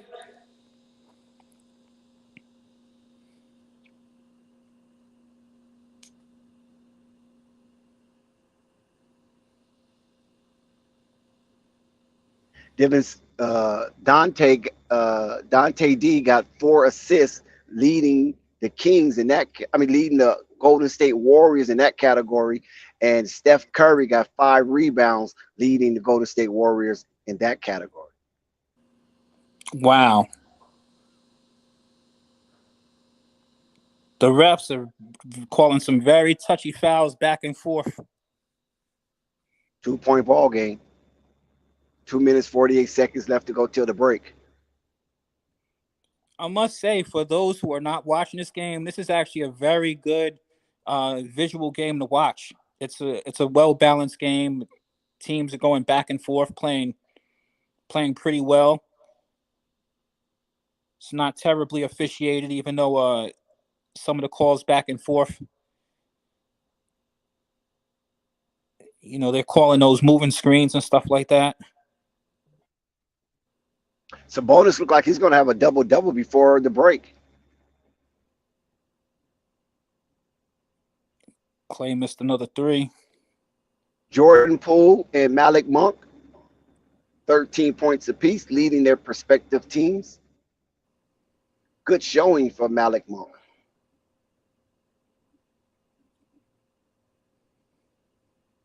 You're a little bit ahead of me, Dex. Yeah, 55-51. Golden State back up 4.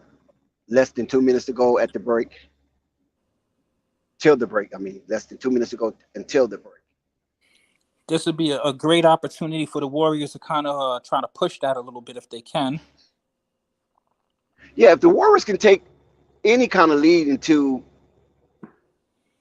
the break, I think it put a little more onus and nervousness on the Kings and more at ease on the Warriors, because now the Kings have to play catch up. Even though it might not be a massive deficit, but still putting them in the mind of playing catch up against the hegemony of sovereignty could be a very nervous thing.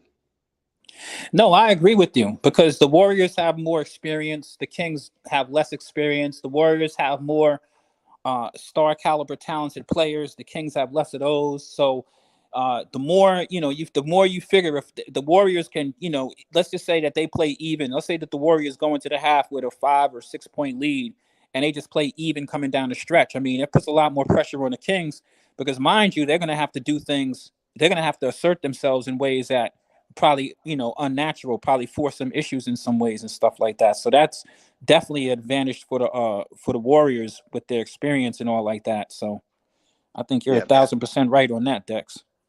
Malik Monk, the Kentucky standout, lottery pick in the Lonzo Ball 2017 draft, is the leading scorer of all scores in the game tonight. 15 points for Malik Monk.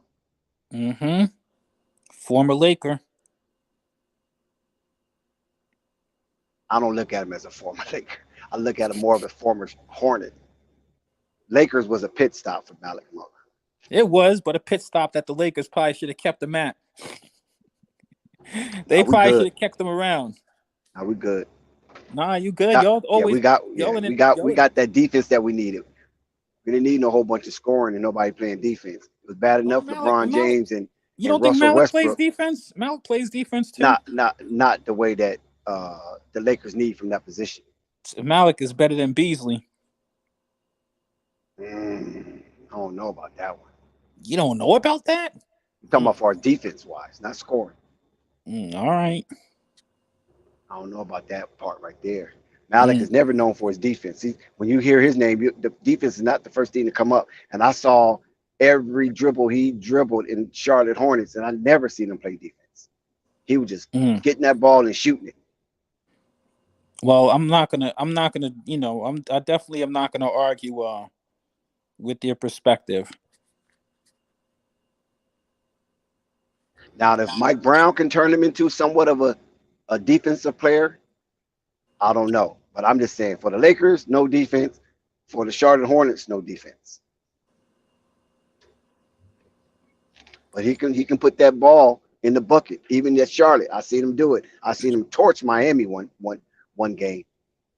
I think he had like 35 points or almost 40 points. He torched Miami as a Charlotte Hornet.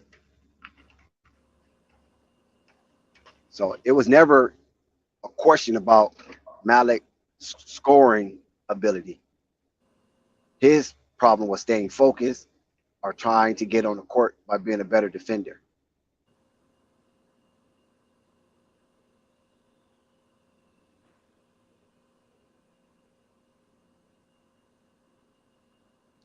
Wow. Under a minute left to go in this one. Yeah. Well, actually, it's seconds. The fast clock has definitely been engaged. 11 seconds left to go until the break. Warriors up 6. I think this is their largest lead of the night. 61-55, and this official halftime has begun and is underway. 13 lead changes. The longest run of either team was 7 points, and this game has been tied 8 times. Biggest lead for the Warriors is 6 points, and the biggest lead or the largest lead for the Kings was 3 points. Jordan Poole 13 points. Malik Monk 15 points. Steph Curry, 5 rebounds. Sabonis, 9 rebounds. Draymond Green, 4 assists. Sabonis, 2 assists. Wiggins, 3 blocks. Defensive guru out there. Wiggins is back, 3 blocks. Kevin Huerter, 1 block. Now, at the way that half ended for the Kings, they tried to force the ball down into the paint a lot, and they were turned back a lot. Kevin Looney doing a phenomenal job as Kevin Looney and Draymond Green out there definitely making their presence felt defensively in the paint. Warriors seem to be doing a very good job of locking in on the outside shooting for the Kings. They didn't really get many open shots at the end of that, and I feel as though the Warriors more started to impose their will more so at the end of that quarter as well, as far as controlling the rock. Their drives to the paint are a lot more successful. I'm seeing one of the chinks in the Kings armor is their interior size, and over the course of the series, that's probably going to really hurt this team. I'm not sure, what their regular rotations are, but they're going to probably either they're going to need to, get something sparked up from some of these other dudes out there, or they may end up needing to put that guy Len out there because it seems like the Kings are starting to be visibly smaller interior than a small team in the Warriors. You know what I mean? The Warriors aren't known as being a big team.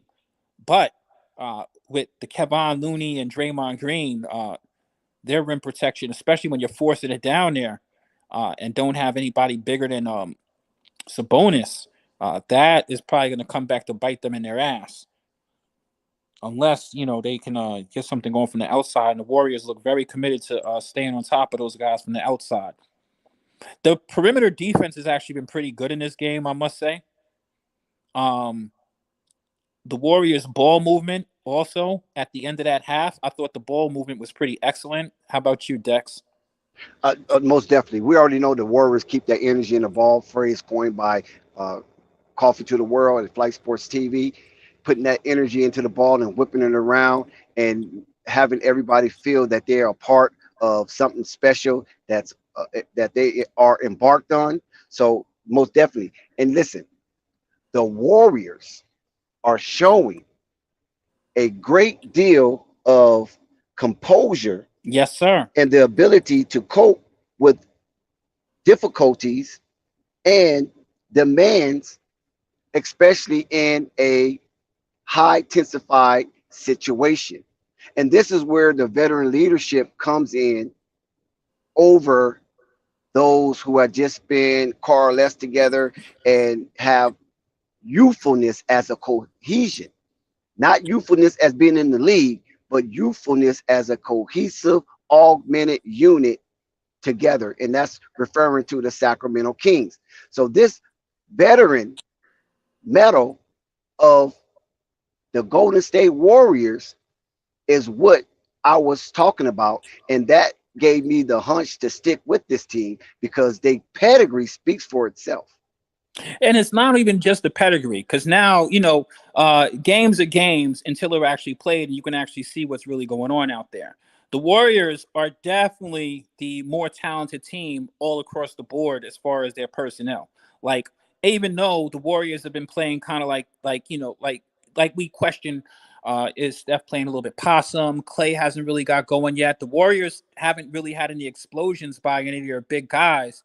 And uh to be quite honest with you, like the question I just had when I was talking about those last couple of plays by the Kings forcing the ball down the paint, that ain't going to work when you got Looney out there and you got Draymond out there. Those guys are contesting everything inside, and you guys aren't really bigger than them. You know what I mean? So if your outside game isn't clicking, Kings, you know what I mean? And let's be honest, the Warriors got more guns than the Kings. This is a team that's a defending champion. So I definitely see, from my observation, I can see the challenges for the Kings ahead in this entire series as being a lesser talented team than the Golden State Warriors, which we all know the Warriors can get hot at any given time.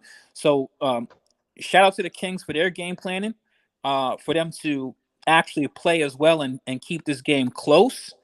And they're going to have to do a lot more of that if they want to pull this game out and end this series from what I'm seeing, from them actually playing this game.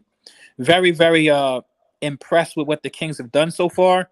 But, we all know the Warriors are one of those, what I'm talking about, Dex. Let Steph see one of them threes, drop to this could be up to a 17-point lead with the quickness with In a a team like the nanosecond. Warriors. Yes, in a Yep. nanosecond. And let me finish complimenting you on your content. And this is why I was heavily leaning towards the hubris and the cockiness and the confidence of the Golden State Warriors, because that veteranship has definitely meddled in this game. This is something you cannot teach. This is something you have. It's not on you, it has to be in you, from the great Nipsey Hussle. Yep. And I just didn't see that on the skin of the Sacramento Kings. Let's look at some of the statistical categories for the Golden State Warriors. And this is one of the surprising ones right here. Andrew Wiggins, 12 points. Andrew Wiggins is shooting 62% from the field. Jordan Poole, 13 points, shooting 57% from the field. Steph Curry, we saying that he ain't having a good game. We saying that he's underwhelming. 40% from the field. Klay Thompson, 40% from the field. The only person that's having a struggle shooting from the field is Draymond Green. And are we surprised at that? No. Of course not. Dante DiVincenzo. DiVincenzo, 50% from the field. Jonathan Kuminga, 50% from the field. And then we go over and look at the Sacramento Kings. Sabonis shooting 33% from the field, and he's been impactful. Huter, 25%. Darion Fox, 33%. Malik Monk is shooting a whopping 71%, the best out of everybody in the game. And Trey Lyles, another Kentucky standout, is shooting 66% from the field. So you see that a lot of the Sacramento Kings heavyweights are shooting disappointing and to some degree dismal from the Yep. field. And you cannot have that, especially at home, because you're familiar with all the angles. You're familiar with the spacing, with the logo reflection. You're familiar with most everything, the color coordination in your building on that parquet floor. So if you having teams shooting that high percentage and going all the way down to the some of the bottom rotation in this game, shooting high percentage, it's going to be a long night for you. And this is why I said and stipulated earlier, the Kings do not play a lick of defense. The best defense they play is hoping you miss. And to those percentages, I'm want to go back to something I was talking about going at the end of the half when I saw the Kings forcing the ball into the paint, which is a good strategy. Play high percentage basketball, but here's the thing: you are being contested when the Golden State Warriors bring Kevon Looney out into the game.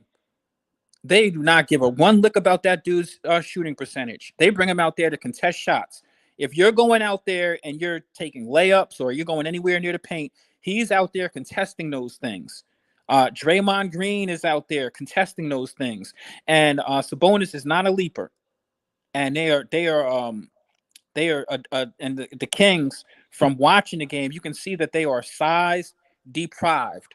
That changes when they bring that Lynn kid in because he actually has a size and he actually, at least tried to contest the shot. But I think that that's one of the big differences that's probably going to come back at the end of the game is that the Warriors, as much as we love to talk about their offense, I was having this conversation with Uncle Vern. It was so funny. He tried to bring this back up today. Like all of a sudden he believes in defense. But I was telling Uncle Vern that defense wins championships.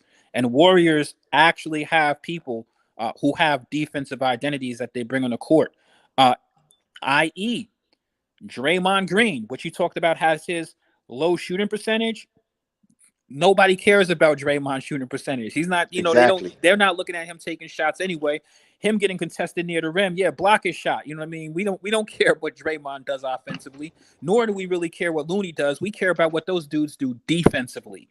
And that is may come back to be the real bite in the ass, because not only do you have to try to play a good game to kind of, make sure that the game doesn't get out of control with a super explosive offense of the Golden State Warriors. The Warriors are also deep with defensive-minded players. We could just talk about a few. DiVincenzo plays defense. Gary Payton II plays defense. We all know that. Draymond, Kevon Looney, those dudes specialize in defense for the most part. So, yeah, they have a little bit of, being a championship team, you kind of know the things that you'll need if you want to win a championship. The Kings are just not that evolved yet. They're still a young team.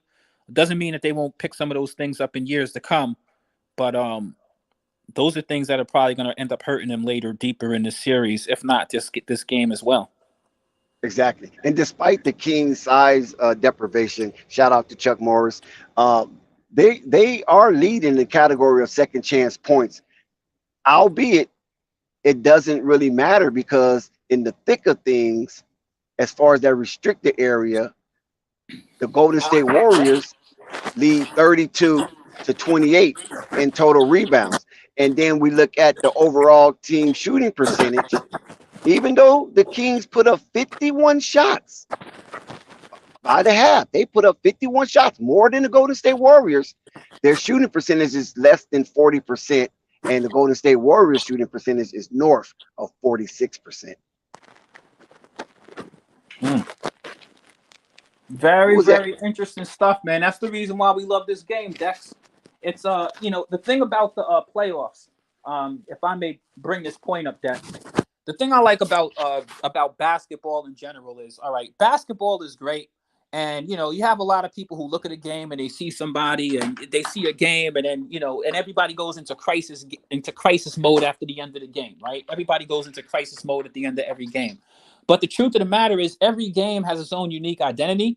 And then when you get into series, now you start to get a lot deeper into things because you're seeing teams multiple times in a row against themselves. You know what I mean? So now you can actually start to see. So when I bring up that size deprivation, observable size deprivation, I can see the Warriors are not a big team, but they are bigger than the Kings, and that's probably going to be problematic for these Kings as this series goes one game to the second game to the third game to the fourth game. You follow what I'm saying, Dex? So when you look at a series, it's not just one game. The Kings might even pull this game out, but when you take a look at the grand scheme of things, you're seeing a Warriors team that's playing, let's say, mediocre at best. And I'm not even saying that the Kings can't play any better, because the Kings are shooting pretty badly right now. I mean, the Kings probably aren't going to shoot much worse than what they've shot in the first half, right?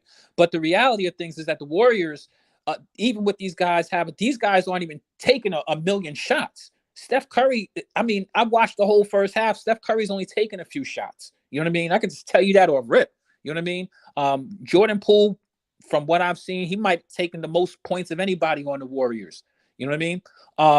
But realistically, over the duration of the game, over the duration of these teams playing multiple games, the Warriors are definitely the more talented team. So that's not a question. And then you get into the other factors. Experience. What do you call them, Dex? The hegemony of sovereignty? I like that one. Yes, sir. Because the reason you call them hegemony of sovereignty, and of course, I can't read your mind, but it has a lot to do with the fact that the Warriors have been there so many times. I mean, these guys have a reigning dynasty. I mean, these guys, and I'm not just saying a dynasty because they just won one championship. I mean, the Warriors have multiple championships with the same core nucleus of people.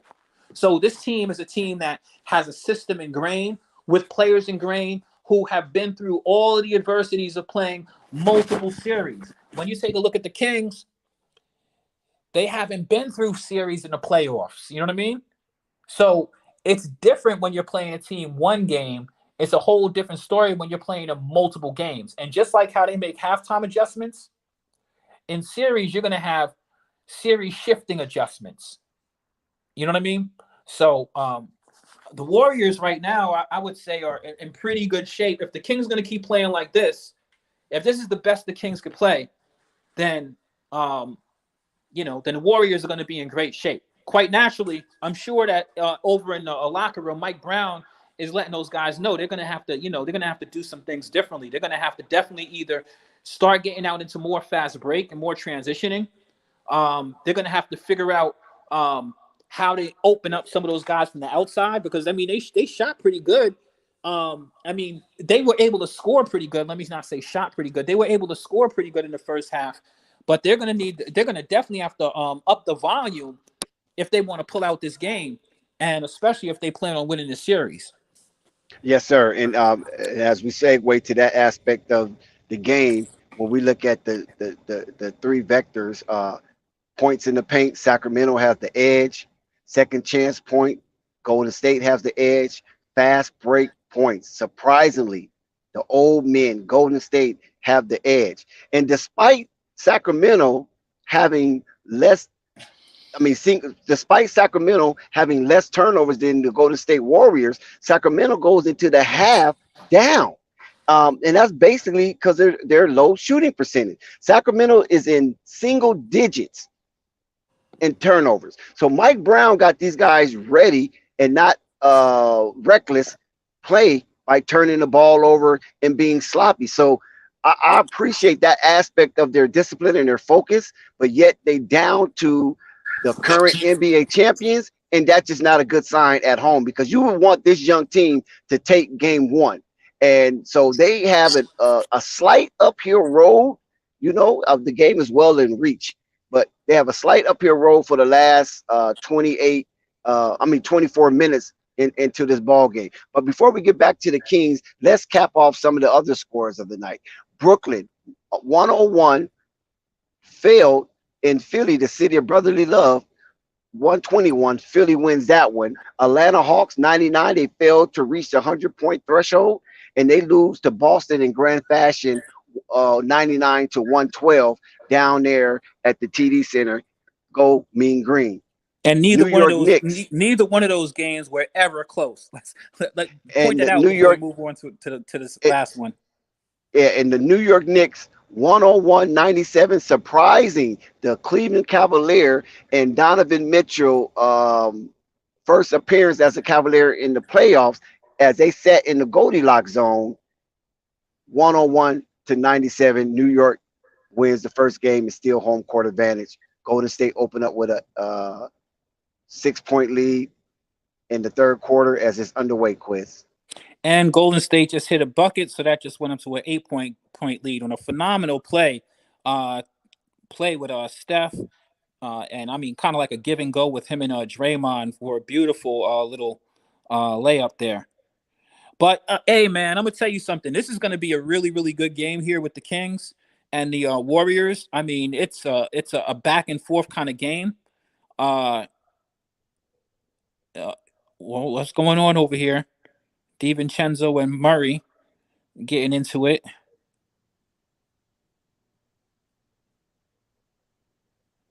Also want to talk about those fast break opportunities. I know you call the Golden State Warriors old men, but there's something interesting about the Warriors because they have Shout a out couple to of players. Malaya.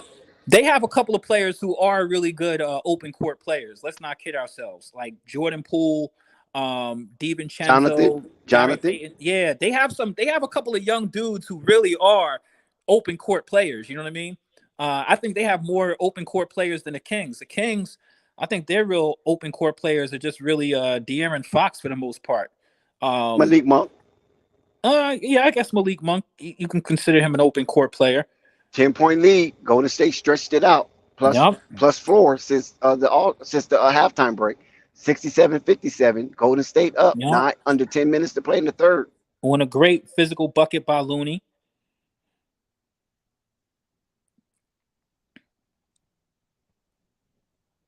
And the Kings Sacramento answer. Kings came out in the out of the half. Dex, you brought up the poor shooting. They came out of the half shooting some very flat shots, including a couple of air balls. So, yeah, that's dealing with nerves. A lot of times that deal with nerves. When you know, I'm quite sure when you was playing basketball, you probably can recall a lot of times if you shoot something a little short, you know, it could be nerves playing on the black top with some of your friends, playing another neighborhood and things of that nature. But then as the game flow, you get your confidence and you just stop thinking and just react. Yep. Kings down 6. To be honest with you, there's a few things that could go into shooting a air ball. Like you said, nerves. And nerves, I like the fact that you brought that up because nerves can affect you in so many ways. Like you might have the form and you might have the wrist, but you might have just gone up a little too quickly, or you know what I mean, or maybe too slow because of those nerves and stuff like that. You know what I mean? So nerves definitely can affect you, and especially when you're I commend all NBA players because I'll be honest with you, that's tough, Dex. You know what I mean? Like you're in a big stadium, you're playing around thousands of people on a nightly basis. So hecklers and fans. Hecklers, fans, but I mean it's just the lights are so much brighter than playing, you know what I mean? Like I've never played on that level. I can only imagine welcome to the club, Quiz, on that. The level of focus that you need to have be a professional athlete. Like I commend all of these guys. So I mean, and think about it. You know who I really commend? And I think that's one of the real big reasons why college is very important for the development of a young player. Because, you can't make this up with, imported stadium noise and stuff like that. Like you got to get out there and be around some people. You know what I mean? You got to get into a big stadium with people screaming and fired up. You got to be in front of some people who really want to see you lose. You know what I mean? Like you are not ready to go to a pros if you haven't been around a stadium full of people who wanted to see you actually lose. You know what I mean? Yeah, I think that's one aspect of it, but you can get that at other places as well. You know what I'm saying? It doesn't necessarily have to be college. I just think I mean, you could get it NBA playing is such a business. Yeah, because NBA is such a business. I just think that some of these young players need to be in a business-oriented environment. Because I mean, I agree because I mean you can get it playing if you elite. Now let me clarify myself. I'm talking about the elite players, not the players that's 50-50. You know what I'm saying? I'm talking about those players that's basically 85 to 99% for sure they getting drafted in the first 2 rounds. Right. But I mean, even if I'm saying this, shout out Rico. Listen, I'm saying this. All right, let's say that you played international basketball somewhere, right? You got big stadiums, you got fans. I mean, this is what I'm talking about is the transition to becoming a professional player from wherever you're coming from, even if you're coming fresh out of high school. You know what I mean? Like now, I don't know. Some high schools have maybe more fans than others, but a high school audience is nowhere near, a collegiate or a professional audience. We could agree But on that, right? high school is not what I'm referring to. I'm talking about once you're out of that child Right, mode. Once you get out of high school, now this become a money mode. I mean, high school is money too, but you got to go to high school, right, especially right. in the United States. You know what I'm Yeah, saying? If you don't have any type of, I mean, you got to go private school, tutor or something. You got to have some kind of education. You can't just go get off the grid. You know what I'm saying? right, You're gonna be in some serious trouble. And most of these kids come up with a government assistance, so they definitely have to go to public school or some right. charter school that's Yeah, but sponsored what I'm by the saying is government. that They what I'm have to have saying some is type that of this formal is education. but I'm saying that this is the difference between professional level athletics and whatever that is, or even college. Like you said, college is business also. But the you're gonna be around. It's the intensity just is so the stakes are up all across the board. You know what I mean? Kings And down by 4. yeah, you can't get that. I mean, you just can't get that playing. At the YMCA somewhere. You know what I mean? Like certain things you just have to be on the court to experience and being in these stadiums with all of this energy. Because I mean, shoot, even some international teams, you have big fan bases like this. Shoot, some of Yeah, the of international course. leagues is crazy. In the international space, we're all Americans. We don't know, man. People have literally lost their lives over sports with invigorated fan bases. Um, so it's just different as being a professional than But and you like got I to be say, to each disciplined his and own. focused. To each his own. Whatever sauce you want on your spaghetti, hey, go for it. You know what I'm saying? But like I say, I just feel that since everybody's making money, why do the kids have to wait to get their money? And a lot of these NIL deals doesn't apply to everybody coming into college. It only applies to the top flight athlete. That's where it's getting offered to. It's not getting offered to the walk on. Right, right. No, and I agree with you. I'm cool with the. I mean, if they're willing to pay you for your talent, then why shouldn't you be able to pursue that? Say that again. I said, if they're willing to pay you for your talent, then why shouldn't you be able to pursue that? So, for example, um, you're the number one prospect out of high school. NBA teams are willing to draft you. You're not going to college to go and become a doctor or a lawyer, right, or an accountant. You're going to college to play professional basketball. There's a risk that you might get injured during that period of time. And let's be honest, a lot of these kids are starving. You know what I mean? They're coming from environments where they may be starving. So yeah, I think as long as if the market, if there's a demand, and and you're of age enough to be able to be represented and have be able to make decisions and stuff like that, even if it's with your parents or whatever. I mean, and they're offering you the money, then why shouldn't you be able to take it? So I agree with you. I see no reason why a athlete should have to be hijacked to go into the grooming system that is college. And Darion Fox have taken the lead of all scorers in this game with 19 points. Steph Curry have come out of the bushes like Allie wishes. He has 14 points to lead his respective team. And here we go. Like I said before, both of these guys were kind of, pacing themselves. And now it looks like they finna unleash.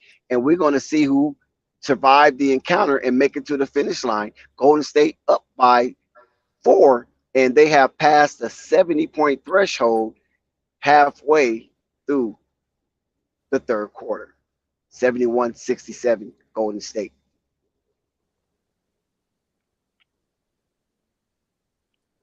Really, really competitive game so far. So interesting to see how this one turns out. Um, both teams have been able to put the buckets up, but the difference is as you close out these halves, like we saw at the end of the first half from the Warriors, where they were able to make a couple of defensive stops while the Kings were trying to force the ball into the paint. And that also brought up something like you were saying, Dex, about understanding your pecking order, where the Warriors know what their order is. The Kings, you know, they got to figure out what they're really going to do. Is De'Aaron Fox going to get it going, or are they ever going to get some of these other guys going at the end of these halves? These end of these halves are going to make the real big defining difference on who wins this particular game for sure. Golden State up by 7. Klay Thompson has just took over the lead scorer for the Golden State Warriors. De'Aaron Fox is still at 19, overall lead scorer for the game. So you got the mergence of Steph Curry and Klay Thompson coming at the same time. Can the Sacramento Kings survive that kind of barrage? And one thing you'll notice here in the second half, in this third quarter, you're seeing De'Aaron Fox being a lot more aggressive, making the refs blow the whistle, and and going to the line a lot. You're seeing him, impose his will as far as being aggressive and assertive at driving the ball to the hole, which is one of the things that he is just phenomenal at. Somebody screenshot that. Rico has just entered into the Flippers Club. He's not a full-fledged member just yet, but damn it, he got his wallet out and he's ready to give them his Platinum American Express and buy his ticket to the Flippers Club and join CWE and Marquez as all-time flippers on Flight Sports TV. Please screenshot that because we don't want Rico to say, nah, I was just playing. I didn't mean it.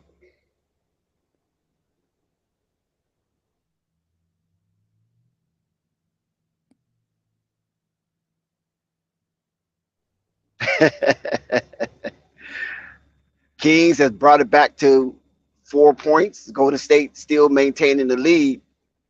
Kings at home, and they're trying to fight their way out of a small deficit. So the hill is not insurmountable to reach, but now it's back to a 7-point game. And De'Aaron Fox have 20 points, while Klay Thompson at 15 for each respective team. Andrew Wiggins have came to the party. Oh my God. Andrew Wiggins have came to the party, and now you got Andrew Wiggins, Klay Thompson, and Steph Curry fighting off the Sacramento Kings. This is going to be a real humdinger as it gets close to coming down the wire. Andrew Wiggins has officially arrived at the party.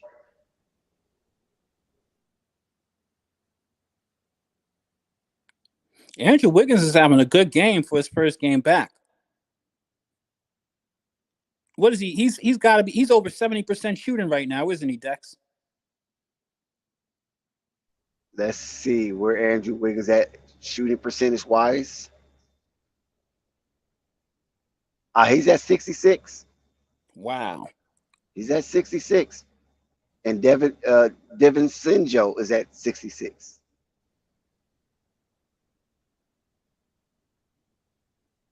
Well, now Andrew Wiggins dropped to 60. So Devin Sinjo is the highest percentage shooter on the floor for either team.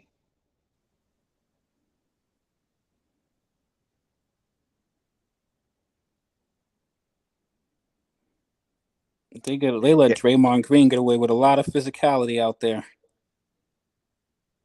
So the Golden State Warriors shooting 50% as a team, and Sacramento Kings is shooting 40%. That is not a good sign. Although the Sacramento Kings are down 5, they well within reach to come back and take this game. And Dex, the Kings are, if you notice, the Kings are definitely they are not stopping. They are attacking the middle of that rim. They are attacking the middle of the paint ferociously in this second half. Yeah.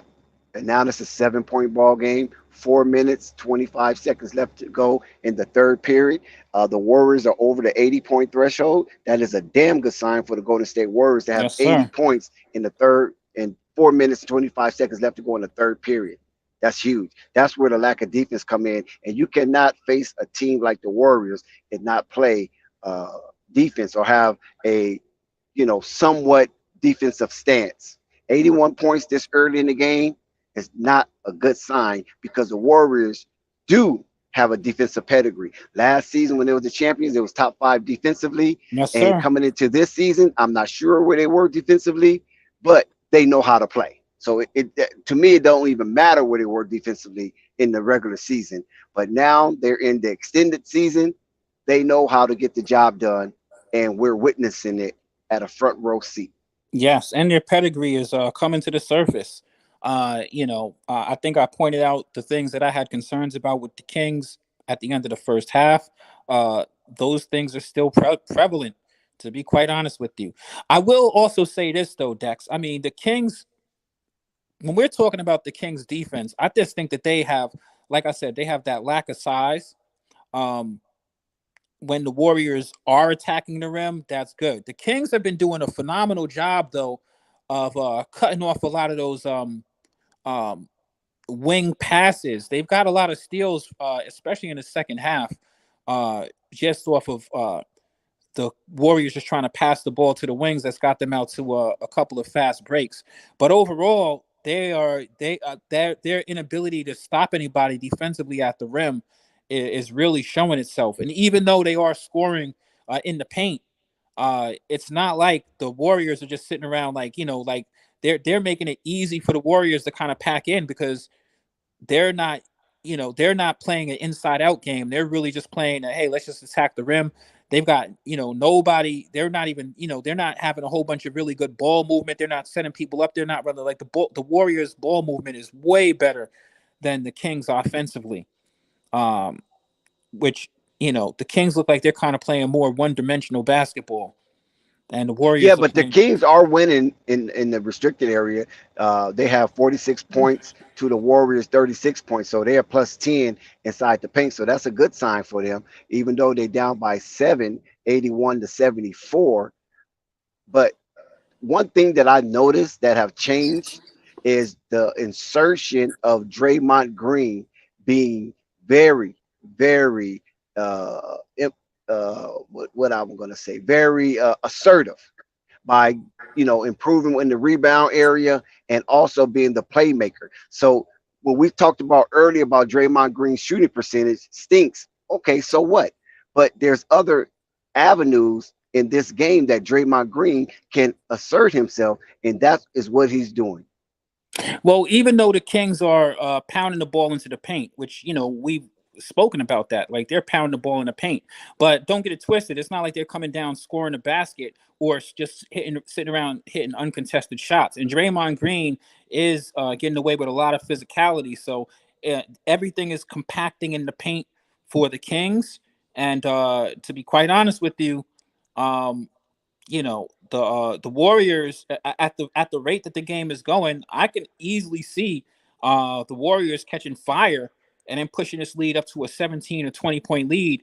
You know what I mean? If the Kings don't figure out how to be maybe a little bit more dynamic or like you said, defensive prowess, they're gonna have to figure out how to get some stops here to slow this down. Because at the rate it's going, I think that you're onto something, Dex. Like you said, they're not the only difference is maybe a couple of shots that the Warriors are missing. To be honest with you, a lot of these guys in the Warriors, these guys can catch fire at any given second. Seeing Wiggins, you know, show up to life, and Clay, I mean, like going back and forth with the Warriors at this rate is only going to result in you kind of losing the game. So you're going to have to start figuring out um, how to get some stops. Yeah, coming out to break, the Sacramento Kings did execute, and that have dented into that Warriors lead, and now it's at 5, well manageable for the Kings to come back and get back into this game and tie it or even take the lead. The thing that I'm keeping an eye on is in that circle, and right now, like I said, the Kings are a net 10 in the points with the points in the paint, and that's a crucial area of battle that the Kings must win because I don't think they have the perimeter uh, superiority to compete with the Golden State Warriors on the arc.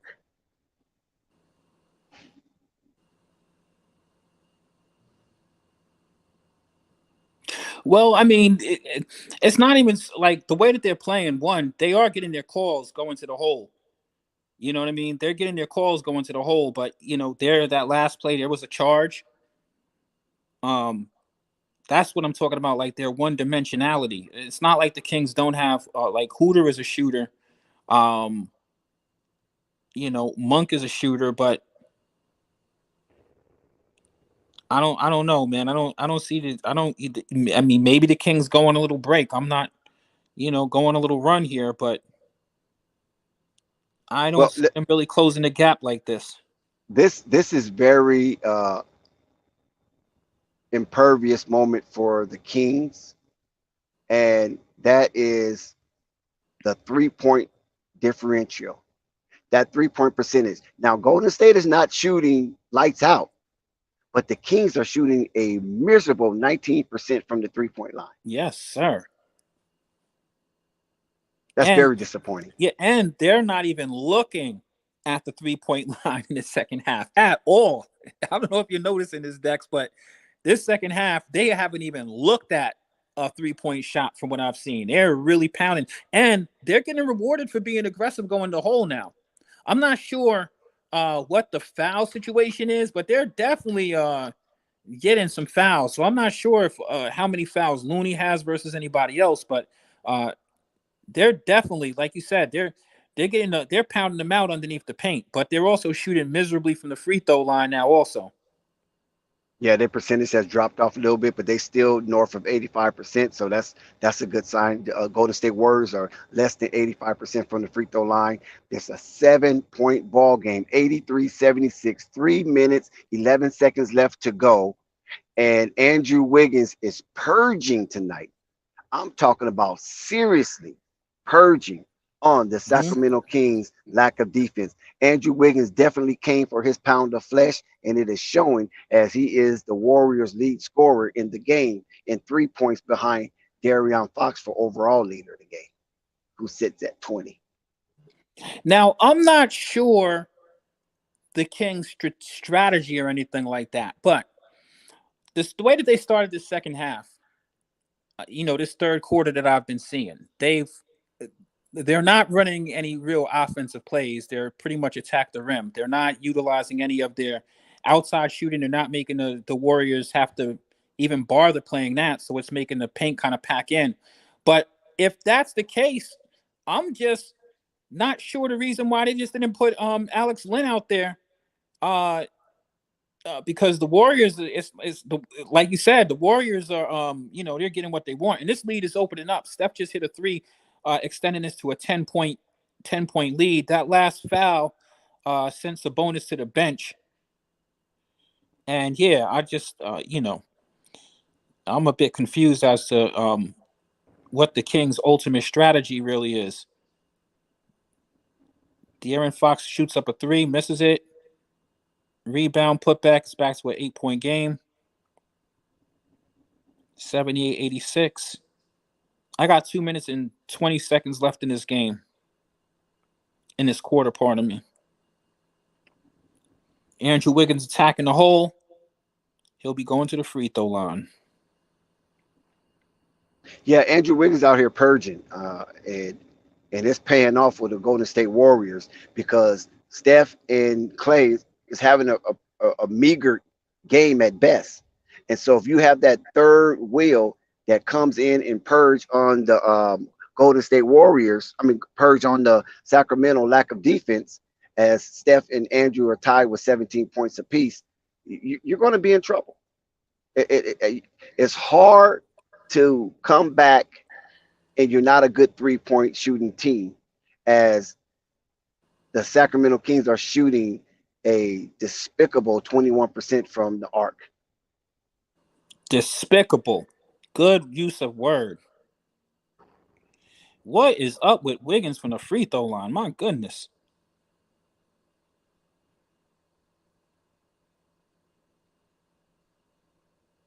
Alex. Oh no, who is that who just popped that three?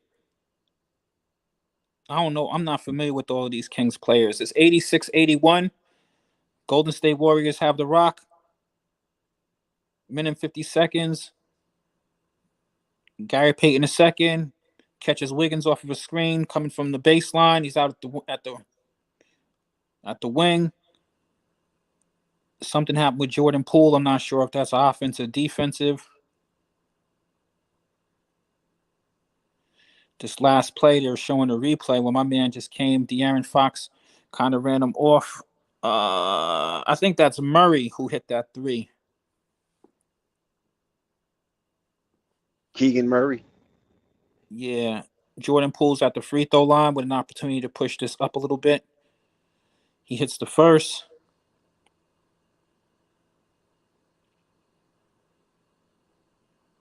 The Warriors are have a very well balanced offense, and you are seeing the might of the Warriors when you're taking a look at the type of game they're playing tonight, because everybody is doing just a little bit. Nobody's doing too much. Everybody's doing just enough. Wiggins is really showing up. This Warriors team has a lot of firepower. Sacramento's keeping it within Orange Reach. They down by 2, 88-86, 1 minute and 4 seconds left to go. So they're not backing down. Mike Brown refused to fall on his sword, and he's encouraging De'Aaron Fox to keep it going, as he's the lead scorer of the game with 23 points. Mm-hmm. And look, see, even that Alex Len, you're a little bit ahead of me, Dex, so I'm behind you, pardon me. But that Alex Len just he disturbed somebody's shot, helped De'Aaron Fox get a wide open three. See, and the thing is so crazy, like we're talking about people playing possum. The Kings have spent so much time pounding the ball into the paint. That De'Aaron Fox shot was made possible because of the fact that they were not moving the ball at all. I mean, the Warriors haven't even had to even look at trying to perimeter defend anybody because everything is going into the paint. So maybe that was some of Mike Brown's strategy. Oh my goodness, Jordan Poole is down, and it looks like he is grabbing his leg there. You're a little bit ahead of me, Dex. How did that turn out? Well, I'm not actually watching the game. Okay. I'm just doing analytics. Okay, good. Yeah, I used to do that with my stat tracker. 89-86, though. Golden State is up. The fast clock is engaged. 54 seconds left. Stoppage in the action. Very good game, guys. Very good game. I'm actually watching it, and I'm gonna tell you something. This is a good game. This game is a winnable game for both parties. The thing I will tell you that you can't see in those numbers, Dex, but you also can see them in the numbers because you actually kind of pointed it out, which is completely accurate. The Warriors are getting well balanced contributions. You know what I mean? Like the feel of this game is, if it continues playing like this, I 1 feel point like ball game. I feel like the Warriors will win it. One, that the Warriors, when in the last 2 minutes of a basketball game is what it's really all about anyway. The Warriors just have too many people. The Kings have been so mostly one-dimensional. I haven't seen Hooter, Malik Monk. I mean, all those guys are really attacking the rim. I think that there's real estate for the Kings if they even look to the outside. Murray hits another three. Just as I say that. Sacramento do take the lead. Okay.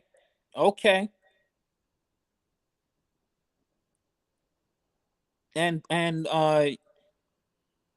Dex, the Kings are actually playing some pretty decent defense out there. And the Sacramento Kings have taken the lead into the fourth quarter. They cannot be in no better spot than that after being down for most of the night. Mike Brown got these guys ready to rumble.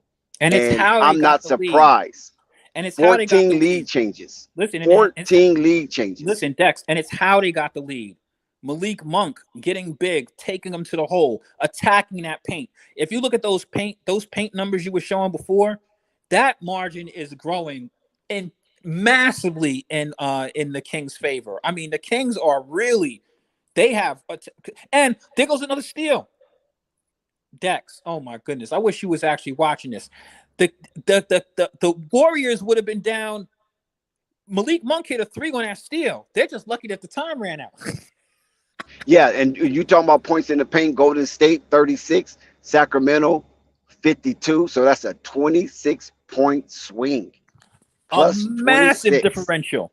And I mean, you could tell that just watching the game. The Kings have made a real effort. And I'm going to tell you something, Dex. There is a lot of real estate for the Kings because the Kings don't have Steph, they don't have Clay. You don't want to go into a arms race with the Warriors, of course, but they do have some shooters, some 3-point shooters, and the way that they've been attacking the rim so much, the Warriors are not really defending them on the perimeter because they haven't had to. You know, I mean, because every Well, if play. you shooting 26% from the three, I'm not going to defend you either. Yeah, but I mean that's part of how that these means guys you make 2 out of 10. Yeah, but they haven't really shot like this second half. Those just at the end of this half is when the Kings actually took a couple of threes and hit them. That's how they was able to get back and get kind of close back into this league. Remember, they had that. You're gonna hit 2 out of 10. So you know what I'm saying? Yeah, but I mean, like they hit another one that doesn't count. But you know that Malik Monk can hit threes. You definitely know that Hooter can hit threes. Yeah. Keegan just showed that he can hit threes. De'Aaron Fox just hit a 3. But none of these guys are focused on that. They've been like every freaking play in this half, with the exception of those couple that they hit, has been them targeting the paint so ferociously that the Warriors aren't even like they're not having to play a full court worth of defense. And right now, part of how they're opening this up and we're able to get this lead is because of them, mixing up a little bit. That play that De'Aaron Fox ran where he got that first 3 for Murray. Like there's nobody out there in the perimeter at all. Everybody's packed into the paint because the Kings have been just so dominant with them. So there's a little bit of back and forth jostling for what's going on here. But the Warriors are playing pretty. I got to be honest. The Warriors' offense is they're not playing a super inspiring offensive game either. They're really, think about it. The Warriors are definitely shooting better than them from the outside. We've seen a nice balance of scoring from everybody on the Warriors, but it's not like anybody has said, hey, you know something, get me the rock, I'm on fire on the Warriors yet. You know what I mean, Tex? Yes, no doubt, Quiz. That's a beautiful way of displaying it. And listen, shout out to Flight Sports TV, the machine, the voice of the voiceless, the people's champ, the hottest shit in these streets. Shout out to Quiz and his play-by-play action. Shout out to Uncle Vern who came through. Toxic T was here earlier, as well as No Panic. Definitely Flight. Shout out to the chat and all of its cacophony. We really appreciate your engagement. And shout out to everybody that pulled up the Flight Sports TV. Please hit that like button, hit that subscribe button, hit that notification bell so you won't miss one iota of an exuberant experience. We here at Flight Sports TV are definitely a truth and trustworthy mechanism here on YouTube as we live stream daily. We have a whole lot to give you, and what you're willing to receive, we have no problem with it. But guess what? If you're feeling a little gifty and you want to show forth your grand generosity, do not hesitate to hit that Cash App, hit that PayPal, or hit that Super Chat.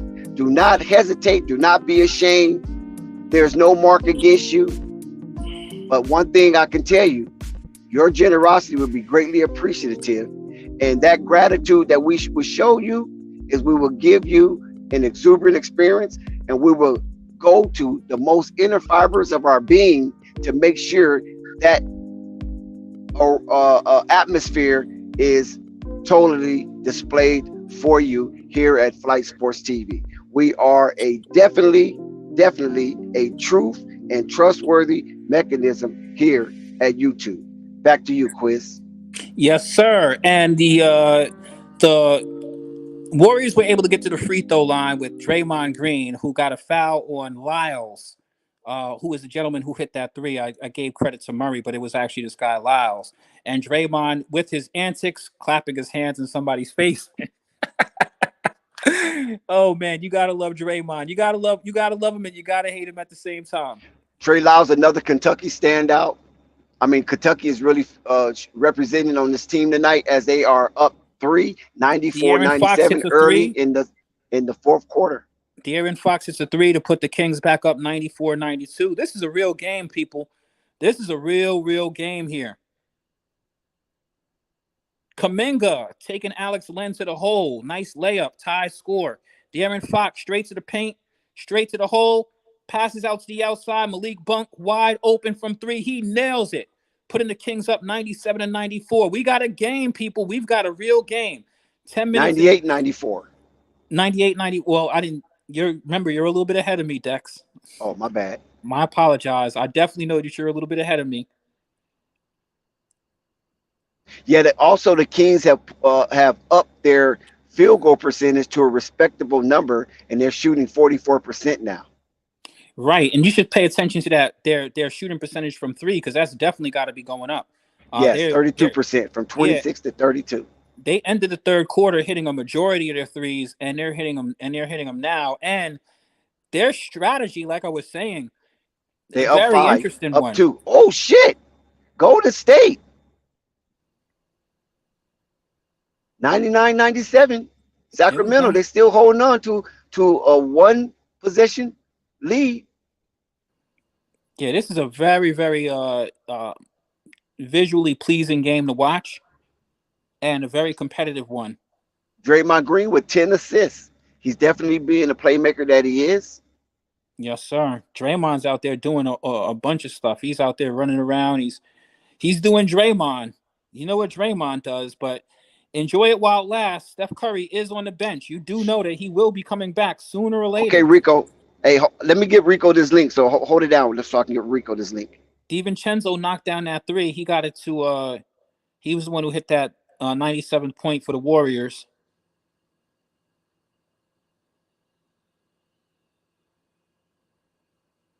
Turnover. Warriors have an opportunity on this fast break to tie the score up. He misses the layup. Oh my goodness. Malik Monk with the rebound. He's been very effective at driving the ball to the paint. He turns the ball over. I don't know what Malik Monk was thinking right there. DiVincenzo presses. Passes it out to Poole. DiVincenzo shoots another three. He misses. De'Aaron Fox with the ball is still 99-97. I'm sure that score is going to change shortly. I'm at the 9-minute and 25-second mark in the fourth. De'Aaron Fox puts the Kings up to 101. Kings are the first team to crack 100, and with that, they're going to take some time to think things over. Are the Warriors?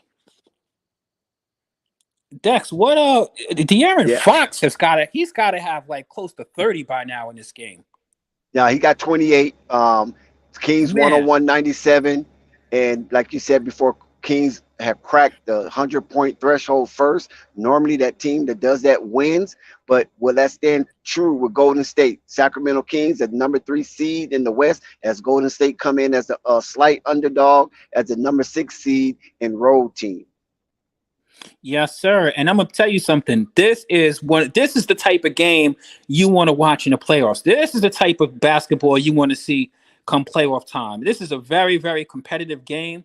Everybody has showed up to play. There are people, you can see that the stakes are very high. This is a very enjoyable game to watch. It's been back and forth all game long. Too many lead changes to count.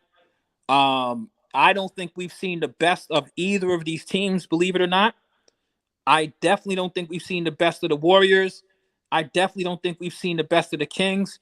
However, this game looks like one of those that's going to grind down and come down to the wire. I'm going to also go out on a limb and predict that free throws are going to be very important in this game.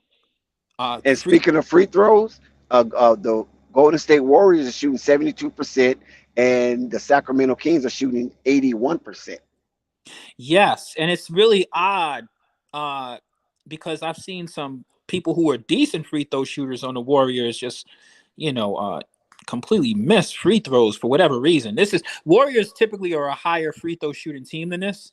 But then you also have to look at who's going to the line for the Warriors. We haven't seen too much Stephen Clay at the free throw line for the Warriors yet.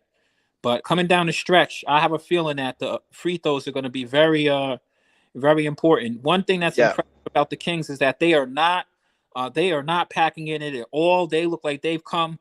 They did not come to be going on vacation. They're coming to fight down to the wire.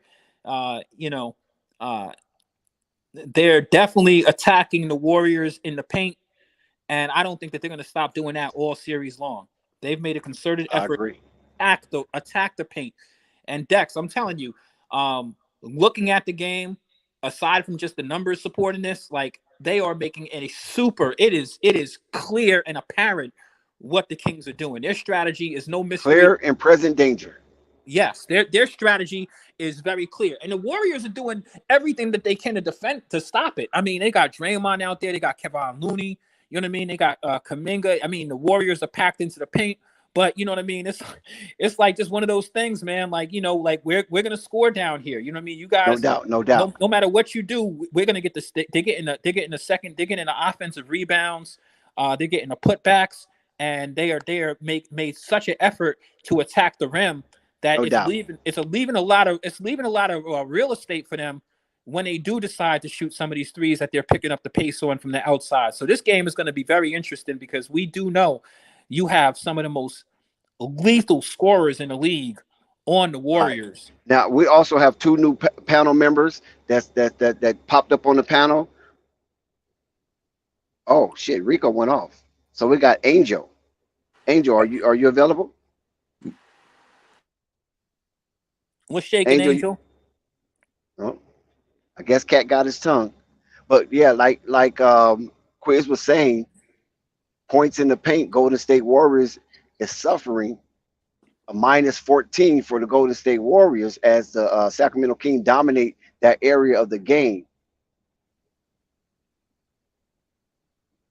Golden State bring it within 2, 99-101, with under 9 minutes to play. To be exact, 8 minutes and 45 seconds.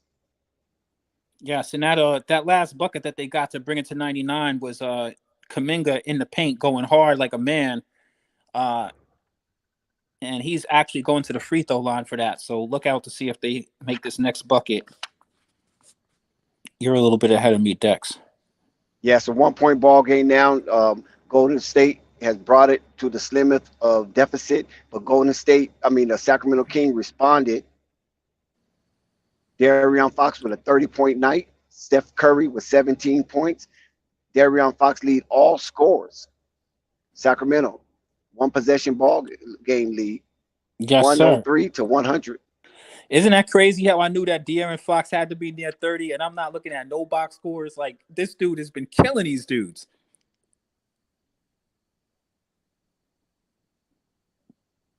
Also, like, props to De'Aaron Fox. That shot that he hit to bring them up to 103, 100 was a nice mid-range. You know, that was a star-level play. And the reason why that shot was just so open for him is because he's been so committed to attacking the rim. DiVincenzo looks like he got the blocking foul. DiVincenzo playing aggressive. It looks like, I'm not sure if he's going to the line here or not, but they're trying to get your boy Lyles the F up out of here. Nice play, DiVincenzo.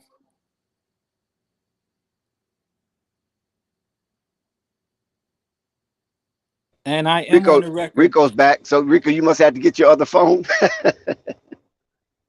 Nah, bro. I fucking closed the browser by accident, fucking around. It happens. So, what's good, Rico? Good to see you, bro. Good to see you too, Quiz. How you doing, brother?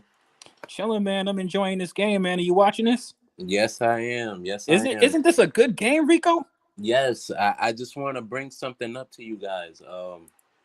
We got to watch out whether Mike Brown is going to let De'Aaron Fox play the whole fourth quarter or if he's going to sit him down for a minute or two, you know? Because he started the fourth quarter. It's 8:14 left, and it's a close game. So, It's looking like De'Aaron Fox is playing this whole thing. I'm going to be yeah. honest with you, Rico. It's looking like it from what I'm seeing.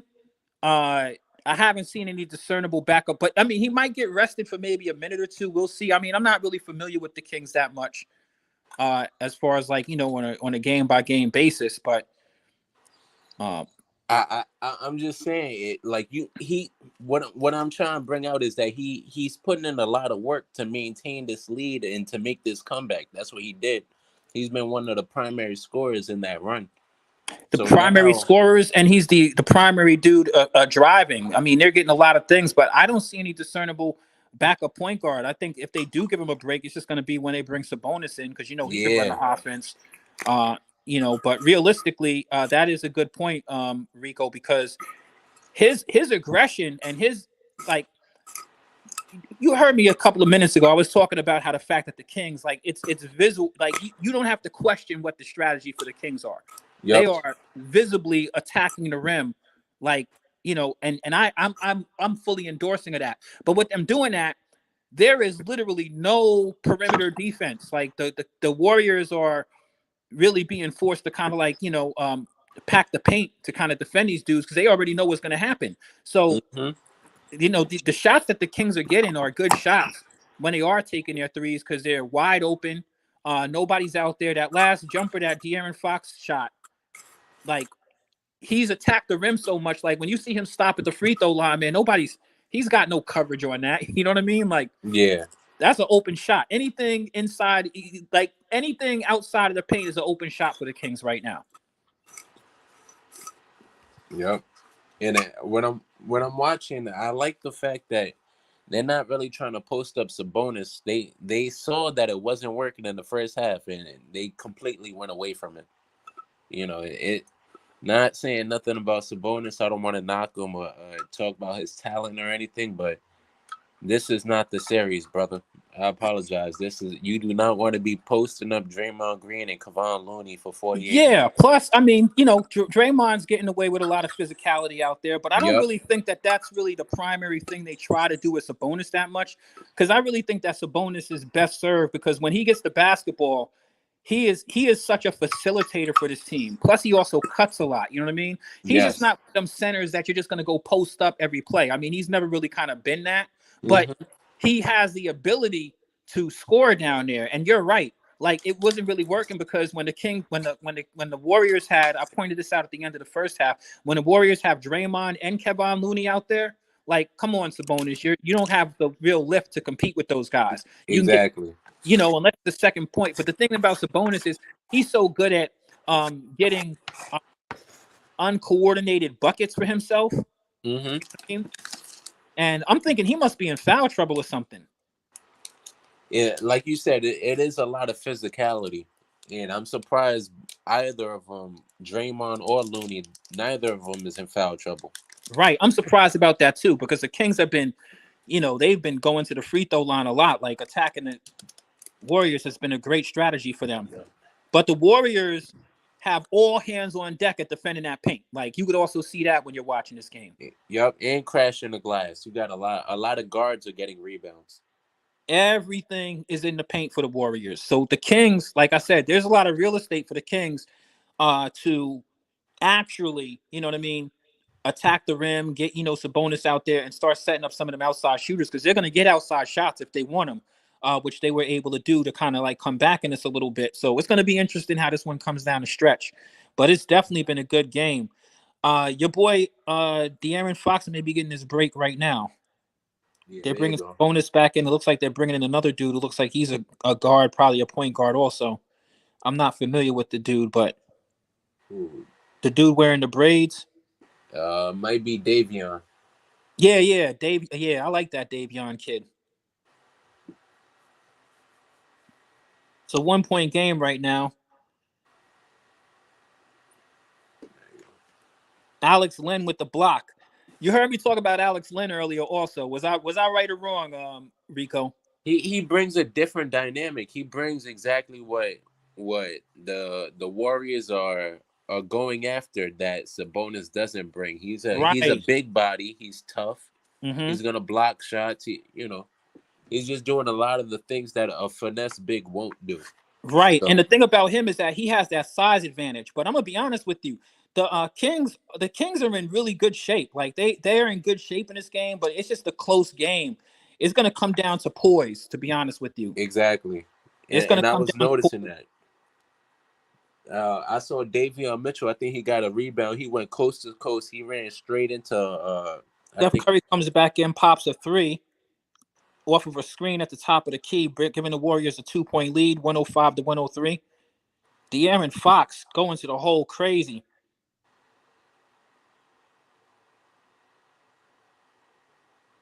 Malik Monk misses. I think that was Monk. And Warriors have the ball again. Steph with the ball at the top of the key, 2-point lead.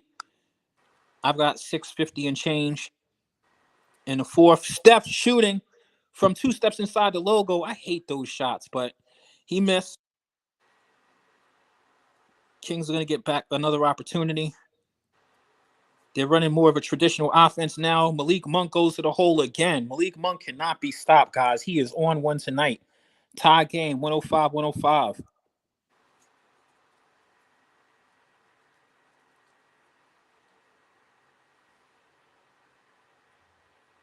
So they have Davion, but they still have De'Aaron Fox out there. Wiggins misses a three from the outside.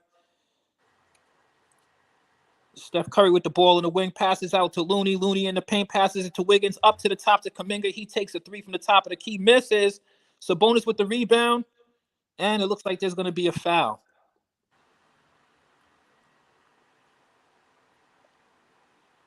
Dude, this is a really, really good game.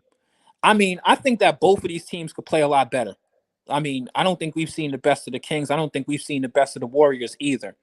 But remember, the Warriors have I can't emphasize this enough. The Warriors have struggled mightily on the road this year.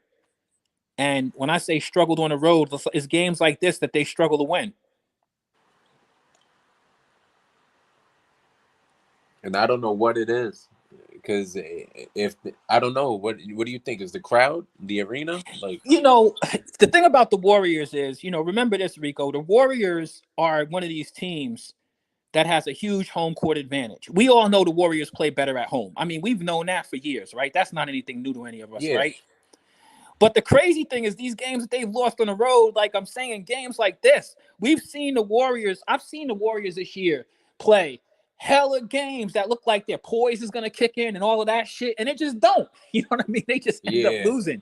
Like the perfect example, when they played against the Warriors, the Warriors playoff started about, I would say, about a month before the freaking the play-in tournament started, because they were in jeopardy of being a play-in team because they yeah. started losing. So the thing about it was when they played against the Nuggets without Joker, because they rested Joker in that game, Mm-hmm. the Warriors weren't trying to lose that game. You watch Clay clank a three. You saw him get blocked by Jamal Murray. You know what I mean? And it was the perfect example of the games that I seen from the Warriors on the road, man. For whatever reason, man, they do not pull out games on the road. And it's anybody's guess. I would assume that maybe that's the biggest one, Rico. You're maybe right about that. Just the crowd, or maybe it's just the fact that it's not their crowd. You know what I mean? Dex brought up something about their egos, because the Warriors are a very they do have a lot of Big confidence and names. pride. You know what I mean? They have a lot of dudes who, you know what I mean, who, like to play kind of chippy. You know what I mean? And I don't know. They just, like even Steph's body language in this game. I don't like his body language. You're watching the game. Is it just me, Rico, or are you seeing the same thing I'm seeing? Like his body language looks like. Warriors just took the lead.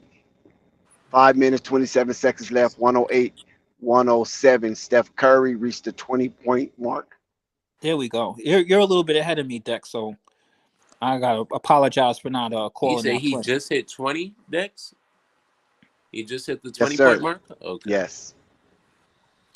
But Rico, you're watching this game. I've It been looking at Steph's body language this game. It looks a little bit weird. Like his energy is low. I don't know what it is, but Am I the only one seeing this, or how's he looking to you?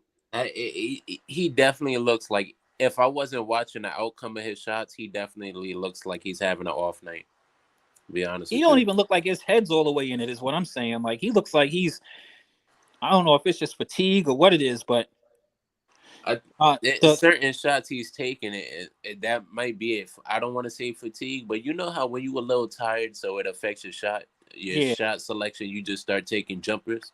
But right. I know but Steph Curry's Steph a is jump really shooter, but efficient tonight, though. I mean, See, I'm not. he's shooting 50%. He only took 14 shots. See, now yeah, Rico, I'm not talking about his shooting at all. I'm talking about just looking at him, like he like in between plays, and he just don't look like the Steph I'm used to seeing for whatever reason.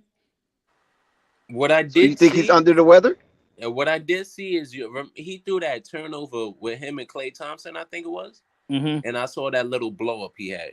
That was the only like out of body Steph Klay Thompson. I saw. You just mentioned Klay Thompson. Yeah, Klay hit that 3 to put the Warriors 21 points for Klay. He's leading all Warrior scorers. Yep. Where Nico at? 111, 110. Less than 4 minutes and 30 seconds left to go in this ball game. Golden State up by the slimmest of margin.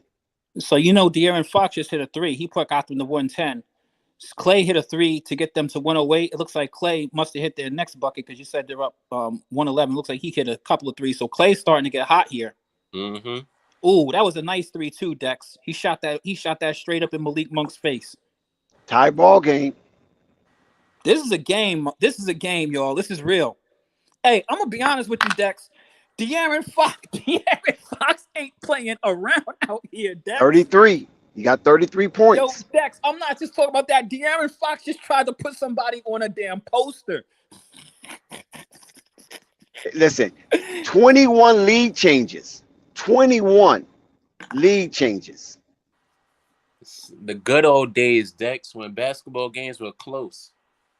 Close and competitive, yes. Yeah, man. Listen, and entertaining. And you know what is so crazy about this?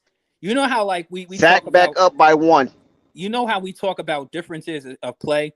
The Sacramento Kings are doing pretty much exactly how I would be playing the Warriors. I'm going to attack the hole on the Warriors all day, and the Kings are committed to doing that. I wanted to bring that up, Quiz. The Kings, their offense is kind of like a mirror match with the Golden State Warriors. Of course they run it a lot is. of the same shit. Right. They call it facsimile. It's just they don't have a Steph or Klay Thompson, but they do what they can with what they got. But are you surprised, Rico? No, it's a copycat league. That's what they say, right? Yep. But the Kings aren't. But the Kings aren't. The thing I'm saying is that the Kings are not trying to do what we all know what the Warriors do. Oh my goodness, Steph Curry from the corner. Oh my goodness, that three ball was retarded, man. Oh, we got Flight back on the scene. Flight then got back on the scene. I've been watching the game. De'Aaron Fox answered. Oh my goodness, guys. Yes. De'Aaron Fox is going crazy out here.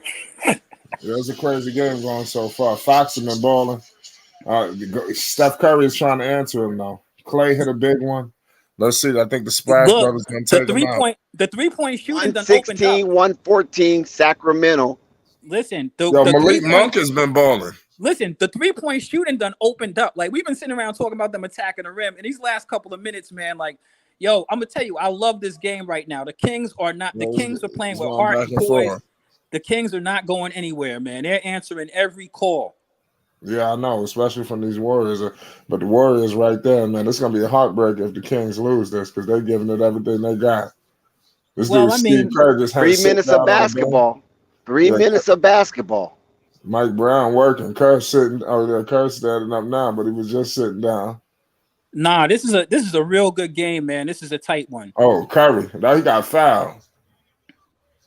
119, 114, Sacramento. It's sack time. This is Sac's biggest lead of the night. This is their largest lead of the night. 5. I got Sac winning this game, and I got him winning this series. But I'm gonna be honest with you, the Warriors 21 lead change. The Warriors are the Warriors. You know what I mean? You don't play around with the Warriors. And my issue with the Warriors, which is what we're going to see here tonight, if they can overcome their biggest deficiency of the entire season. And what is that? The Warriors struggle to close out games on the road. So this is big for the Warriors, big for the Kings. This is this is a very impressive game. I'm sorry. De'Aaron Fox is going crazy this game. I mean, he's hitting threes. He's attacking the rim, trying to put people on posters. Like, this is a very impressive game. The Kings are playing with a lot of poise. I'm impressed with what I'm seeing out here. This is what you want to see in the Kings up playoffs. 3, 119, 116. Yeah, it looks like Kevon Looney hit them a couple of free throws to get those last couple of points for the Warriors. What time you got left in the game, Dex? 2 minutes and 39 seconds. All right, you're 10 seconds ahead of me. Yeah, I was at 240. Oh, Sacramento. My God.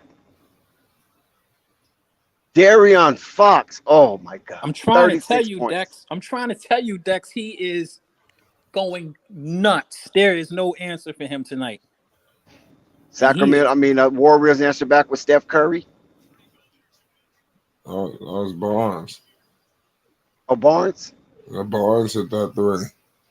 There we go.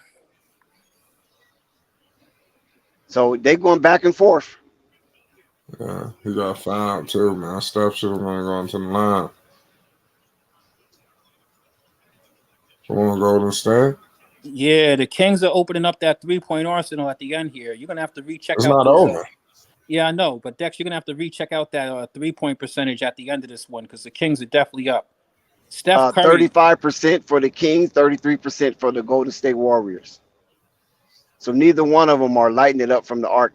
But the Kings was shooting so bad, it appears that they lightened it up. But Yeah, the no, totality, 35% is really not that good. Yeah, I know. But and neither for the Kings were like 12% at the beginning of the game. So, you know what I mean? Like, they're hitting them They now. call this one a wild one in Sacramento. The Wild Wild West is underway. This motherfucker Draymond is useless. Yeah, but right now in the game, Dex, I'm trying to tell you, like, you can't leave the Kings open from 3. They're wetting them from now out there. Yeah, they got their rhythm going, right? Yeah, it's right now, man. I don't care about what none of them numbers say. Don't leave none of them dudes open. De'Aaron Fox is out there going nuts. He just got finished hitting about 3 or 4 threes in the second half. And they're going to the line. Yeah, they can't hold him. Yeah, man. See, the thing is, I'm seeing it, man. I talked about the deficiency of size on the Kings. They're going to have to play Alex Len more minutes through this series. Oh, my goodness. De'Aaron Fox is just... I'm sorry. I can't say it. Yeah, I ain't gonna lie. Fox he playing this game like his life on the line. Nah, I'm gonna tell you right now what I'm seeing from De'Aaron Fox. Like, yeah, Steph and Curry are big names. De'Aaron Fox is gonna make a name for himself in this league. He's showing that he's a big time player too.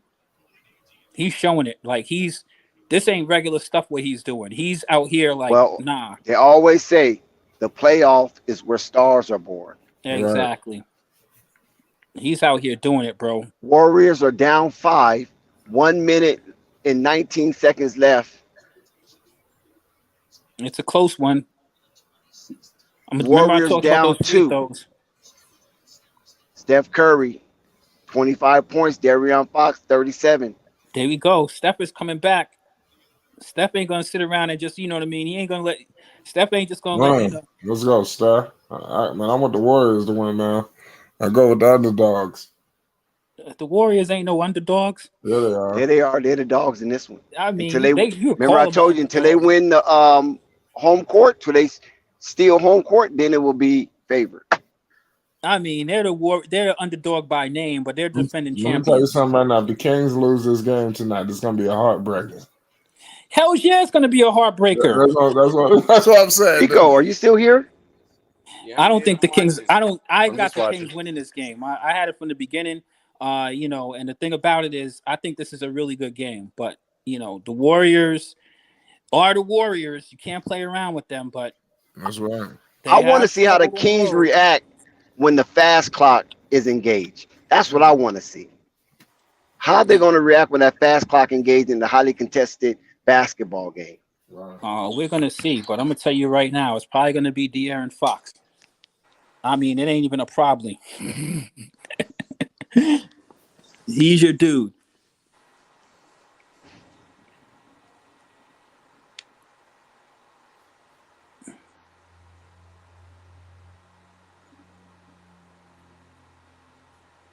It's still 1 minute, so I assume it's a break in action. God damn, Steph. 1 minute Yeah, 9 they're on the seconds. they're on the 121 to 123. yeah, they're on the bench right now. It's a little break in action. This one's coming down from Sacramento has dominated that restricted area 60 to 48. That's a plus 18 for Sacramento. Second chance points, Sacramento has a slight edge over that, 20 to 16. And fast break points, Sacramento has surpassed Golden State 12 to 9. So these are the areas of the facet of the game that must be dominated by a winning team, and especially a home team. And Sacramento has done just that. Yes, sir. And the thing is, Sacramento defending this home court is important for them. So, the Sacramento Kings don't have that playoff experience that the Warriors do. They're showing a tremendous amount of poise in this game. But there's still a lot of time in this one, and you gotta finish off. You gotta finish off sealing the deal. There's still so much time, and like you said, Dex, it's going to be very interesting when it gets down to those seconds with like you said, that fast clock kind of kicks in. I'm sorry. Can y'all, Dex? Can you explain that to me? What you mean by that? I missed out a little bit. All right. So when the game gets under 24 seconds, yeah, then you know that the 24-second clock now. You know what I mean? Oh yeah. I get that part. My bad. I thought y'all meant something else. Yeah. No, we already spoke about certain things in this game before you hopped on. Like I talked about, free throws are going to be very important in this particular game. Yeah. We thought it would be close. I picked Sacramento. Now, I mean, the Warriors may be an underdog, but the Warriors are also the defending champions, and the Warriors are the more talented team between these two teams for sure. But Sacramento Kings does have home court advantage, so it's like, I think that there are points both ways. Yep. And come on, let's be honest. Nobody. That fast clock is engaged. Here we go. It's official. Nobody thought the Kings was doing any of what they've done this season. Coming into this season, 121 to 123, 58 seconds left to go. It's official that fast clock has been engaged. And watch those milliseconds, Rico. Watch how they go so fast, and those players get nervous. Just check it out. Thank you, Dex. I'm watching. I think it's a break in action again. I think they're gonna have a bunch of those. The last minute of the game is like 10 minutes. Yup. Especially a game like this. I think the NBA won on this one. This is a win-win for the NBA with a game. Here we go. It's ticking. Go ahead, Rico. Golden State scored. Sacramento scored. 3-point game. 121-124. De'Aaron Fox, 38 points. He's looking for a 40-piece in a victory. 40. Oh, shit, Golden State. Golden State. Yeah. Dex, you're ahead of us. You got to remember that. Look, I have no idea what the hell you're talking about right now. And I'm about to say it right now. You're also like a spoiler. You're like a spoiler to the he making it seem like Golden State just took the lead. Right. They couldn't have, because De'Aaron Fox is about to put him up. He's about to put him. Oh, he missed the second one. No. All right. Hold on. Here we go. It's 124, 121. This is the play that Dex was reacting to. Steph Curry goes to the hole. Steph Curry hits the layup. It goes in. No foul. Sacramento Kings with the ball. 124, 123. It's 45 seconds left in this one. De'Aaron Fox is the ball. He is at the logo. I got Fox just missed it. Okay, Warriors down one. They're not calling the timeout. With the ball. What's going to happen? Count it down. Wiggins. Oh, get the fucking rebound. Damn. Told you about these Warriors in these games. Come on. You got this game has got to be practically over. What's going on? Y'all got to tell me because Oh, it's time on the clock. Y'all Time on the completely clock. y'all don't Sacramento want me up to by do the 1. play-by-play. They got a timeout. Yeah, this is Sabonis ridiculous. with the rebound. Kings with the ball. And that's a foul. Oh, the Kings go up by 2. Hold on. There's 2.9 seconds in this one, Dex. He's going to the line at 2.9 seconds. And remember, you're a little bit Kings ahead up by of me. 3. Golden State with the ball. Let's go. Count it down. All right. Yo, somebody got to call this play, Dex. It can't be me. I'm going to play behind you. I'm not calling it. I already called it. Warriors losing this one. I still got Malik Monk at the line. So do I.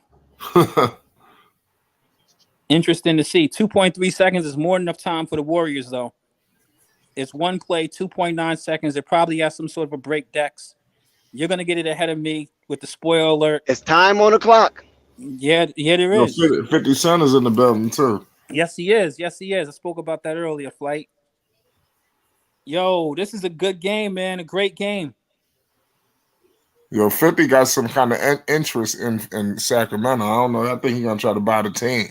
Draymond needs to be careful out there. He does too much of extra stuff. At the end of that free throw right there, he took a swipe at this dude, and he didn't get a tech or anything like that. But his extra stuff, man, he needs to chill out with that, man. You ain't 24 lead changes in this game.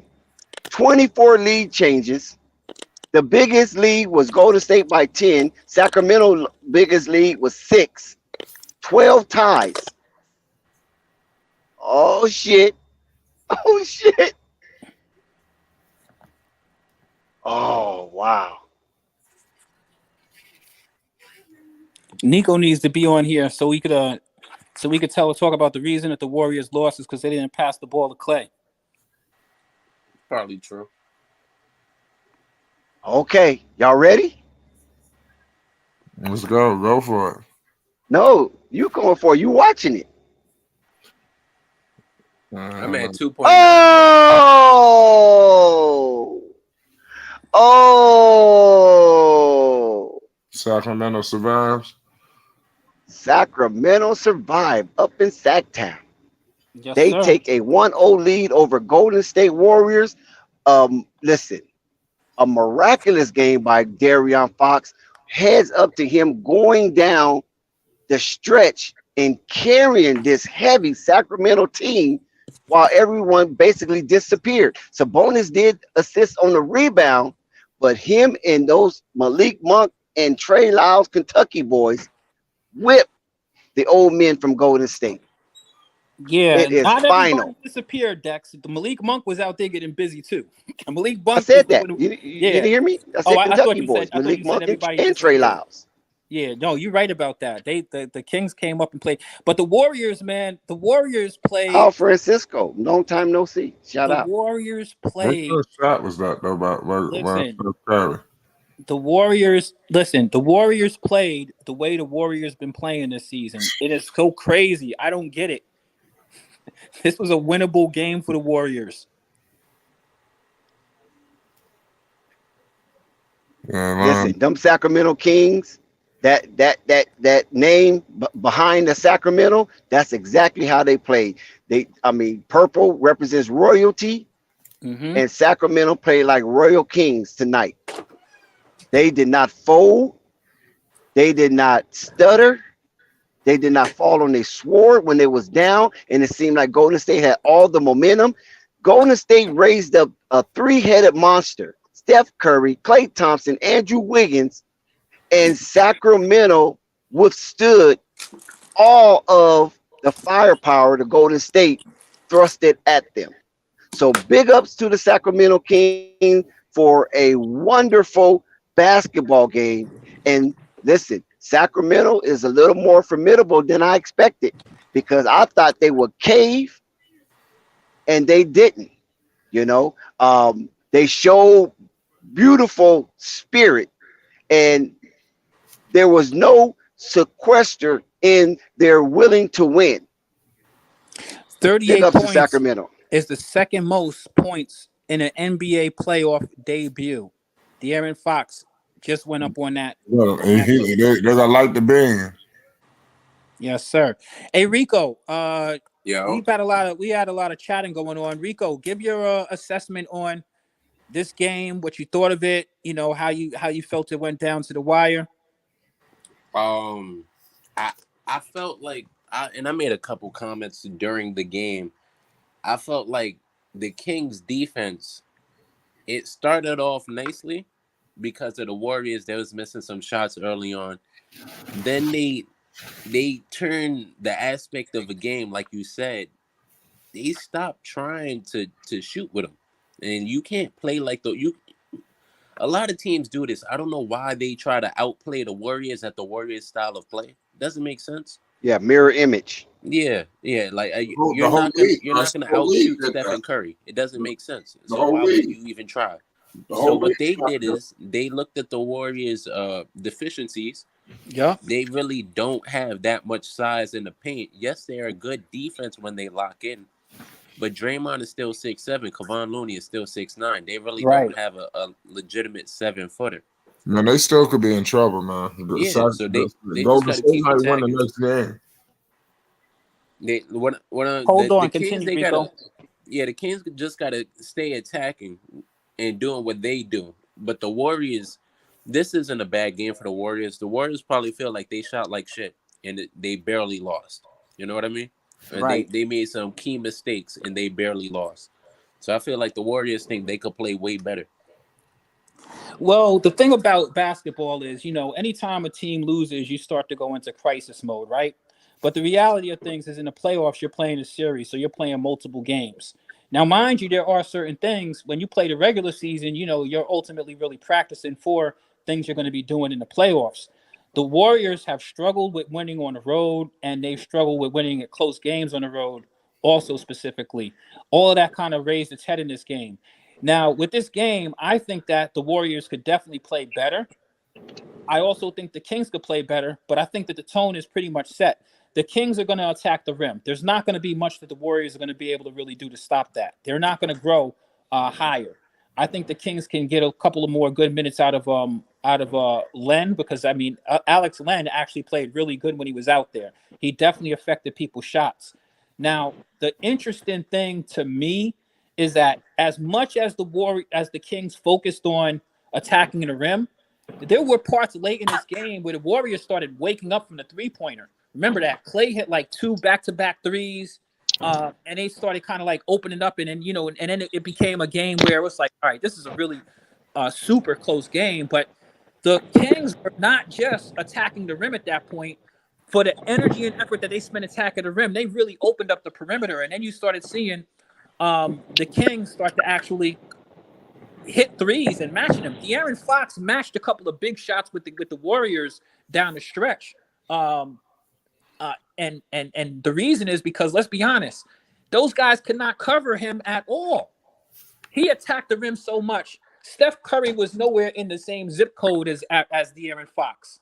I mean, to be honest with you, he made them get on their heels, pack the paint. But when he decided to hit his little mid-range shot or shoot from the outside, like, it was there for him. And I think that they're going to have to make some defensive adjustments clearly to just present more of some sort of presence on De'Aaron Fox, because he literally ate them in the second half of this game. I mean, literally ate them. And to be honest with you, props to De'Aaron Fox. He showed the stuff that I liked about him. This kid is a real star in this league, man. He plays with heart. He's not going anywhere, man. That dude he showed that he's as big a star as anybody in this league the way he played tonight. And I'm looking forward to seeing game 2. The Warriors shouldn't really hang their head because it's a winnable game, but they just got to get out there and win. They got to get out there and execute better. And I don't know what they're going to do to stop what the Kings have kind of exploited in the Warriors, man. Attack the rim. They played high percentage basketball, exactly what I would do. And I still think the Warriors have a more talented team, but you got a series now, folks. I mean, this was a really, really good game. Those are my takes on it. But I expect to see another extremely good game next game, and let's see if the Warriors can try to steal one. The series doesn't start until you win on somebody on the other team's home court. Yeah, you're right about that, man. De'Aaron Fox showed extreme effort tonight, man. He put the Kings on his back. Malik Monk, too. I don't want him to get lost in the shuffle. Malik Monk balled out as well. You know, he was very formidable. Those two, the former college teammates, they got a great bond, similar to what we seen with Brunson and Hart. You know, they just it's something about their chemistry. You know, this dude was just getting slapped around by Michael Jordan. You know, he was. You know, where was I was watching Monk like, where the hell was this in Charlotte? Where the hell was this in L.A.? You know, this should all come to live in Sacramento. No, it's just a crazy situation. But the Kings are still, and look, they're gonna have to put the Warriors down for me to believe. And until then, I still believe the Warriors gonna win this series. I mean, they had a good look. We got to before we crucify the Warriors and before we ready to give the Kings the Western Conference. They almost lost this game tonight. And let me tell you something: the Kings was playing their hearts out. I'm gonna put that out right. They put everything on the floor. They didn't have nothing left. You know, they dropped everything they could to get this game tonight. And I don't know if the Warriors gave everything they had. You know, so they're gonna have a fight. They're gonna have a championship fight. So just everybody hold their horses. It's not over just yet. Definitely agree with that. Like, you don't win the series in one game. And I'm not a fan of none of these teams. I'm just speaking just from a basketball, just using my intellect on Yo, this. What's up? Flight, I missed your take on the Knicks win, man. How I, you oh, feel? I'll put a video out on it. But Yeah, all right, I'm gonna check yeah, it out. I mean, I'll talk about it. I mean, I was happy, you know, for the New York Knicks, man. They won. They won in full beast mode. You know, Brunson. You know, they survived Donovan Mitchell, man. Donovan Mitchell tried to take their ass out. But credit, man. It was gonna be another upset tonight, man. I thought the Warriors were gonna win. Curry, if he would have made that three, would have been in overtime. Yep. So we just gotta. A crazy shot selection too, Quiz. That's what I was trying to point out. Yeah, right. It's not that he's shooting bad. It's just the shots that he's taking. Some of the Like, you shots could he say takes are something just something in his head. Some of the shots he takes are insane. Like, he took that one shot. He was about 2 steps beyond the logo, right? And the one in the middle of the court. And I mean, he missed it. And you know, it's Steph Curry and stuff like that. But then my question is, like, why? Like, Steph, why? Why do you take that shot? Help me understand why you even take that shot. Like, if you can shoot the three, they have plays where they run where he passes the ball and he runs around like screens like Reggie Miller used to do and stuff like that, and then gets the ball give and back. And you goes. mean, like, I know what you mean. can do that. Like, you can get your shot at any given time. And sometimes he just takes shots that are just so freaking like, and it's scary because you know what it reminds me of a little bit, Rico? What? It's like when a dude can sometimes be their own worst enemy. I'm gonna give you a perfect example. One of the things I used to hate about Kobe Bryant, sometimes his shot selection would be insane, right? And you'd be like, "Why did you take that shot?" And then it goes in, and you're like, "Oh my goodness!" You know, Kobe was the best terrible shot taker maker that I've ever seen in my life. He'd take some of the worst shots and then hit them. You know what I mean? Like, definitely agree. Definitely, Quiz. You know what I call that? You ever play 2K with somebody? It's just random. And he take a dumbass shot and he hit it. So you forced to say good shot, bro. Right, yeah. And the thing about That's it is, what it's it like is. fool's gold because it encourages him to keep on taking crazy shots. Exactly. You know what I mean? Exactly. Thank you. That's exactly. So there's certain what it things is. like I want Curry taking that shot if I'm on the other team. I mean, you don't like it when Curry gets in the rhythm and he's hitting. When everything is falling, there's nothing you could really do. But like I always have said, it's not the first time I've said it. Every year the Warriors play, I say the same thing. The Warriors are subject to beating themselves by shooting too much. You know what I mean? Like, you got some great shooters, but sometimes you'll get a little bit nutty with the shots they'll take and stuff like that. So you'll always give a team an opportunity to get back in the game. How are you going to get back in the game with the Warriors when they're shooting like that? High percentage basketball, attack the rim. The Kings showed visual, like obvious, clear, blatant, obvious game plan of attacking the rim at all costs. And they did that consistently through the second half of the game until, you know, about the end of the game where, you know, you started looking in there. It was almost like football. You saw everybody in the Warriors packed up underneath the paint to try to block them attacking the rim. You know what I mean? and it was just weird. But that's one of the reasons why this is going to be a good series. The Kings are going to be able to do this for the entirety of the series. There's no strategy defensively that the Warriors are going to come with to be able to prevent them from going to the hole. What I will say is, as far as that Steph Curry's certain shot selections, I feel sometimes like it's his way of conserving energy, because a lot of players have their own unique, like, niche ways of conserving energy. You know, Right, like facts. some players, they're very ball dominant, and then when they want to conserve a little energy, they'll spot up for a little bit. You know, they'll spot up for 3-4 possessions. Maybe Steph Curry, he thinks, I can make this shot. I'm semi open.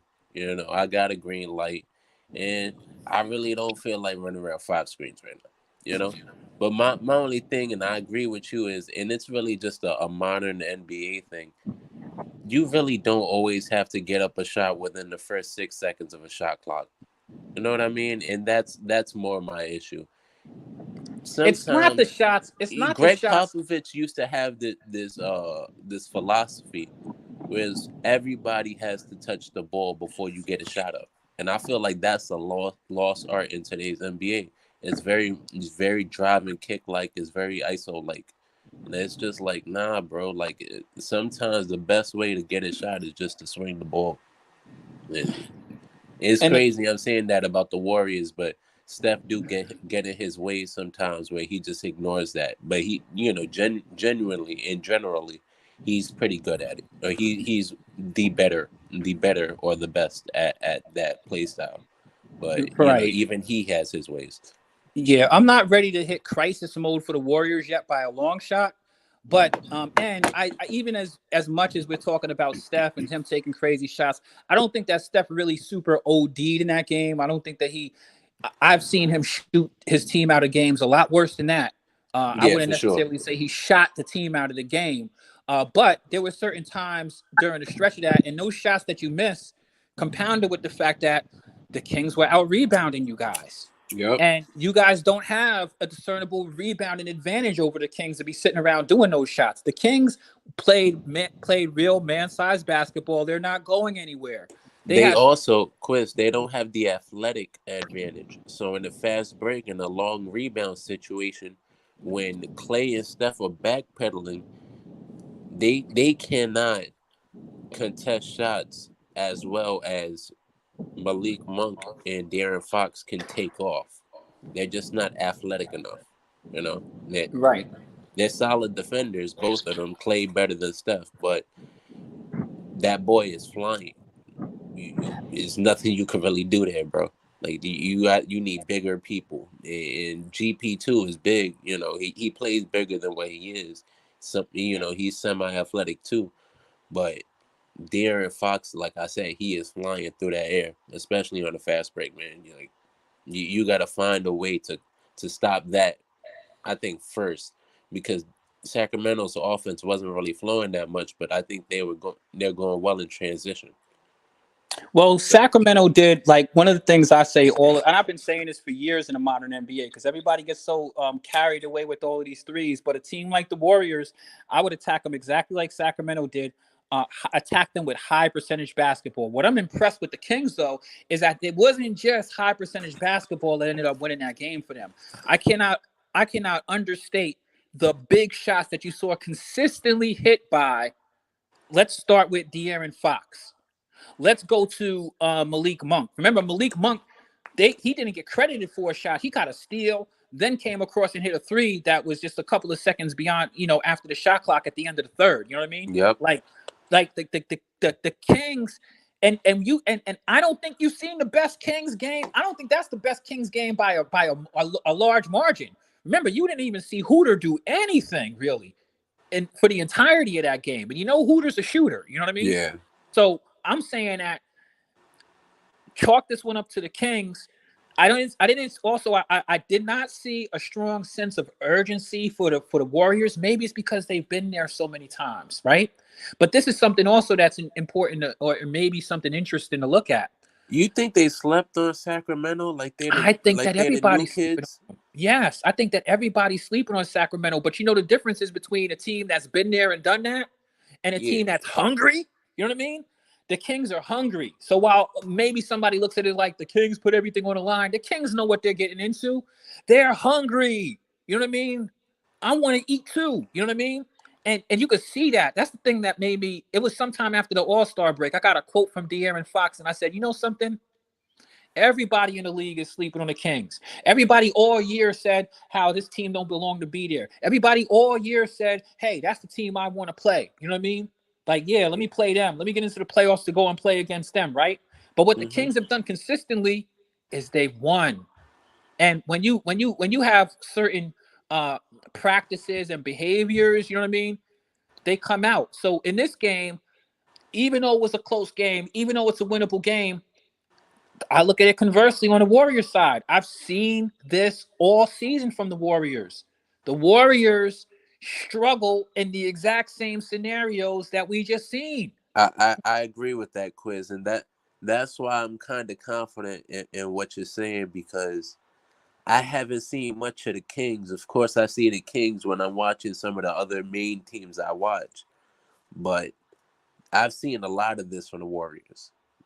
I've seen a lot of this mellow, you know, it's just another game on the road No, attitude that's why I was for asking the you about Warriors. Steph Curry's body language. I was asking you about his body language for a reason. Like I did not see like he hit a couple of shots, sure, but I mean like he was looking like I I don't know. That's He why I wasn't said looking like he was like fully engaged to me. that's what I was trying to say. I said, like, from his shot selection and the way he's playing, I felt like he was just like, aloof, I think is the correct term. He's just up in the air. He's just doing whatever. It's like it's not the first game of the playoffs. Like he's just playing. You know what I mean? Yeah. Yeah. Now, Rico, this is What's- another thing. This is another takeaway I have from this game, right? Because I keep on, I say the same thing. Like, I like having real conversations. That's the reason why I appreciate you and a couple of other people, whether we agree or disagree on other minute points. But the thing is that, you know what I mean? Like, basketball is a game that's been going on forever. It's not anything new. Like, we could act like this is the greatest thing I've ever seen. Like, been playing basketball before I was even born. Like, you know what I mean? There's a lot of science that goes into basketball. High percentage basketball versus low percentage basketball. You got great 3-point shooters. You know what? I'm gonna go and play high percentage basketball. Every time you miss, get some rebounds, get down to the other end, take high percentage shots, go straight to the rim and get the ball, into the paint. But here's the thing: one of the takeaways I've got from this game is there are a couple of things that are not going to change. I can already see that in this series. All right, now certainly the Warriors could potentially play better. I think the Kings can also play better. But here's the thing: I don't see any answer for the Warriors for stopping De'Aaron Fox at all. Steph Curry, Jordan Poole, whoever you want to put out there, man, they showed no pride in trying to even make things even remotely difficult for that man. Or did he just beat them into submission, Rico? I think I think what the Warriors suffer from is that their best offensive lineup and their best defensive lineup is entirely two different units. So when they're closing games, they try to find a balance, and their best defensive players aren't really there full time. But De'Aaron Fox got it, like he got into a rhythm early, not early, but he got into a rhythm. Like you said, they just kept on having him drive to the rim. You make enough layups, you start feeling good about yourself. Now he starts hitting that mid-range jump shot. After that, he starts hitting these catch and shoot threes off driving kicks and relocations. You know, so now he's just feeling good. Now it don't matter who's defending him. You It know don't make a difference who was defending him because remember that they couldn't stop the Kings. Listen, Rico, I love this, right? It wasn't just De'Aaron Fox, that, right? yeah. Right? The entire team, Sabonis, um, Malik Monk, like everybody on the team was like, all right, go to the rim. They attacked the rim so ferociously starting the What I second half, right? What I will say though, I feel like they did stop Sabonis, and I feel like they aimed to stop Sabonis. And they did, because I feel like the Sacramento, I mean the Golden State Warriors probably felt like Domantas Sabonis was the catalyst to the Kings. Right. And I And think this that you're game right. just revealed that it's actually De'Aaron Fox. But check it. I think it's a combination of both. And I'm gonna share with you because I like that you brought up that point. Now remember, I think that you had came on the stream right around the time when I asked, did Sabonis just get into foul trouble or something? Remember I said that? Yeah, Because they took him out the game and he was out the game for a minute. I was like, oh, this dude must be in foul trouble or something, right? But yeah, when they took him out the game, remember you said, I think that they're going to play De'Aaron Fox the whole game, with the whole fourth quarter, which they did, right? You know what I mean? yeah, Because during that period of time, I think that they tried to focus on Sabonis because they were getting blocks on Sabonis in the paint. You were right yep, about that. You know what I mean? Sabonis doesn't have that much lift. Sabonis's game isn't really just post up all game, but Sabonis was killing him so much. I think that maybe Steve Kerr was like, yeah, you know what I mean? Because remember, you saw the Warriors. What were they doing? They were literally packing the entire paint. They weren't even, listen, talk about the Kings defense. The Warriors weren't even freaking playing D. Everybody in the Warriors defense was in the paint. Am I lying, Rico? no, Everybody you was right. in the paint. They had the Yeah, whole team in the paint. You know what I mean? And it did not stop De'Aaron Fox, Malik Monk. It did not stop them. Even when they had everybody in the paint. Am I lying, Rico? They kept attacking the paint even with everybody in there. yeah, And and I'm not talking about that's any when one those person, threes all of them. started opening up for them. Because they weren't the Warriors were not playing. Listen, the Warriors were really not playing any defense. Their whole defense, it was all hands on deck, just get into the middle of the paint. You know what I mean? Get into the middle of the paint. And remember, the Kings started getting fouls. De'Aaron Yeah, Fox was getting fouls. But then when De'Aaron Fox said, all right, let me pull it back out, there was just all kinds of real estate. All of these dudes. That's the reason why their three-point shooting started going up. I mean, they were wide open. You know what I mean? yep, Like there was nobody within miles of these guys. They were just sitting out there on islands, and you know what I mean? I mean, even faintly contested at best. And then De'Aaron Fox, you wouldn't even think anybody even had an assignment on De'Aaron Fox in the fourth quarter. Am I lying, Enrico? no, that's what I was. Yeah, that's what I agree with you on that. It's after a while when you give a great scorer, enough good looks or enough looks that he wants, it doesn't even matter who's defending him. At that point, it's just whether or not he's going to make or miss the shot. And if he's hot, more than likely he's going to make the shot.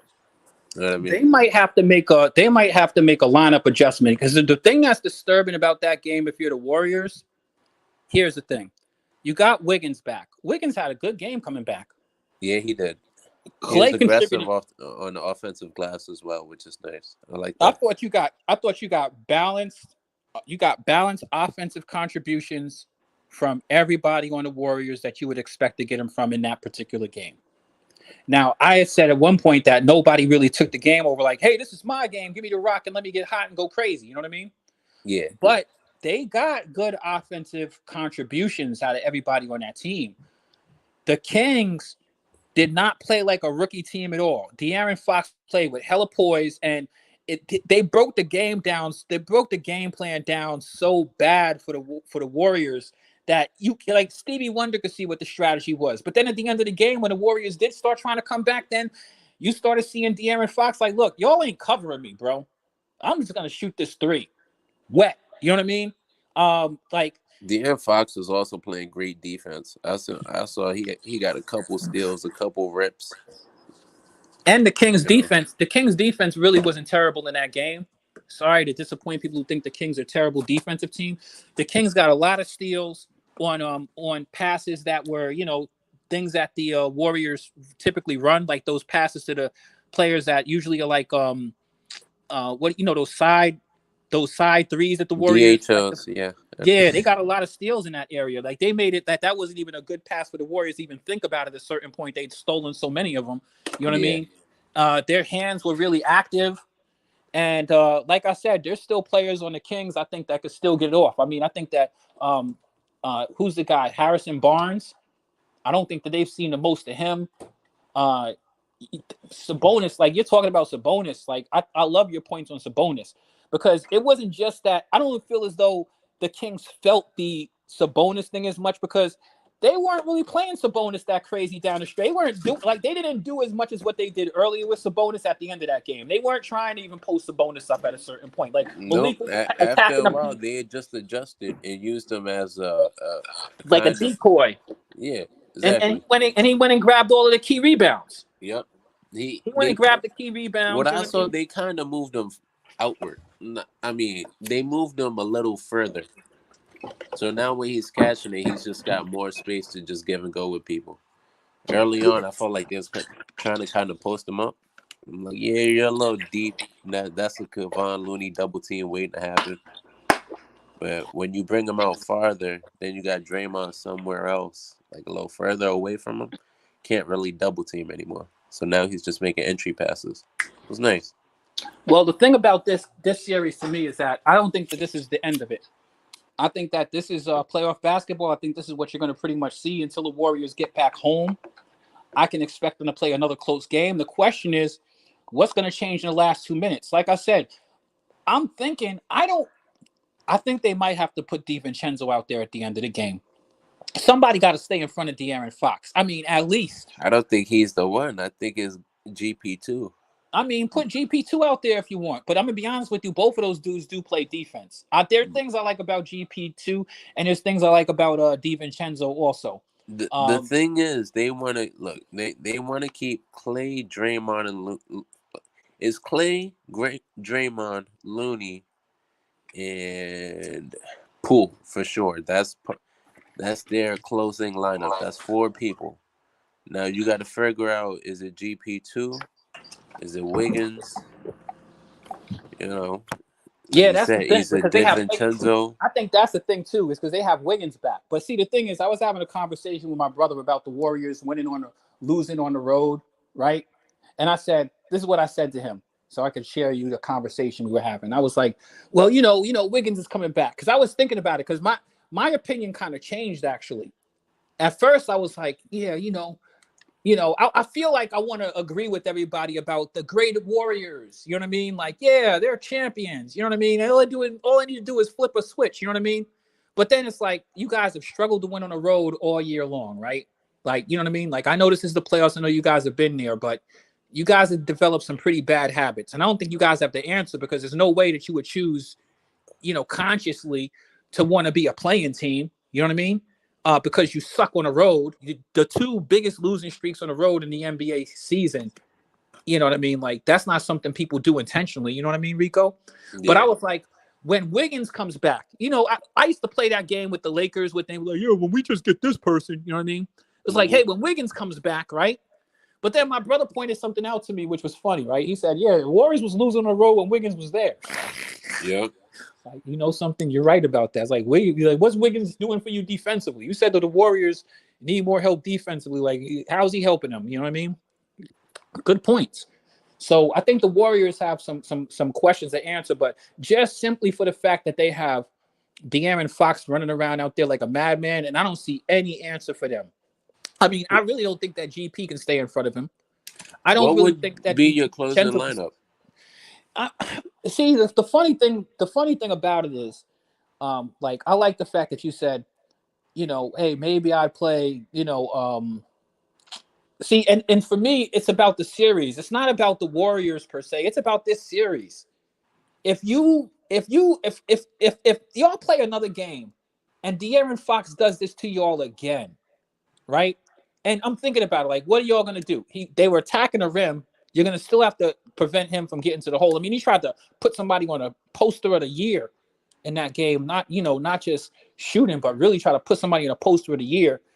Steph Curry cannot stay in front of him. Clear. He was nowhere even in the same area code of him the entire game. So I like DiVincenzo because I know he plays defense. I like GP because he plays defense. I don't think that there's really a huge discernible difference between those two, other than just the names on the back of the jersey, to be honest with you. I mean, there are things that Gary Payton does better than DiVincenzo. I mean, as far as like his lift in the paint, but I think offensively DiVincenzo is better, and I think that DiVincenzo moves the ball around with the Warriors way better than sort GP. of like a Brogdon. Plus, to a lesser extent, but yeah. Plus DiVincenzo. Plus, I'm gonna be honest with you, DiVincenzo more so than GP2. He really helps the Warriors pace. Like he plays really well with like the Wiggins, and even plays really well when he's on the court with GP. If you ever put him on the court together, but they're menaces. You know what I mean? Like he gets his hands on things, mixes things up. You know what I mean? He's a kind of crafty, smart player. I mean, I like the both of them, but at the same time, I mean, if you got Steph out there, because you're going to want to have Steph, you're going to definitely want to have Clay on the court, but I'm probably going to put Clay at maybe a small forward. Okay. Then you have to figure out, you're probably going to keep Draymond out there, right? Yep. Now, my question is, am I going to move Draymond to, you're already a small team, so maybe I put Draymond at the center. And now, or am I going to put Draymond at power forward and keep Looney out there? Because you know that these guys are going to try to attack you in the paint. So I might have to do that. I might have to sacrifice, and maybe it doesn't have to be something I do for the entire last 5 minutes of the quarter. Maybe I can play a little bit of situational basketball depending on how things come down. You know what I mean? With Quiz, you left out your shooting guard. Who's going to be your starting shooting guard? Well, that's what I'm saying. My shooting guard, because I have to have, the thing to me is I just can't see me just leaving De'Aaron Fox to just slaughter my team. If you leave him to just take any open shot that he wants, clearly, did you see the way he was shooting out there? Yeah. When he was in the flow of the game, after he done attacked the rim going crazy, I mean, he's stepping out there by 3, man. And I mean, that shit is nothing but net consistently. He's not, that motherfucker is a baller. You know what I mean? So I'm like, we could lose, but we can't lose like that. We could choose between, I probably would say DiVincenzo, but that doesn't mean that I want to play GP2 also, but I'll play one of them. I got to have one of them. I got to have somebody accountable for De'Aaron Fox because Steph can't do it, clearly. I have to. So are we benching Jordan Poole? Oh, man. Come on, man. That's what it sounds like. It might be Jordan Poole. It might be Wiggins. It might be both of them. But I'm saying, at the end of the day, you got to trust that. I mean, you got to believe that just having Steph and Clay could provide you enough offense. But you got to slow these dudes down. The Kings are the number one scoring offense in the NBA this season. You know that, right? Yeah. So I mean, or do you say fuck it, let's just trade off with them and let them continue doing what they're doing and take our chances? I mean, do you think the Kings could outscore the Warriors? They just did it. No, this was a bad game for the Warriors. I'm just saying, the Warriors were trying to do different shit defensively. What if the Warriors just went back to the old Warriors and said, threes for twos, what's up? But listen. This is the thing, right? Dex brought this up. The Warriors were not shooting bad in that game. The Warriors' shooting percentages were super high. A lot of those dudes. DiVincenzo, Wiggins. From three, there was what they were shooting from three. I don't know what they were shooting. It was from three. Average. It was average. I think he said they were shooting about 35%. Yeah, that's not the Warriors. That's what I'm saying. Yeah, but I mean, the Warriors, when you're talking about three pointers are a low percentage shot. The Kings were actually covering the Warriors. They actually did a pretty decent job at, you know what I mean, at their perimeter defense for the most part, most of the game. Now, mind you, the Warriors did get a few shots. They ran a couple of plays that I really liked. Also, they ran that little play with the regular. Draymond and Steph Clay, but I feel like the Warriors missed a lot of shots. You know what I mean? I feel like the Warriors did too, but a lot of them they make. Listen, I've seen the Warriors. Some to a lot. I'm not going to say a lot. Some I to a didn't lot see of the the Warriors. shots they make. I don't think I saw the Warriors play with necessarily the same level of urgency. I saw that too. Also, I mean, I've seen the Warriors play a lot like everybody else. The Warriors get hot. The Warriors get cold sometimes. But the thing is, when you think it's going to be shots, crazy that even if they lose next game, it's a very real thing that we could go see game 3 and the Warriors blow this team off the floor. I think the Warriors are prone to that. I think we're prone to see that. I think that the environment makes a difference. I think I'm bringing up the fact that the Warriors' big thing this year is we could talk about the Warriors till we're blue in the face. The Warriors have not played like the best team in the NBA this year by a long stretch. And the Warriors for the first time ever, are going to have to do everything on the road. Usually the Warriors have home court advantage. Am I correct? Yeah.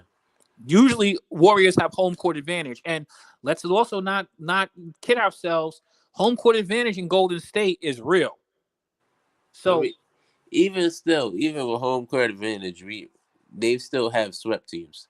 You know what I no, mean? They absolutely. still so Well, because the Warriors, you know how the Warriors are. Once the Warriors are an attitudinal team. You know what I mean?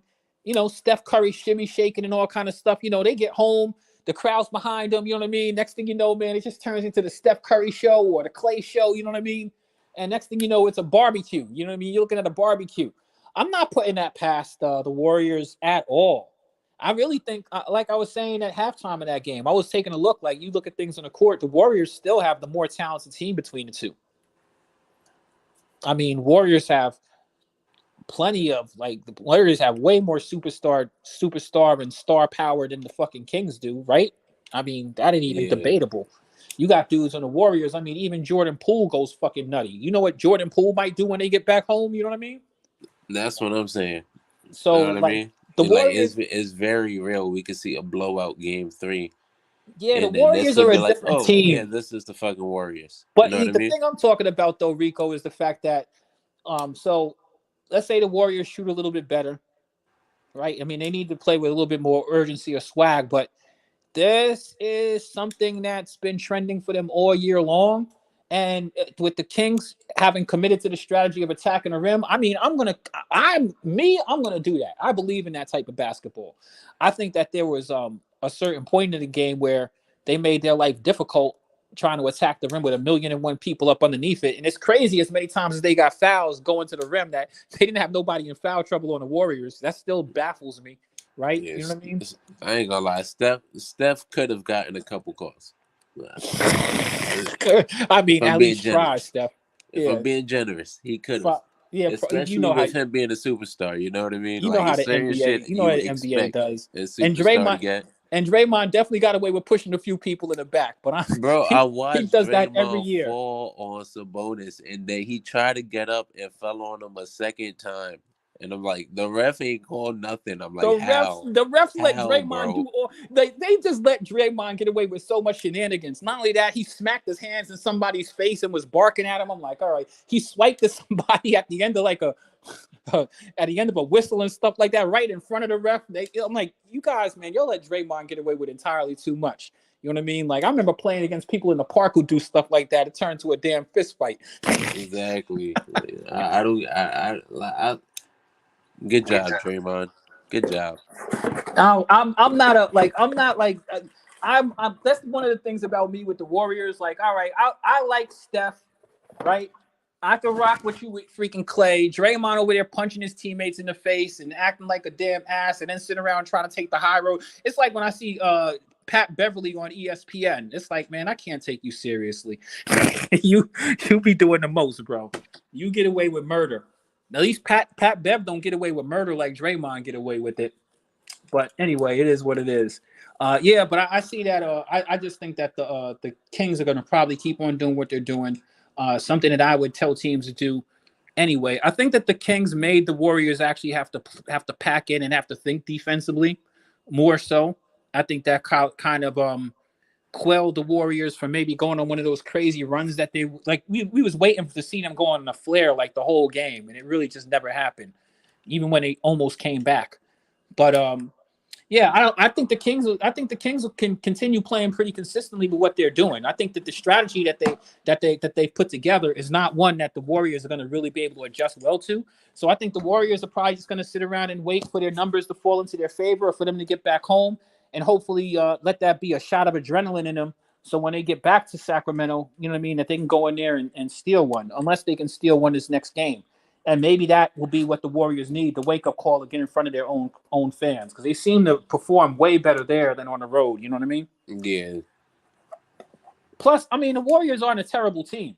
Like, real talk. Like, you know, No, they're not. as much as I say I'm rooting for the Kings, like, real talk, the Warriors are one of the best teams in the NBA. I'm not even disputing that. It's crazy because we just watched De'Aaron Fox go for basically a 40 ball. And Steph, we're talking about Steph, and Steph had what, like 35? Did You he? know what I Did mean? he have that many? I think so. If he No, had I that many, good apologize. for No, him. Because he I mean, did. it He had didn't like feel like he 20, was 20 scoring like something. that. Yeah, I apologize. He had like 20 something, like 25. So average. That's what I'm trying to say. When you talk about Steph, he had an average game, like 20 something points. Yeah, Look, I don't see like Steph not having like I apologize. I don't see Steph playing like this the rest of the series. So I definitely do see him having a couple 35s. And well, I'm gonna it be don't honest even with you. have to be at home. Steph has great games on the road too. So Well, actually, to be honest with you, some of the best games I've ever seen Steph play were on the road. Steph on yeah, the road, be having those 55-point pieces. But here's the thing about I got to talk about my own eyeballs. Usually, when I see Steph go crazy like that, it never really results in a win for the Warriors. So, that's the whole another thing. I don't know what it is about them, but when Steph goes crazy, in fact, the funny thing is I see the same thing with Clay happen too. I see Clay go crazy on the road too. I mean, and it don't always turn into a win. You know what I mean? Like I've seen Clay win more going crazy than Steph though. yeah. You talk about for sure this season. I don't know what was happening. Clay was going crazy second half. Hey, I had a Clay on one of my fantasy basketball teams, man. Clay was fucking going. He had games where he went completely ballistic. I'm like, oh my goodness. But then he had a lot of pedestrian ass games too. I'm not gonna lie. But Clay is Yeah, one of those dudes, man. He get hot really quick. Like it could be 2-3 buckets, and all of a sudden it's like, oh, here we go, Clay on this shit again. But another thing that Clay didn't do much this game. I didn't see Clay make that many good defensive plays. But then now I'm thinking about it. The Kings really didn't play much traditional offense. Their offense was pretty much the first half they play like regular basketball. The second half they play like something, for lack of better words, kick them in the pussy. You know what I mean? Like they're soft in the middle, man. We're going straight to the hole. You know what I mean? And they pretty much did that for a quarter and a half until the yep. fourth when shit got real. And they had pounded them in the paint so bad that I mean, like I don't want to say it, but I'll be honest, man. The Warriors were playing the worst defense I've seen probably ever at a certain point in that game. But I mean, it wasn't like it was straight playing bad defense. It's just that there was no defensive strategy.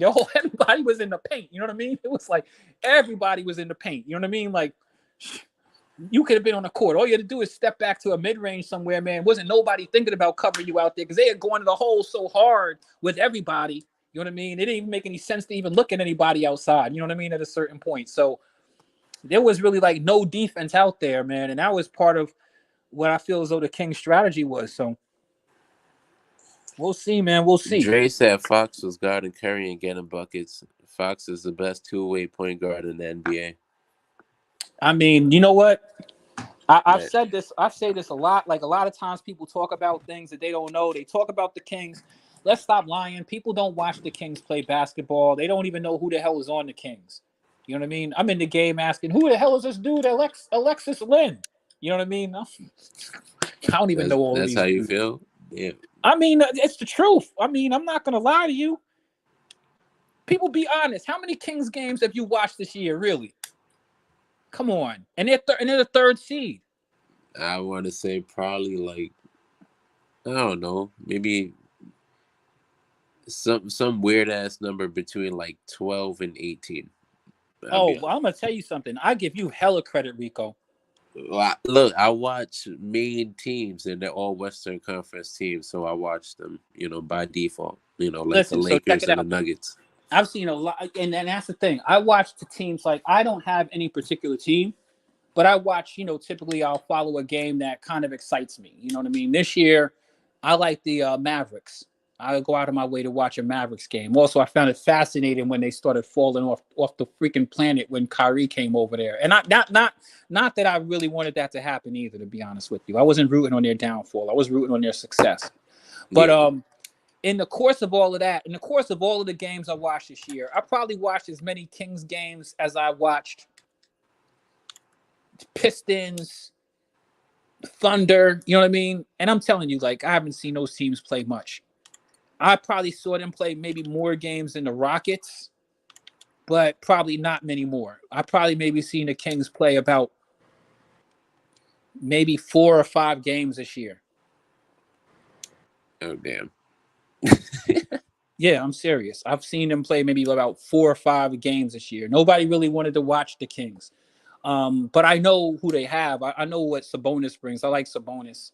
I like De'Aaron Fox. But yeah, I'm not going to sit around and lie to people like I've seen them play a bunch. I mostly follow them like maybe just, following some analytics from their game more than actually watching it with my eyeball. You know what I mean? Yeah. So Did people they need to be real. did they People, win? what's that? Did Sacramento win? Oh, when I watched them, Yeah. yeah, they How won. about did they win tonight? Yeah, they won. Yeah. Oh, okay. De'Aaron Fox went crazy, Uncle Vern. Oh, did he? Man, Yep. De'Aaron Fox, man, the strategy that they used and what De'Aaron Fox did, yeah, he's as good as anybody in the league, man. He went ballistic on the Warriors. Okay. My theory, Vern, is that the Warriors said we're gonna take Sabonis out the game, and De'Aaron Fox said, "All right, I'm gonna drop like 30, 38." Yeah, they thought that And they and the reason, Uncle Vern, is because Sabonis was killing them too at first. Right. Sabonis was destroying them inside, and then Sabonis went to the bench, and then De'Aaron Fox stayed out there, and he was like, "Hold my beer." Oh yeah. pretty much. It Oh, was okay. it was like they didn't even need to bring Sabonis back in. It was almost like, man, Sabonis just came back in to grab rebounds after a certain point. And it wasn't just that. It was like everybody in the like what Sabonis was doing to the Warriors was attacking the rim, but everybody in the Kings was attacking the rim. It wasn't like he was the only one. And then when he went out the game, man, they just, they Yeah. just came with everybody, man. And then after a while, man, you just started looking at the court and you're like, man, nobody's covering De'Aaron Fox. He went to the hole so many times on them. Like, Yeah. when he didn't go to the hole, he just dragged. He was out there by himself. There was nobody within miles of that guy. Yep. That's all good. Hey, I didn't think it was gonna turn out like that. I was seeing Golden State winning that game and It winning was the a whole close game, series though. too. It was a close game, though, Uncle Vern. Yeah. It was the Warriors had the ball with 2.9 down by 3, so they had a shot to at least tie it. And they got them lethal 3-point shooters out there. Right. But the only thing is, I was trying to tell you, Uncle Vern, like I've seen this, like like we know it's the postseason, not the regular season, but the Warriors have lost games like that on the road all year long. Like, you know what I mean? Like it was, if you just watch the Warriors play this season on the road, you've seen games like this where they just, I don't know what it is. They don't close good on the road at all. Yeah. And I mean, they tried.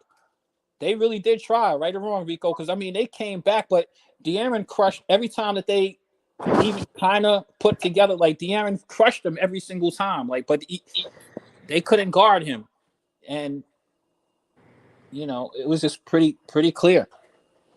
But they'll have a chance to do it again. When's the next game? This week sometime, right? Monday. I don't even know.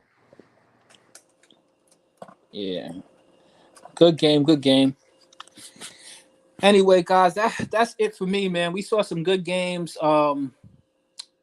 These playing teams, good luck to them. I don't think any of the playing teams, I don't think any of these playing teams have much of a chance. All them teams that came out to playing, good luck to you guys.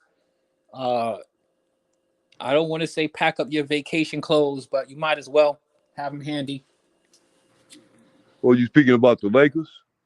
I'm thinking about pretty much all of the play-in teams coming into the playoffs. I think that the Lakers is going to be a good series, but I still have the Grizzlies winning that series. Okay. And it's kind of a little bit like the Warriors, but it's actually worse for the Lakers.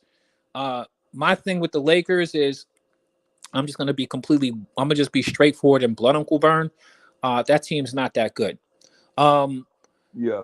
The Lakers have talent. I mean, we could talk about the players that they have, but the past couple of years, you've seen the Lakers struggle in a lot of close games, and they played a lot of nobody teams. I've seen them play against the Utah Jazz without Laurie Markkinen, without Jordan Clarkson at the end of the year. I mean, yeah, you guys won, but man, you guys went to overtime with them with a full roster and Yeah. barely won. Like, come Yeah. on, y'all aren't really that good. And y'all played y'all playing game against the Minnesota Timberwolves without Rudy Gobert. Now you saw what Rudy Gobert did when he brought him out in that game he played after that, right? Right. Right now, you can't tell me that the Minnesota Timberwolves wouldn't have beat the Lakers if Rudy Gobert was out there when they had their main dude in foul trouble. You know what I mean? So my thing is, the Lakers have won and they got into the playoffs, and I'm not even gonna act like the Grizzlies are all of that of a team. But here's the thing about the Grizzlies, right? Because we've already had a conversation about. I talked about the teams that I thought were something like the Grizzlies. You take Ja Morant out the equation, the Grizzlies have consistently won. They win as many games, if not more, when he's not in the lineup as when he's in the lineup. Anytime they have some adversity, the Grizzlies always find ways to win. They win close games. They play defense.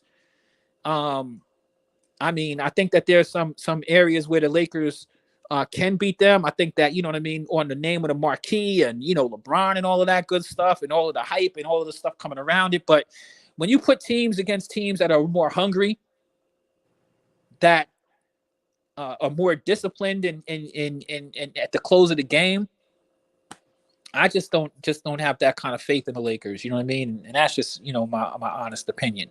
Oh, okay. You know, no disrespect to anybody, you know what I mean? And I think LeBron is playing better, but he doesn't play that much defense. AD shows up once in a blue moon. I mean, yeah, that's the AD, you know. I don't know, man, you know. And I mean, I love the way that the Lakers won that game against Minnesota also. I mean, I love LeBron passing the ball to Schroeder and Schroeder hitting that shot from the corner. But when people are saying that, yeah, Austin Reeves, like if Austin Reeves is the dude that you need to carry you, you ain't going nowhere. Let's be honest with you. Yeah, I understand. D'Angelo Russell needs to show up. Like he can't play like he played in that playing game at all. He got to show up. He got to be part of the equation. I think he's a big part of the equation. Beasley, what are you doing? What are we paying you for, Beasley? What's going on with you? Wake up! You're in the playoffs, bro. I don't think you have to worry about that with the Grizzlies. The Grizzlies gonna come out and play. I hear you. They're young and scrappy and shit, and you know you got that, you know, that crazy young man John Morant. But you know one thing, he's passionate at least. Desmond Bain plays. I mean, I'm interested to see. I think that LeBron, if LeBron could, you know, turn back the hands of time and impose his will on the team and stuff like that. But yeah, I don't know. You saw the Nets. They played the Sixers today. They got spanked thoroughly. Yeah, I saw the score. Yeah, we all knew the Nets aren't no real team, though. You know, no disrespect to them, but come on. Right, they have a chance after that was KD and everybody else. That was over with for them as far as going anywhere. I'm surprised they made the playoffs. I'm surprised they tried to make the playoffs. That was You know what, Uncle Vern? The Nets are actually a pretty good team, but the problem is that they don't have anybody. You know what I mean? Like Mikal Bridges dropping 30. I'm ready. Go ahead, do that. We ain't scaring nobody. That's the dude that's gonna carry you. Did you just hear about Kuzma and Dinwiddie's beef? No. What about it? Oh man, Dinwiddie said something about how the dudes on the Wizards, you know, they weren't really playing. They were just playing to make their money and stuff like that. And Kuzma came back, man, and read that motherfucker on Twitter. He renamed him Din Shitty. So, yeah, he called him Din Shitty, and you know, basically broke him all the way down. But yeah, we know the Nets ain't. Come on. I mean, and the Nets played good. I mean, the Nets didn't just fold up. I mean, the Nets are a competitive team, but you know, this is the NBA we're talking about. You know what I mean? Like, you know, these dudes who are stars for a reason. You know what I mean? Like, y'all ain't got none over there in Brooklyn, so y'all ain't going nowhere. But the reason I said that dudes better pack it up, Dex for some reason thinks that Miami is going to make it competitive against the Bucks.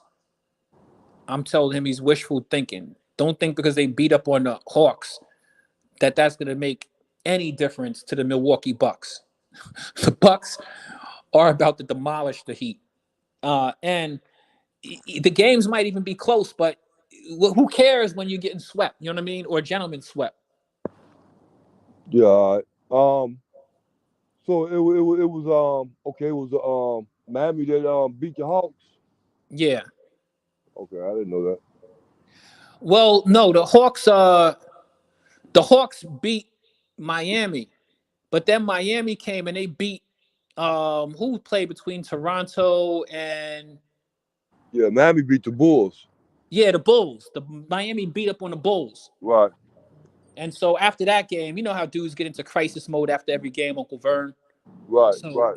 that's when dudes start talking about how good the Heat are. And I need to remind you that the Heat are one of the worst offensive teams. They're definitely the worst offensive team in the postseason. Right. I agree. I don't see them going far in the playoffs at Come all. on. You telling me like you talking about dudes talking about, yeah, you know, oh, the Heat, you know, like Max Strus ain't doing that. Max Strus ain't reproducing that fucking performance. Just like Kyle Lowry ain't reproducing the performance he had against the Hawks when they played. You know what I mean? Like they got dudes who show up once every 3-4 games. You know what I mean?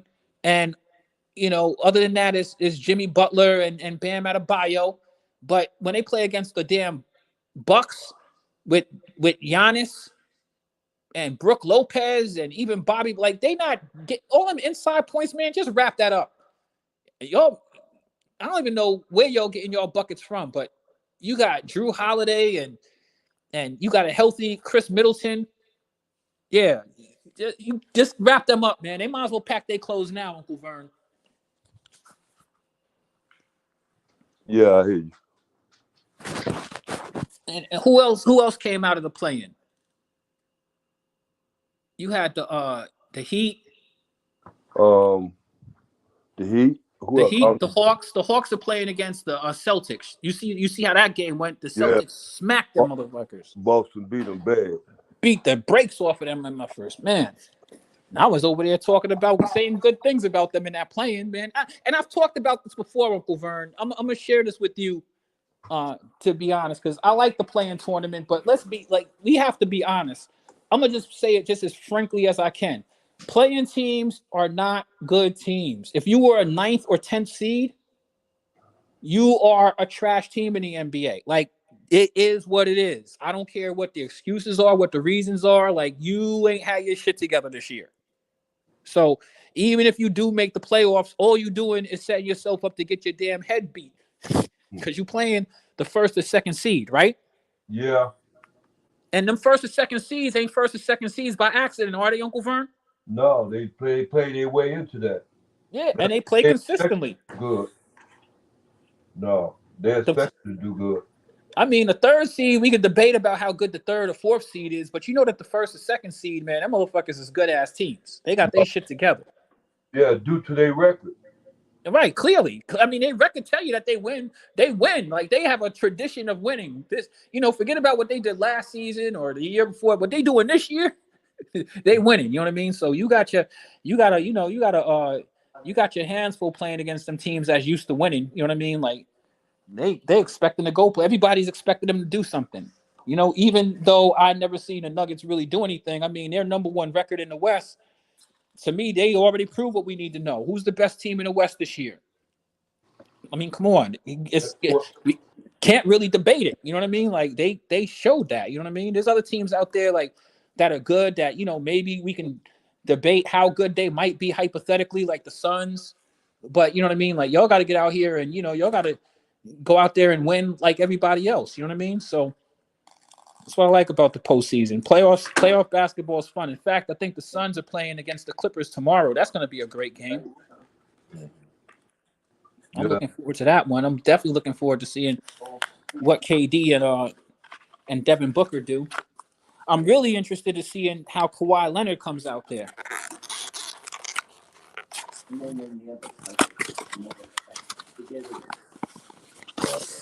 I don't know. It sounds like we done talked everybody else up off of the panel, though, Uncle Vern. All right. Anything that you've seen in this playoffs? Any your thoughts or anything like that you want to share with us before we hop up off of here? No, like I told you before, Quiz, I don't have no dogs in the fight, man. You know what I'm saying? I want the Bulls to do good because of Lonzo. That ain't happening right now. So the Bucks, man, look like the Bucks gonna do it again, man. And the Bucks, to me, the Bucks are, right now, if you ask me, they're a lot. only because of this. Like, you know the Bucks play defense, you know the Bucks got offense, and the Bucks are healthy now. You know what I mean? And the Bucks don't need to beat teams by 30 points. They don't do their strategy ain't even that. You might get a game or two out of the Bucks, but you probably gonna lose to them. You know what I mean? I'm interested to see if it would be beautiful to see if the Bucks end up running into the Phoenix. That's who they're Celtics. gonna run. They're gonna be Phoenix. It's gonna be the Phoenix Suns against the Bucks. No, I want to see the Bucks play the Celtics though in the Eastern Conference Final. I want to see that. That's gonna be paid television right there, don't you think? Yeah, hold on. Yeah. This is what I was referring to. All right, when I said that okay, with the Bucks, it's gonna be with the Bucks like this, coming up out of the East. You understand me? Well, unless you say it might be Boston, but I doubt that they'll be very seriously, honestly. But then it's gonna be a problem with the Bucks when they get into the championship because they playing against the Phoenix. They're gonna be playing against the Phoenix Suns, and not only that, they playing against KD.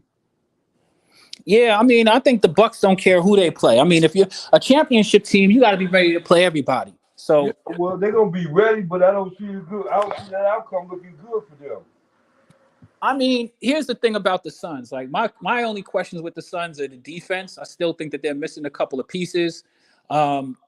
When you look at the Suns versus the Bucks, first off, Drew Holiday is arrived, so you know Drew Holiday is going to show up. Chris Middleton is there. The Suns ain't got nobody to stop Giannis. I don't think the Suns even have enough depth. I don't think the Suns even have enough depth if you attack them in the paint. The Suns are a perimeter shooting team. Now the thing is that the Bucks are also a defensive team. So I think that the Suns will be able to score, sure. But the Bucks are going to play defense, and the Bucks are going to have a huge rebounding advantage on the Suns. You do know that, right? When the Suns miss a shot, I can pretty much count that the Bucks is getting it. Right. I can go along with how they did it last year. How they beat the Phoenix Suns and stuff. How they took over. How they won that series with the Phoenix Suns. But then I got to look at you got to look at it with that's a different thing now. Right. It is. It's a totally different team. You're right. Yeah, with KD. Well, because I think KD allows Devin Booker to get off. But here's the thing. My whole thing with this is that it's a different team, but the Bucks aren't the same Bucks from last year also. I mean, the Bucks got Chris Middleton now, and the Bucks have a little bit more depth.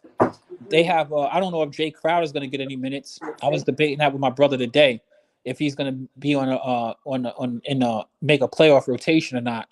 But I think that the Bucks play defense, and defense wins championships. I can foresee that the Suns and the Bucks would be an interesting series for a lot of different reasons. You got KD versus Giannis. So for those reasons, I think it would be good.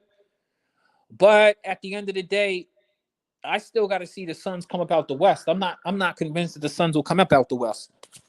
I'm not ready to see this. I'm not ready to just say that that's going to happen just yet. So why not? It happened last year. Well, I mean, the Suns are a little bit different than they were last year. And they've only had KD for a couple games. Well, I mean, I thought they lost some of their defensive players. Like, I mean, they got dudes out there playing right now. I mean, but I don't know, man. I got to see. Like, that guy. You don't see the writing on the wall, huh? Nah, you might see the writing a little bit more clear than me, Uncle Vern. I'm not going to act like my vision is always great. You know what I mean? Okay. Hey, I'm only half blind. I'm totally blind. I got you, Uncle Vern. You know what I mean? Hey, sometimes I always leave room for the fact that, hey, you know what I mean? I might be wrong. You know what I mean? I might be wrong. Yeah. But I think that there's teams out in the West that are tough teams too. I don't think that they're the only good team in the West. Like I said, I still think you have good teams out there. I mean, I think that the Grizzlies are a good team. I know that their defense carries with them, but I mean, I think it is definitely very interesting, the dynamic that KD brings to the team, because from what I've seen with them playing, and they've only played a couple of games together, Uncle Vern, but from I've seen with the two of them playing, yeah, the dangerous dude in that squad, like, and I'm not trying to say that KD is, I'm not disrespecting KD, but Devin Booker, man, man, shit, that motherfucker is ready. He's like, wait, hold on, they ain't doubling me no more. Yeah, because they So, can't, because they got KD now. yeah, right. You know what I mean? And then KD can get his point. KD can score at any given time, and KD is so calm and relaxed with it. I don't really think. And then they have, and Chris Paul. Like Chris Paul is a dude who they have dudes who understand a moment. Like I think that people could say Chris Paul could play a game where he disappears, and in the last 3 minutes, you know what I mean? It's like, oh my goodness, you know what I mean? Yeah. Like he knows what time it is. He's gonna hit that shot if he's taking it. You know what I mean? So Right. You want they him have a on your couple of team. dudes, but they have a couple of questions for me. One of which is their health, and I'm not trying to say that to be funny, but they have a bunch of dudes who mean injuries, and you know, any given second could be the end of it. Right. Devin So Booker. they need good health, and I definitely know that they're not as good of a defensive team as they were last year, and I'm hoping that doesn't really bite them in the ass. Yeah. But offensively, man, they're definitely exciting. I can't even act like KD and Devin Booker isn't problematic, you know, defensively. Right. But you know, we'll see. So, like I said, I just got to see them come out the West. I'm not saying that they can't, but remember, they haven't played that many games together, all three of them. So, Yeah. But this is the playoffs, so don't you ain't playing number 7 guys, 7, 8 at the most in the playoffs. So you know he gonna be one of them. right. All Plus, you gotta in do the is get him the playoffs, you're playing ball. against, and plus, and the next thing is that in the playoffs, you're not playing like watching this Phoenix Suns play against, you know, a freaking, you know, a team like the Houston Rockets. I mean, I don't want to see that. They're playing against the best teams in the league in the playoffs, and then they're playing series also. So I think that the Suns, there's some things that they have going for them that I do like also. Like I think that Monty Williams is a really good coach, and I love this. I love to see a black man, you know, thriving and striving. So you know what I mean. My thing is, I just got to see it. And Yeah. also, you know, you have teams out there like the Nuggets, where the Nuggets haven't proven. You know, it's easy to hold teams like, oh, you know, this team is going to do it because they didn't do it in the past. You know, a lot of people do all of that stuff, but every year is a different situation scenario. Teams sometimes get a little bit better and stuff like that. And the Nuggets, now that they have a healthy Jamal Murray, you know what I mean. They got their young Michael Porter Jr. Um, Aaron Gordon. Who knows? I mean, he's out there running around. I mean, you know, I got to see what they do. I have questions about the Nuggets also, Yeah. but I do I too. mean, like the Nuggets are a really good team though, and the only thing I've really hated on the Nuggets on is like their style of play. But I think that Jamal Murray really adds to that, and Michael Porter Jr. Let's see how hungry he is. Let's see how Yeah. hungry Michael Porter Jr. is, because you know you never know, man. This might be his year. He might come out and just become a menace. You know what I Yeah. mean? Like Got to be that. healthy first. Yeah, well, because he's a really good player, right? And like you said, he hasn't never really been healthy. Right. So, but he's supposed to be healthy now. So I'm willing to take a look at the Nuggets. I mean, they ain't number one for no reason, and everybody knows, and including the Nuggets, they know that they need to get to the Western Conference Finals, and then they need to get out of the Western Conference Finals. But Okay. yeah, so you know. Yeah, they need to do that, and that's going to be the difficult part because they haven't done it in how many years now? Come on, man. You already know. Yeah. You already know. They ain't never done it. Yeah. You don't even need to put a year to it. They ain't never done it. So Yeah. I think during the time they had David Thompson when they was, and then you know what I'm saying, it was iffy. yeah, but I Yeah. mean, that's why we play the playoffs, man. I'm interested to see it, man. I like the game. Like you said, I don't got a dog in the fight. As long as I get to see some good basketball, you know what I mean. But you know, my mentality is, I don't care what your name was. I don't care what tag they put on you. We don't care about what you did yesterday or last year, man. You doing something, my nigga, will do it now. This is the Got it. playoffs, bro. You know what I mean? Right. Exactly. What Get the out brother here, because language. somebody out there want it. You know what I mean? Right. Somebody out there want it. You know what I mean? Like LeBron done been had it, but that don't mean you're gonna keep it forever if you don't get out there. Like them young dudes who get out there and outwork you. You know what I mean? Yeah. So, I mean, I that's the reason why I'm interested. I like this Kings Warriors series, because whoever comes out of this, the Warriors who've been struggling on the road, in order to win this series, they're gonna have to win on the road. period. Because the Warriors don't have home court advantage. Now, other than that, I would say, hey, maybe the Warriors are the best team. Like, I would say the Warriors are the best team in the West, even better than the Suns. But the problem is that they lost so much this year that I would be lying to anybody, including myself, to say that realistically the Warriors are better than other people who played better than them consistently all year. You know what I mean? Nobody else has a longer losing streak on the road than the Warriors, and not only once, twice. So they have 2 terrible losing streaks on the road. So the Warriors, to me, are a team that's really dangerous. Just like we talked about the Lakers. Like, as much as I talk crap about the Lakers could be dangerous. I mean, it ain't like they don't got players who could play. I mean, and the Lakers are deep. Yeah. But but you got to actually get out there and, like, I don't care about just because you got Lakers on your jersey. I don't care just because you got Warriors and people talk about, you go to the championship every year, man. Come out here and make me a believer. You know what I mean? And I'm going to tell you something, Uncle Vern. I'm different than a lot of people. You can make me a believer. I can change. You can make me change my mind. You know what? I'll give you a perfect point. I was talking greasy about that boy, Mikal Bridges, when he got traded to the Nets. Okay. Because I feel as though the Nets is playing games with that boy, Cam Thomas. You know that young 21-year-old boy, Cam Thomas, when they got KD up out of there, Cam Thomas said, hold my beer. And he went and dropped over 40. He dropped like 45, 3 games straight. Come on, Uncle Vern. 45. You know what I mean?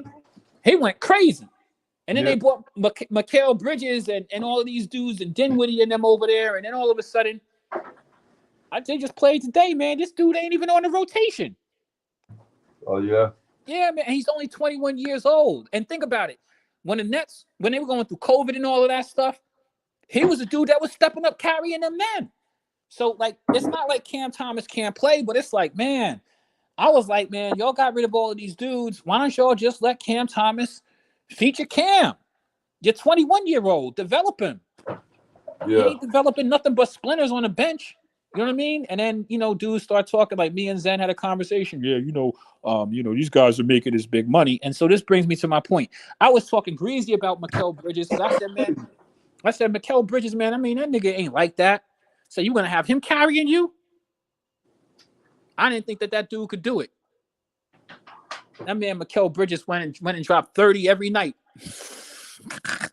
I got to a point where I said, Uncle Vern, you know what I said? I said, listen, you know something? I was wrong. I will never say one greasy word about Mikal Bridges again. And you could hold me to that. The Nets might have got their butt kicked, but Mikal Bridges, he dropped his 30. Right, Uncle Vern? That's what he did. That's what he did. I didn't know nothing about it. I didn't even know he was playing with the Nets. Oh, man, Uncle Vern, go look up Mikal Bridges, man. Not only is he playing with the Nets, man, he is not playing. You never knew Mikal Bridges could play like this when he was on the Suns. Yeah. But think about it. He was playing behind, you know what I mean, Devin Booker. Right? He's playing behind Devin Booker, and y'all got DeAndre Ayton, and y'all got Chris Paul. So that's the same thing I feel like with my man Cam Thomas. Y'all got these dudes over here, y'all paying some money, and y'all just decide to shelf the young player, man. It ain't his fault.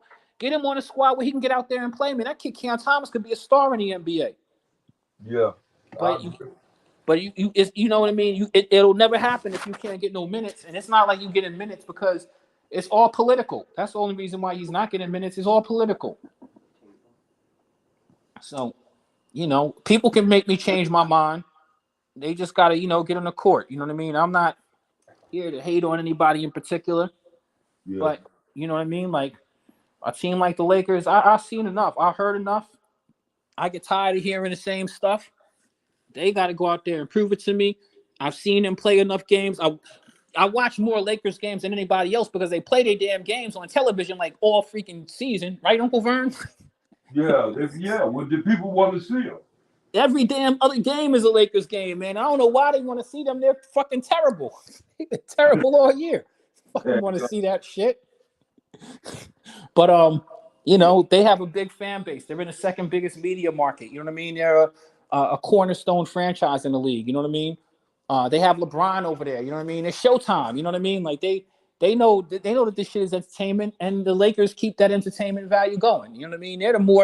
the most entertainment value bringing team to the league ever in history. You know what I mean? Like they understand that this is a business and it's entertainment, so they do things that make them stay of high interest. But between you and me, you know what I mean? Like, if I want to go see a Hollywood star, I'll go watch a movie. You know what I mean? I want to see some fucking basketball. You know what I mean? Go out there and fucking win some basketball games. Don't tell me about playoff mode activated. I don't want to hear that bullshit. LeBron can't tell me that shit no more. He might have fooled some of them other motherfuckers with these damn corny ass tweets that he be doing, but I know the difference between motherfuckers running their mouth and playing basketball, Uncle Vern. I tell you that much.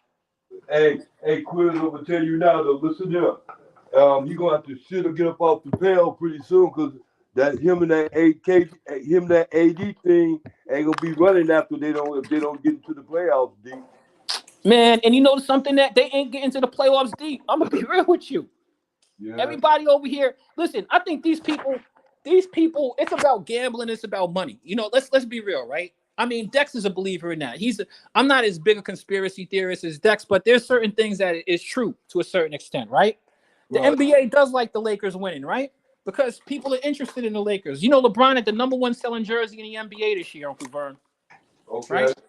So, yeah, man, the Lakers knew what they were doing when they brought him over there. But, here's the thing, right? The freaking Lakers, like, they do all of this corny stuff, and then they be losing. And you're right. It's like, y'all motherfuckers. Look, I'm not even gonna lie to you, Uncle Vern. I don't even want to get deep into it because motherfuckers want to talk about conspiracy theories. I can give you one. I don't feel as though the Lakers were even a play-in team this year. Those teams that made trades with them, the Minnesota Timberwolves and the damn Utah Jazz, the NBA want to do investigations. Like, those teams were not trying to win. They made moves backwards and out of the fucking way. If you ask me, why would the Jazz trade away the players they traded away? Why would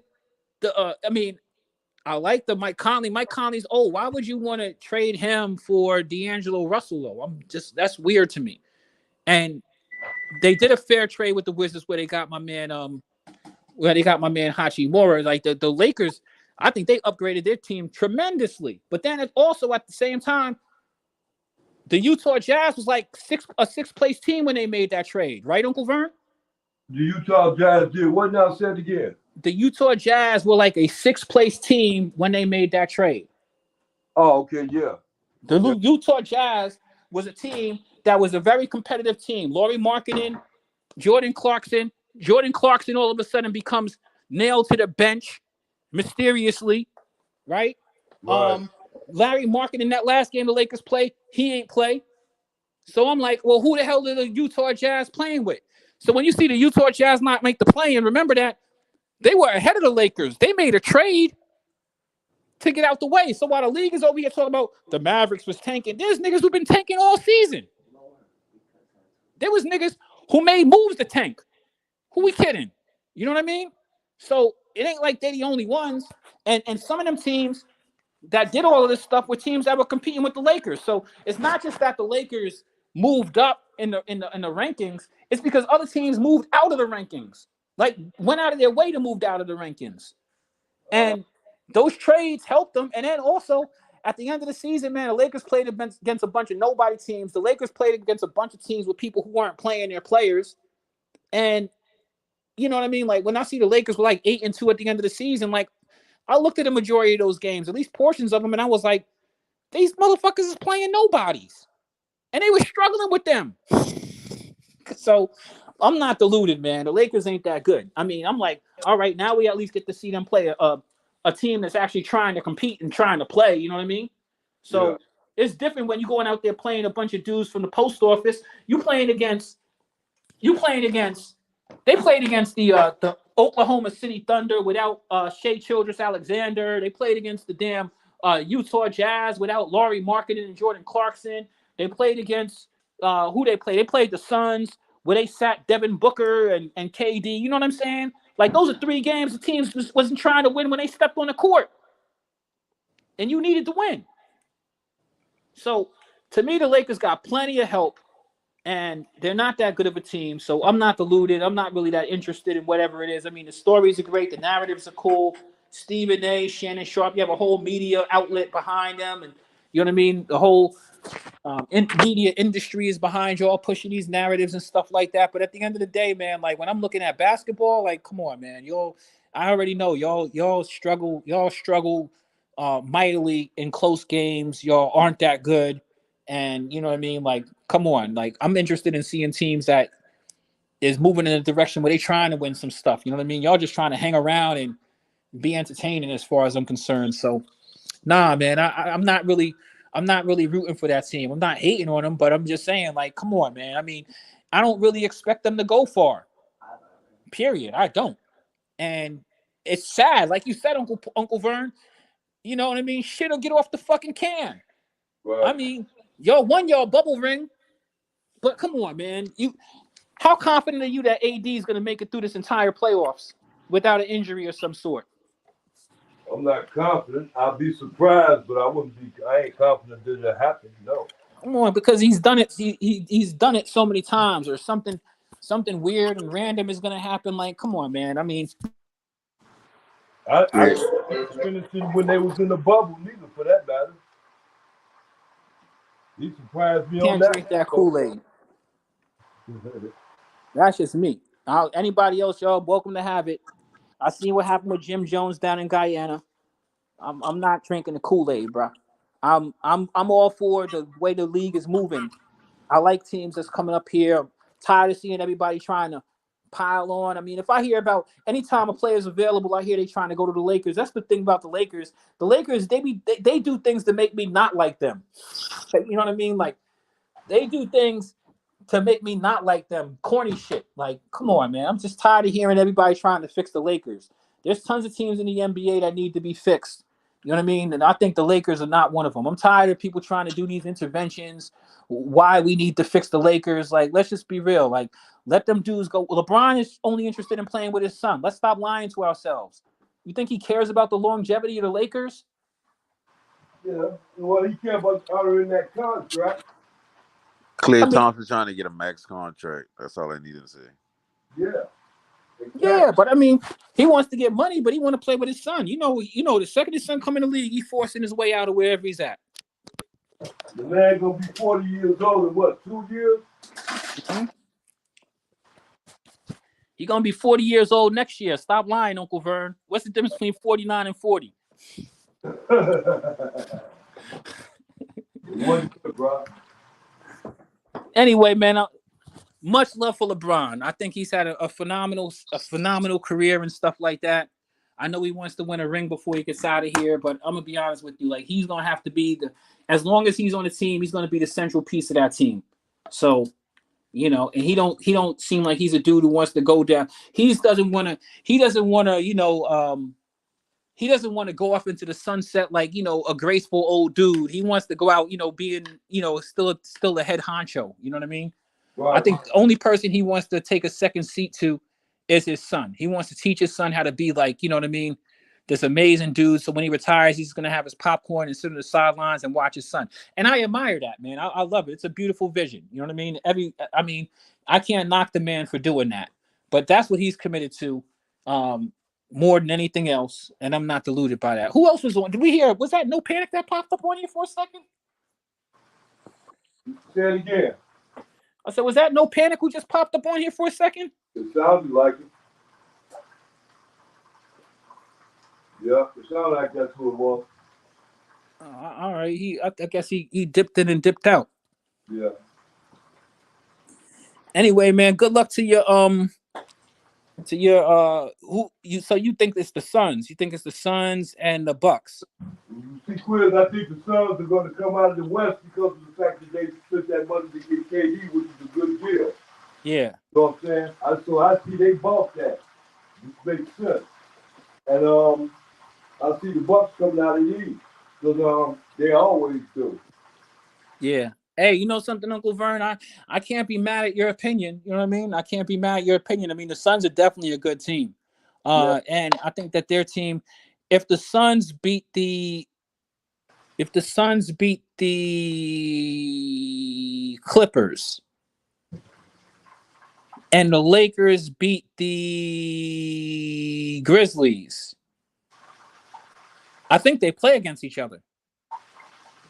Okay. in the second round if that happens. Okay. Which I gotta definitely give that one to the Suns. Yeah. I don't know, man. I think that I don't know, man. If the Lakers get past the Grizzlies and they play against the Suns in that second round, that could be an interesting matchup. All right. All right, why? Because I think that you have size attributes, but nah, man. I'm at that point. I think maybe you're right, Uncle Vern. Like the Suns should be able to should be able to. Man, this is the damn Lakers, man. I'm telling you. Fucking destroy them motherfuckers. Right. You gotta, like I said, you gotta factor in all that. You gotta factor in KD with the ball in his hand with the last second. I mean, it ain't even just KD with the ball in his hands. You got Chris Paul, right? And you have KD on one side, and you got Devin Booker on the other side, right? Yeah. And I mean, you got DeAndre Ayton in the middle, so you don't even need to do much. But you know what I mean? Like, I know the Lakers can't guard KD. I know they don't want no smoke with Devin Booker. I know that they damn sure can't leave Chris Paul open, right? Right. Exactly. And the Lakers are so damn inconsistent. Their team is so fucking terrible. I don't even trust them putting up buckets. It ain't even about the Lakers are like self-check offensively. You know what I mean? Like, yeah, they might get a couple of buckets, man. You just get out the way. Wait till LeBron misses a layup.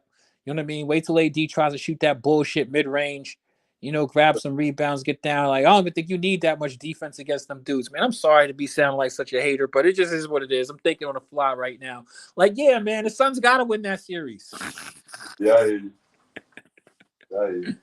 The Suns against with the Lakers, huh? Suns against the Grizzlies is a far more competitive series. So I don't know about that. I think the Lakers will be more competitive. Nah, the Grizzlies play defense. That's the difference. The Grizzlies actually play D. And at the same time, like there's a lot of players like people aren't realizing that the Grizzlies are a little bit better than they were last year because they got Luke Kennard over there, who's a shooter also. Desmond Bane is a very effective. I mean, everybody on the Grizzlies actually really shoots the three pretty well. Even John Morant doesn't take a bunch of threes, but every now and then he does shoot those as well. And they got that guy Jared Jackson Jr., who I don't think that a lot of people are really familiar with how good that guy is. That guy is a great defensive player. He's one of the top shot blockers in the league. This is a dude who go out and knock down, who block like 6 shots in a game. You know what I mean? I remember when he was at Michigan State. Yeah, so I mean, like the thing I gotta say about the Grizzlies is the Grizzlies might not be super sexy, but the Grizzlies do have a good team, Uncle Vern. And I mean, they've shown that their team is good for the past couple of years. But the thing is that you have a point also because the Suns aren't a regular team. Like, let's be real, the Suns really are a super team. Some people say they're not a super team. I mean, you tell me, I've seen Devin Booker drop 50. You know KD could do that. You got Chris Paul, you know what I mean? They might not be super sexy, but that's a tough team to defend. Look here. Actually, what they are is they're a championship team that just happened to get the best player in the league. Yeah, and the thing about it is they got the best player in the league without having to get rid of their best player. Well, I'm telling you. So I mean, like, yeah, seriously. And the funny thing is that they playing with house money. Yeah, and all they had to do for that was to get rid of Mikal Bridges and Cam Thomas, right? Yeah. So I mean, like, come on, man. Like, that's a no-brainer. Well, right. Well, it's just like you just made the point about Cam Thomas, though, because of the fact he ain't no bomb. He needs to get out of there. He needs to get on the first thing smoking up out of there. I'm gonna be honest with you. I would love to have Cam Thomas if I was any team. You know who could use him? Like the Knicks. Freaking and the Knicks got a bunch of people. You know what I'm saying? But he's only 21 years old, Uncle Vern. Oh, okay. Damn, you remember when you was 21? You just got your license. You just was able to legally buy beer and shit. Oh yeah. You know how much pussy that little man? You know how much pussy that young man is getting? You a professional basketball player at 21? I was getting that at the age of 18. Man, please. And he been playing ball since then. So he's a professional basketball player at that age, man. I mean, he's fucking enjoying life. But the thing that's crazy is you not getting no, and your friends and everybody just seeing you drop 40. Like, come on. Listen, I'll be honest with you, Uncle Vern. No BSing. We've seen a lot of players in the NBA, but I'm gonna be honest with you. The way Cam Thomas played when KD and Kyrie left, and the Nets was supposed to be nobodies, and Cam just started coming up, drop like, I just never seen nobody do anything like that. Seriously, like he didn't do it like he was like you could see that he could do that shit consistently if you just say, hey, fuck it, give him the team. It looked like that's what they was gonna do for a second. Because I mean, who the hell is Mikal Bridges? Where y'all really going? Like, to me, it was like the Nets should have just did that. Like, y'all ain't going nowhere with that team y'all got. Y'all know that. Let the young man play. That's what I would have done. I would have been like, yo, Cam, go do your thing. Because at the end of the day, Mikal Bridges ain't got nothing to prove. None of them dudes that they got have anything to prove. We already know what them dudes can do. You know what I mean? But Cam, you could get his value up and trade him if you want. You know what I mean? Yeah. You can get his value up and trade him if you want. If you don't want to keep him. And remember, the Nets got Uncle Vern. Do you know how many draft picks the Nets have? No, how many? They got like 5 first-round draft picks. Oh, okay. They got more than that because they also got. Because remember, they also got like they got Dinwiddie. I think they got draft picks with the Dinwiddie shit too. The Nets have a lot of draft picks, plus the picks that they already had, and they have young talent over there too. Plus, remember the Nets still have they have Seth Curry over there. Patty, like the Nets have a lot of assets, Uncle Vern. Okay. The Nets have a lot of assets, and the thing about the Nets is the Nets are actually a pretty good. They do good in the draft. A lot of players like Dinwiddie. He originally came from the Nets. Karis LeVert, remember him? Right. Yeah, I remember when they was all this. Yeah, with the Nets. Right. Right. Jared Allen, right? Yeah. Those are people the Nets drafted. Think about how good all of those guys are. You know what I mean? Right. So the Nets actually are a good drafting team, and they got a bunch of draft picks. So you think about it. They got all of these dudes over there who ain't nobody, but they got a bunch of draft picks. You know what I mean? Right. They got and their team made the playoffs this year also. So it ain't like, you know what I mean? But they not really going nowhere. So to me, I would have done that. Dudes, Zen is talking about, yeah, well, Markel's making $20 million. $20 million ain't shit in the NBA. Think about it. Ben Simmons got a max contract. They ain't playing him, right? They ain't thinking about him. Yeah, so I mean, like, so you can't tell me that a team can't sit a dude on the bench just because he's making more money than somebody. You know what I mean? Like, let's be real. Teams doing this all year long. Dudes are sitting dudes, you know what I mean, who making money. So I don't really necessarily believe that. I just think it's a damn shame and a tragedy that you have Cam Thomas over there, you know what I mean, developing fucking splinters on his ass from sitting on the damn bench for no reason. They just played the playoffs, and he ain't even on a damn playoff roster at all. So he's just sitting around, you know, with his popcorn and shit like that. To me, that's just terrible business. I would say move him around, man. Save that kid. Let him go somewhere and you know what I mean? At least get on a damn team where he can actually get some damn minutes to play. If you're not going to play him or anything like that, man, shit, just send a motherfucker to the G League then. Right. I agree. At least let the motherfucker play. Because y'all ain't, the only reason y'all ain't playing him is because y'all went and made these damn trades. And for what? Like, come on, Uncle Vern. I don't even, Stevie Wonder could see the Nets ain't going over. We knew that the Nets just got finished getting their ass spanked in the playoffs against the Sixers. Was it a surprise to you, Uncle Vern? No, Quiz, it wasn't a surprise to me. Right. Nobody's going to be surprised when the Nets get swept. We all know they're going to get swept. They are the worst team in the postseason. Yeah. And that's not, I'm not saying that to be disrespectful to the Nets, but the Nets got nobody. Who's going to bail them out of a situation? You look at every team in the league, they got somebody. You telling me, but I said I was not going to talk greasy about Mikal Bridges again. Nobody's scared of Dinwiddie. Nobody is scared of Din Shitty. And who else is over there? Who cares? Y'all ain't going nowhere. So my thing is, y'all might as well have just featured the young man, and stop playing games. Y'all ain't going nowhere. Y'all gonna get swept anyway. So why not play the young man? You know what I mean? Maybe you can create one of them moments like, like Lynn Sanity back in the days. They was on their way to doing it over there, and they just sat my man for no reason. But anyway, that's just me. And I was in New York when Lynn Sanity went off Uncle Vern. I'm gonna tell you something. That man Lynn Sanity, boy, woo, you ain't never seen nothing like that. That boy Lynn Sanity was coming out, man. I mean, it wasn't like it was artificial. Like New York is a tough crowd. You know that, right, Uncle Vern? My man Lynn Sanity, my man. Listen, the Knicks had all of their guards go down, and Carmelo Anthony got injured.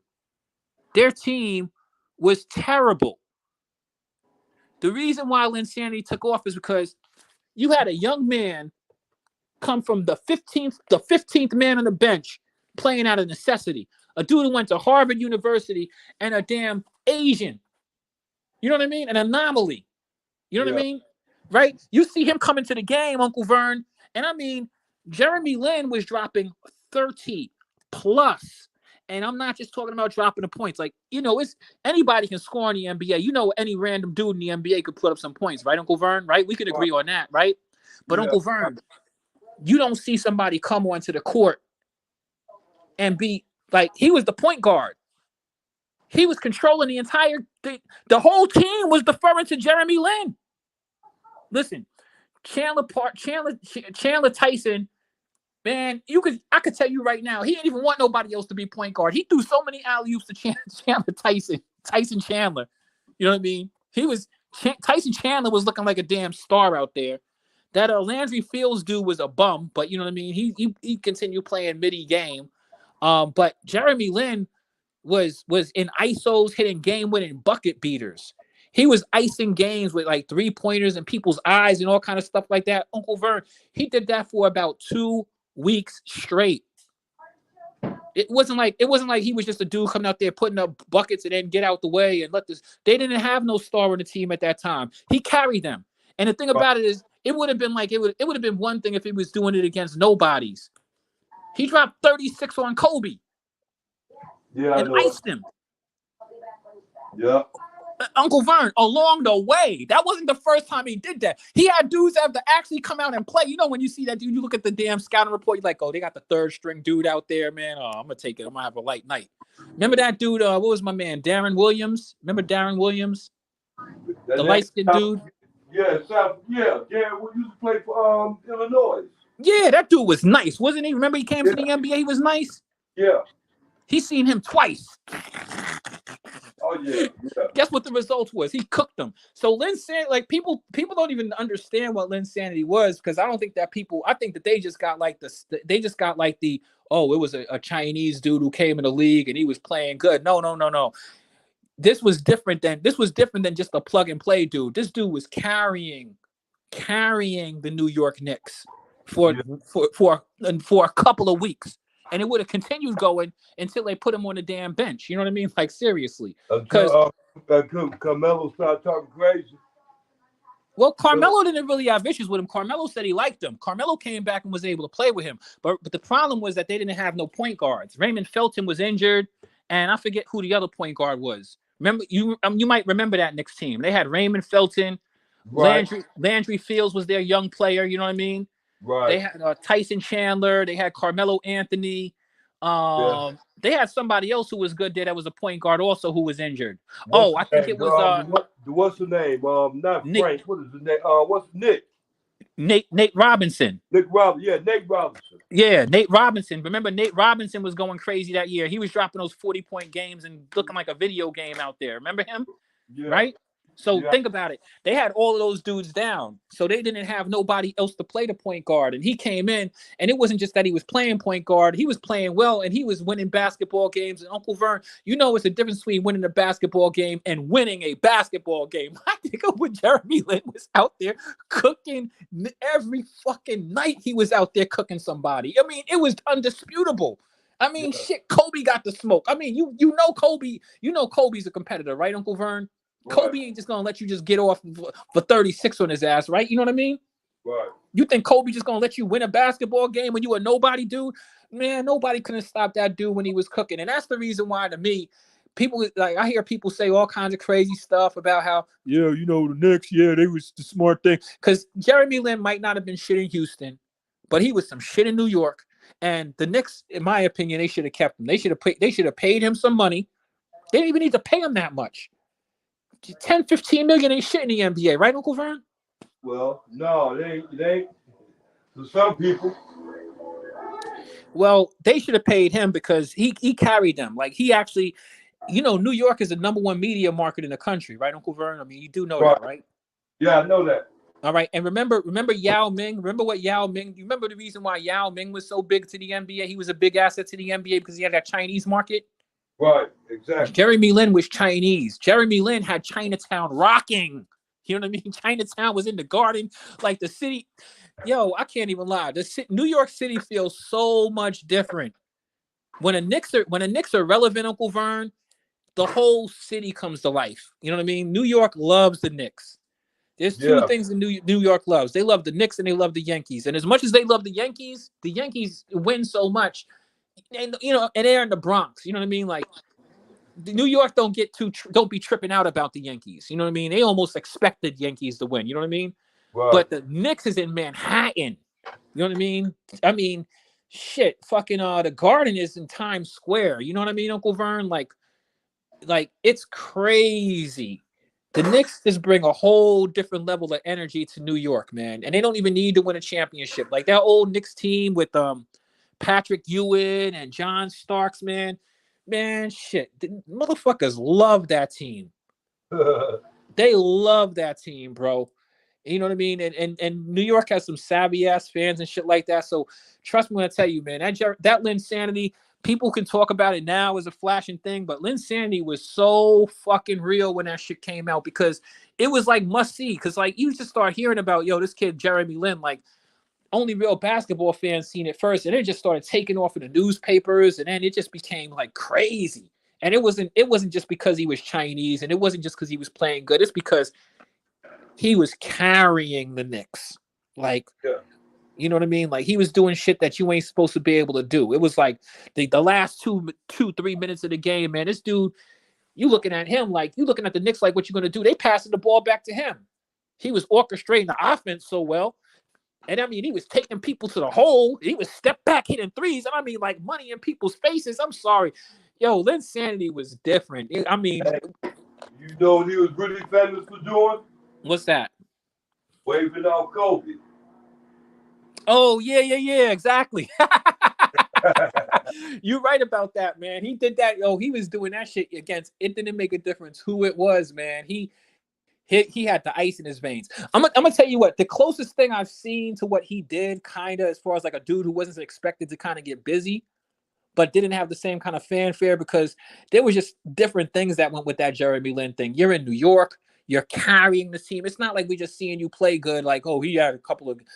He was hitting the buzzer beaters. He was the one. Like he was the one. He was, and they was winning, and they was struggling at the time. I mean. Yeah, man, he was getting busy. But I think the closest thing I saw to that is, remember there was a few years back, it was the Charlotte Hornets, ironically, where they had Devontae Graham. Do you remember that year Devontae Graham was cooking? Yeah. That was crazy. And the only other thing I could think of is maybe when Isaiah Thomas came in, but I think that Isaiah Thomas, first, Devontae Graham and Isaiah Thomas were all better players than Jeremy Lin. Like those dudes were like Jeremy Lin was like the 15th dude on the bench. Those dudes weren't that deep on the bench. You know what I mean? Yeah. I don't remember. Isaiah Thomas actually really played though. Like that year, he really got busy that year. That year, well, I think his sister died or something like that. I'm not sure if he really came from nowhere. I'm not sure if there was like a circumstance because he became like a league star, kind of like, you know what I mean? Isaiah Thomas, but. What's Isaiah? The first one or the second one? No, the second Isaiah Thomas. I'm not talking about. You're not the original Isaiah Thomas, a champion. You know, he ain't. He's one of the best point guards in NBA history. You know what I mean? But yeah, I'm talking about IT from the Celtics. Yeah, he got drafted. He was the last one in the draft. Yeah. But do you Yeah, remember when the Celtics played him? Do you remember the circumstances when he became a star over there?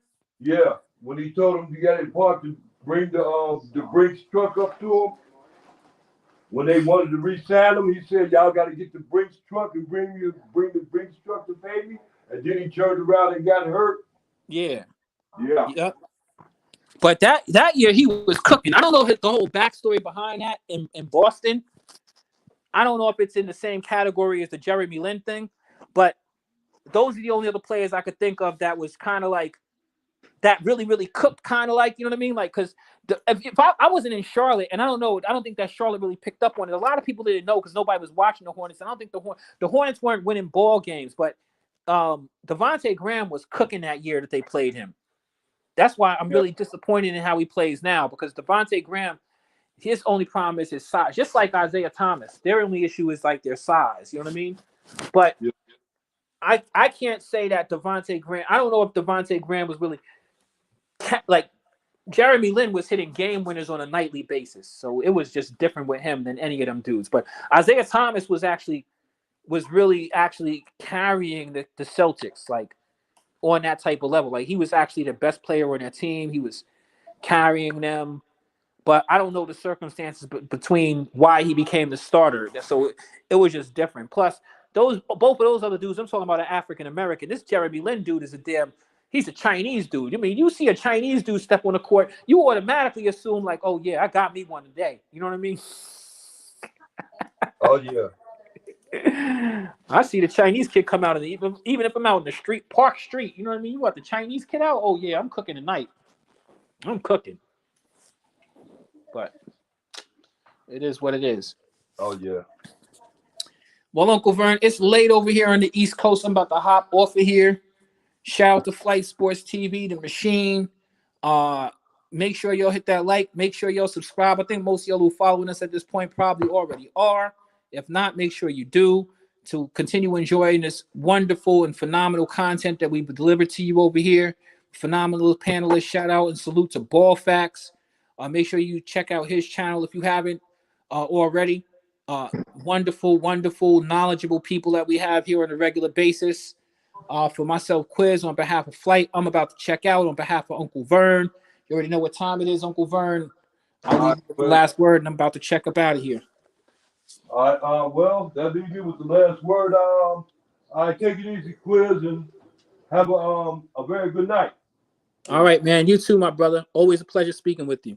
Oh yeah. All right, now y'all, peace.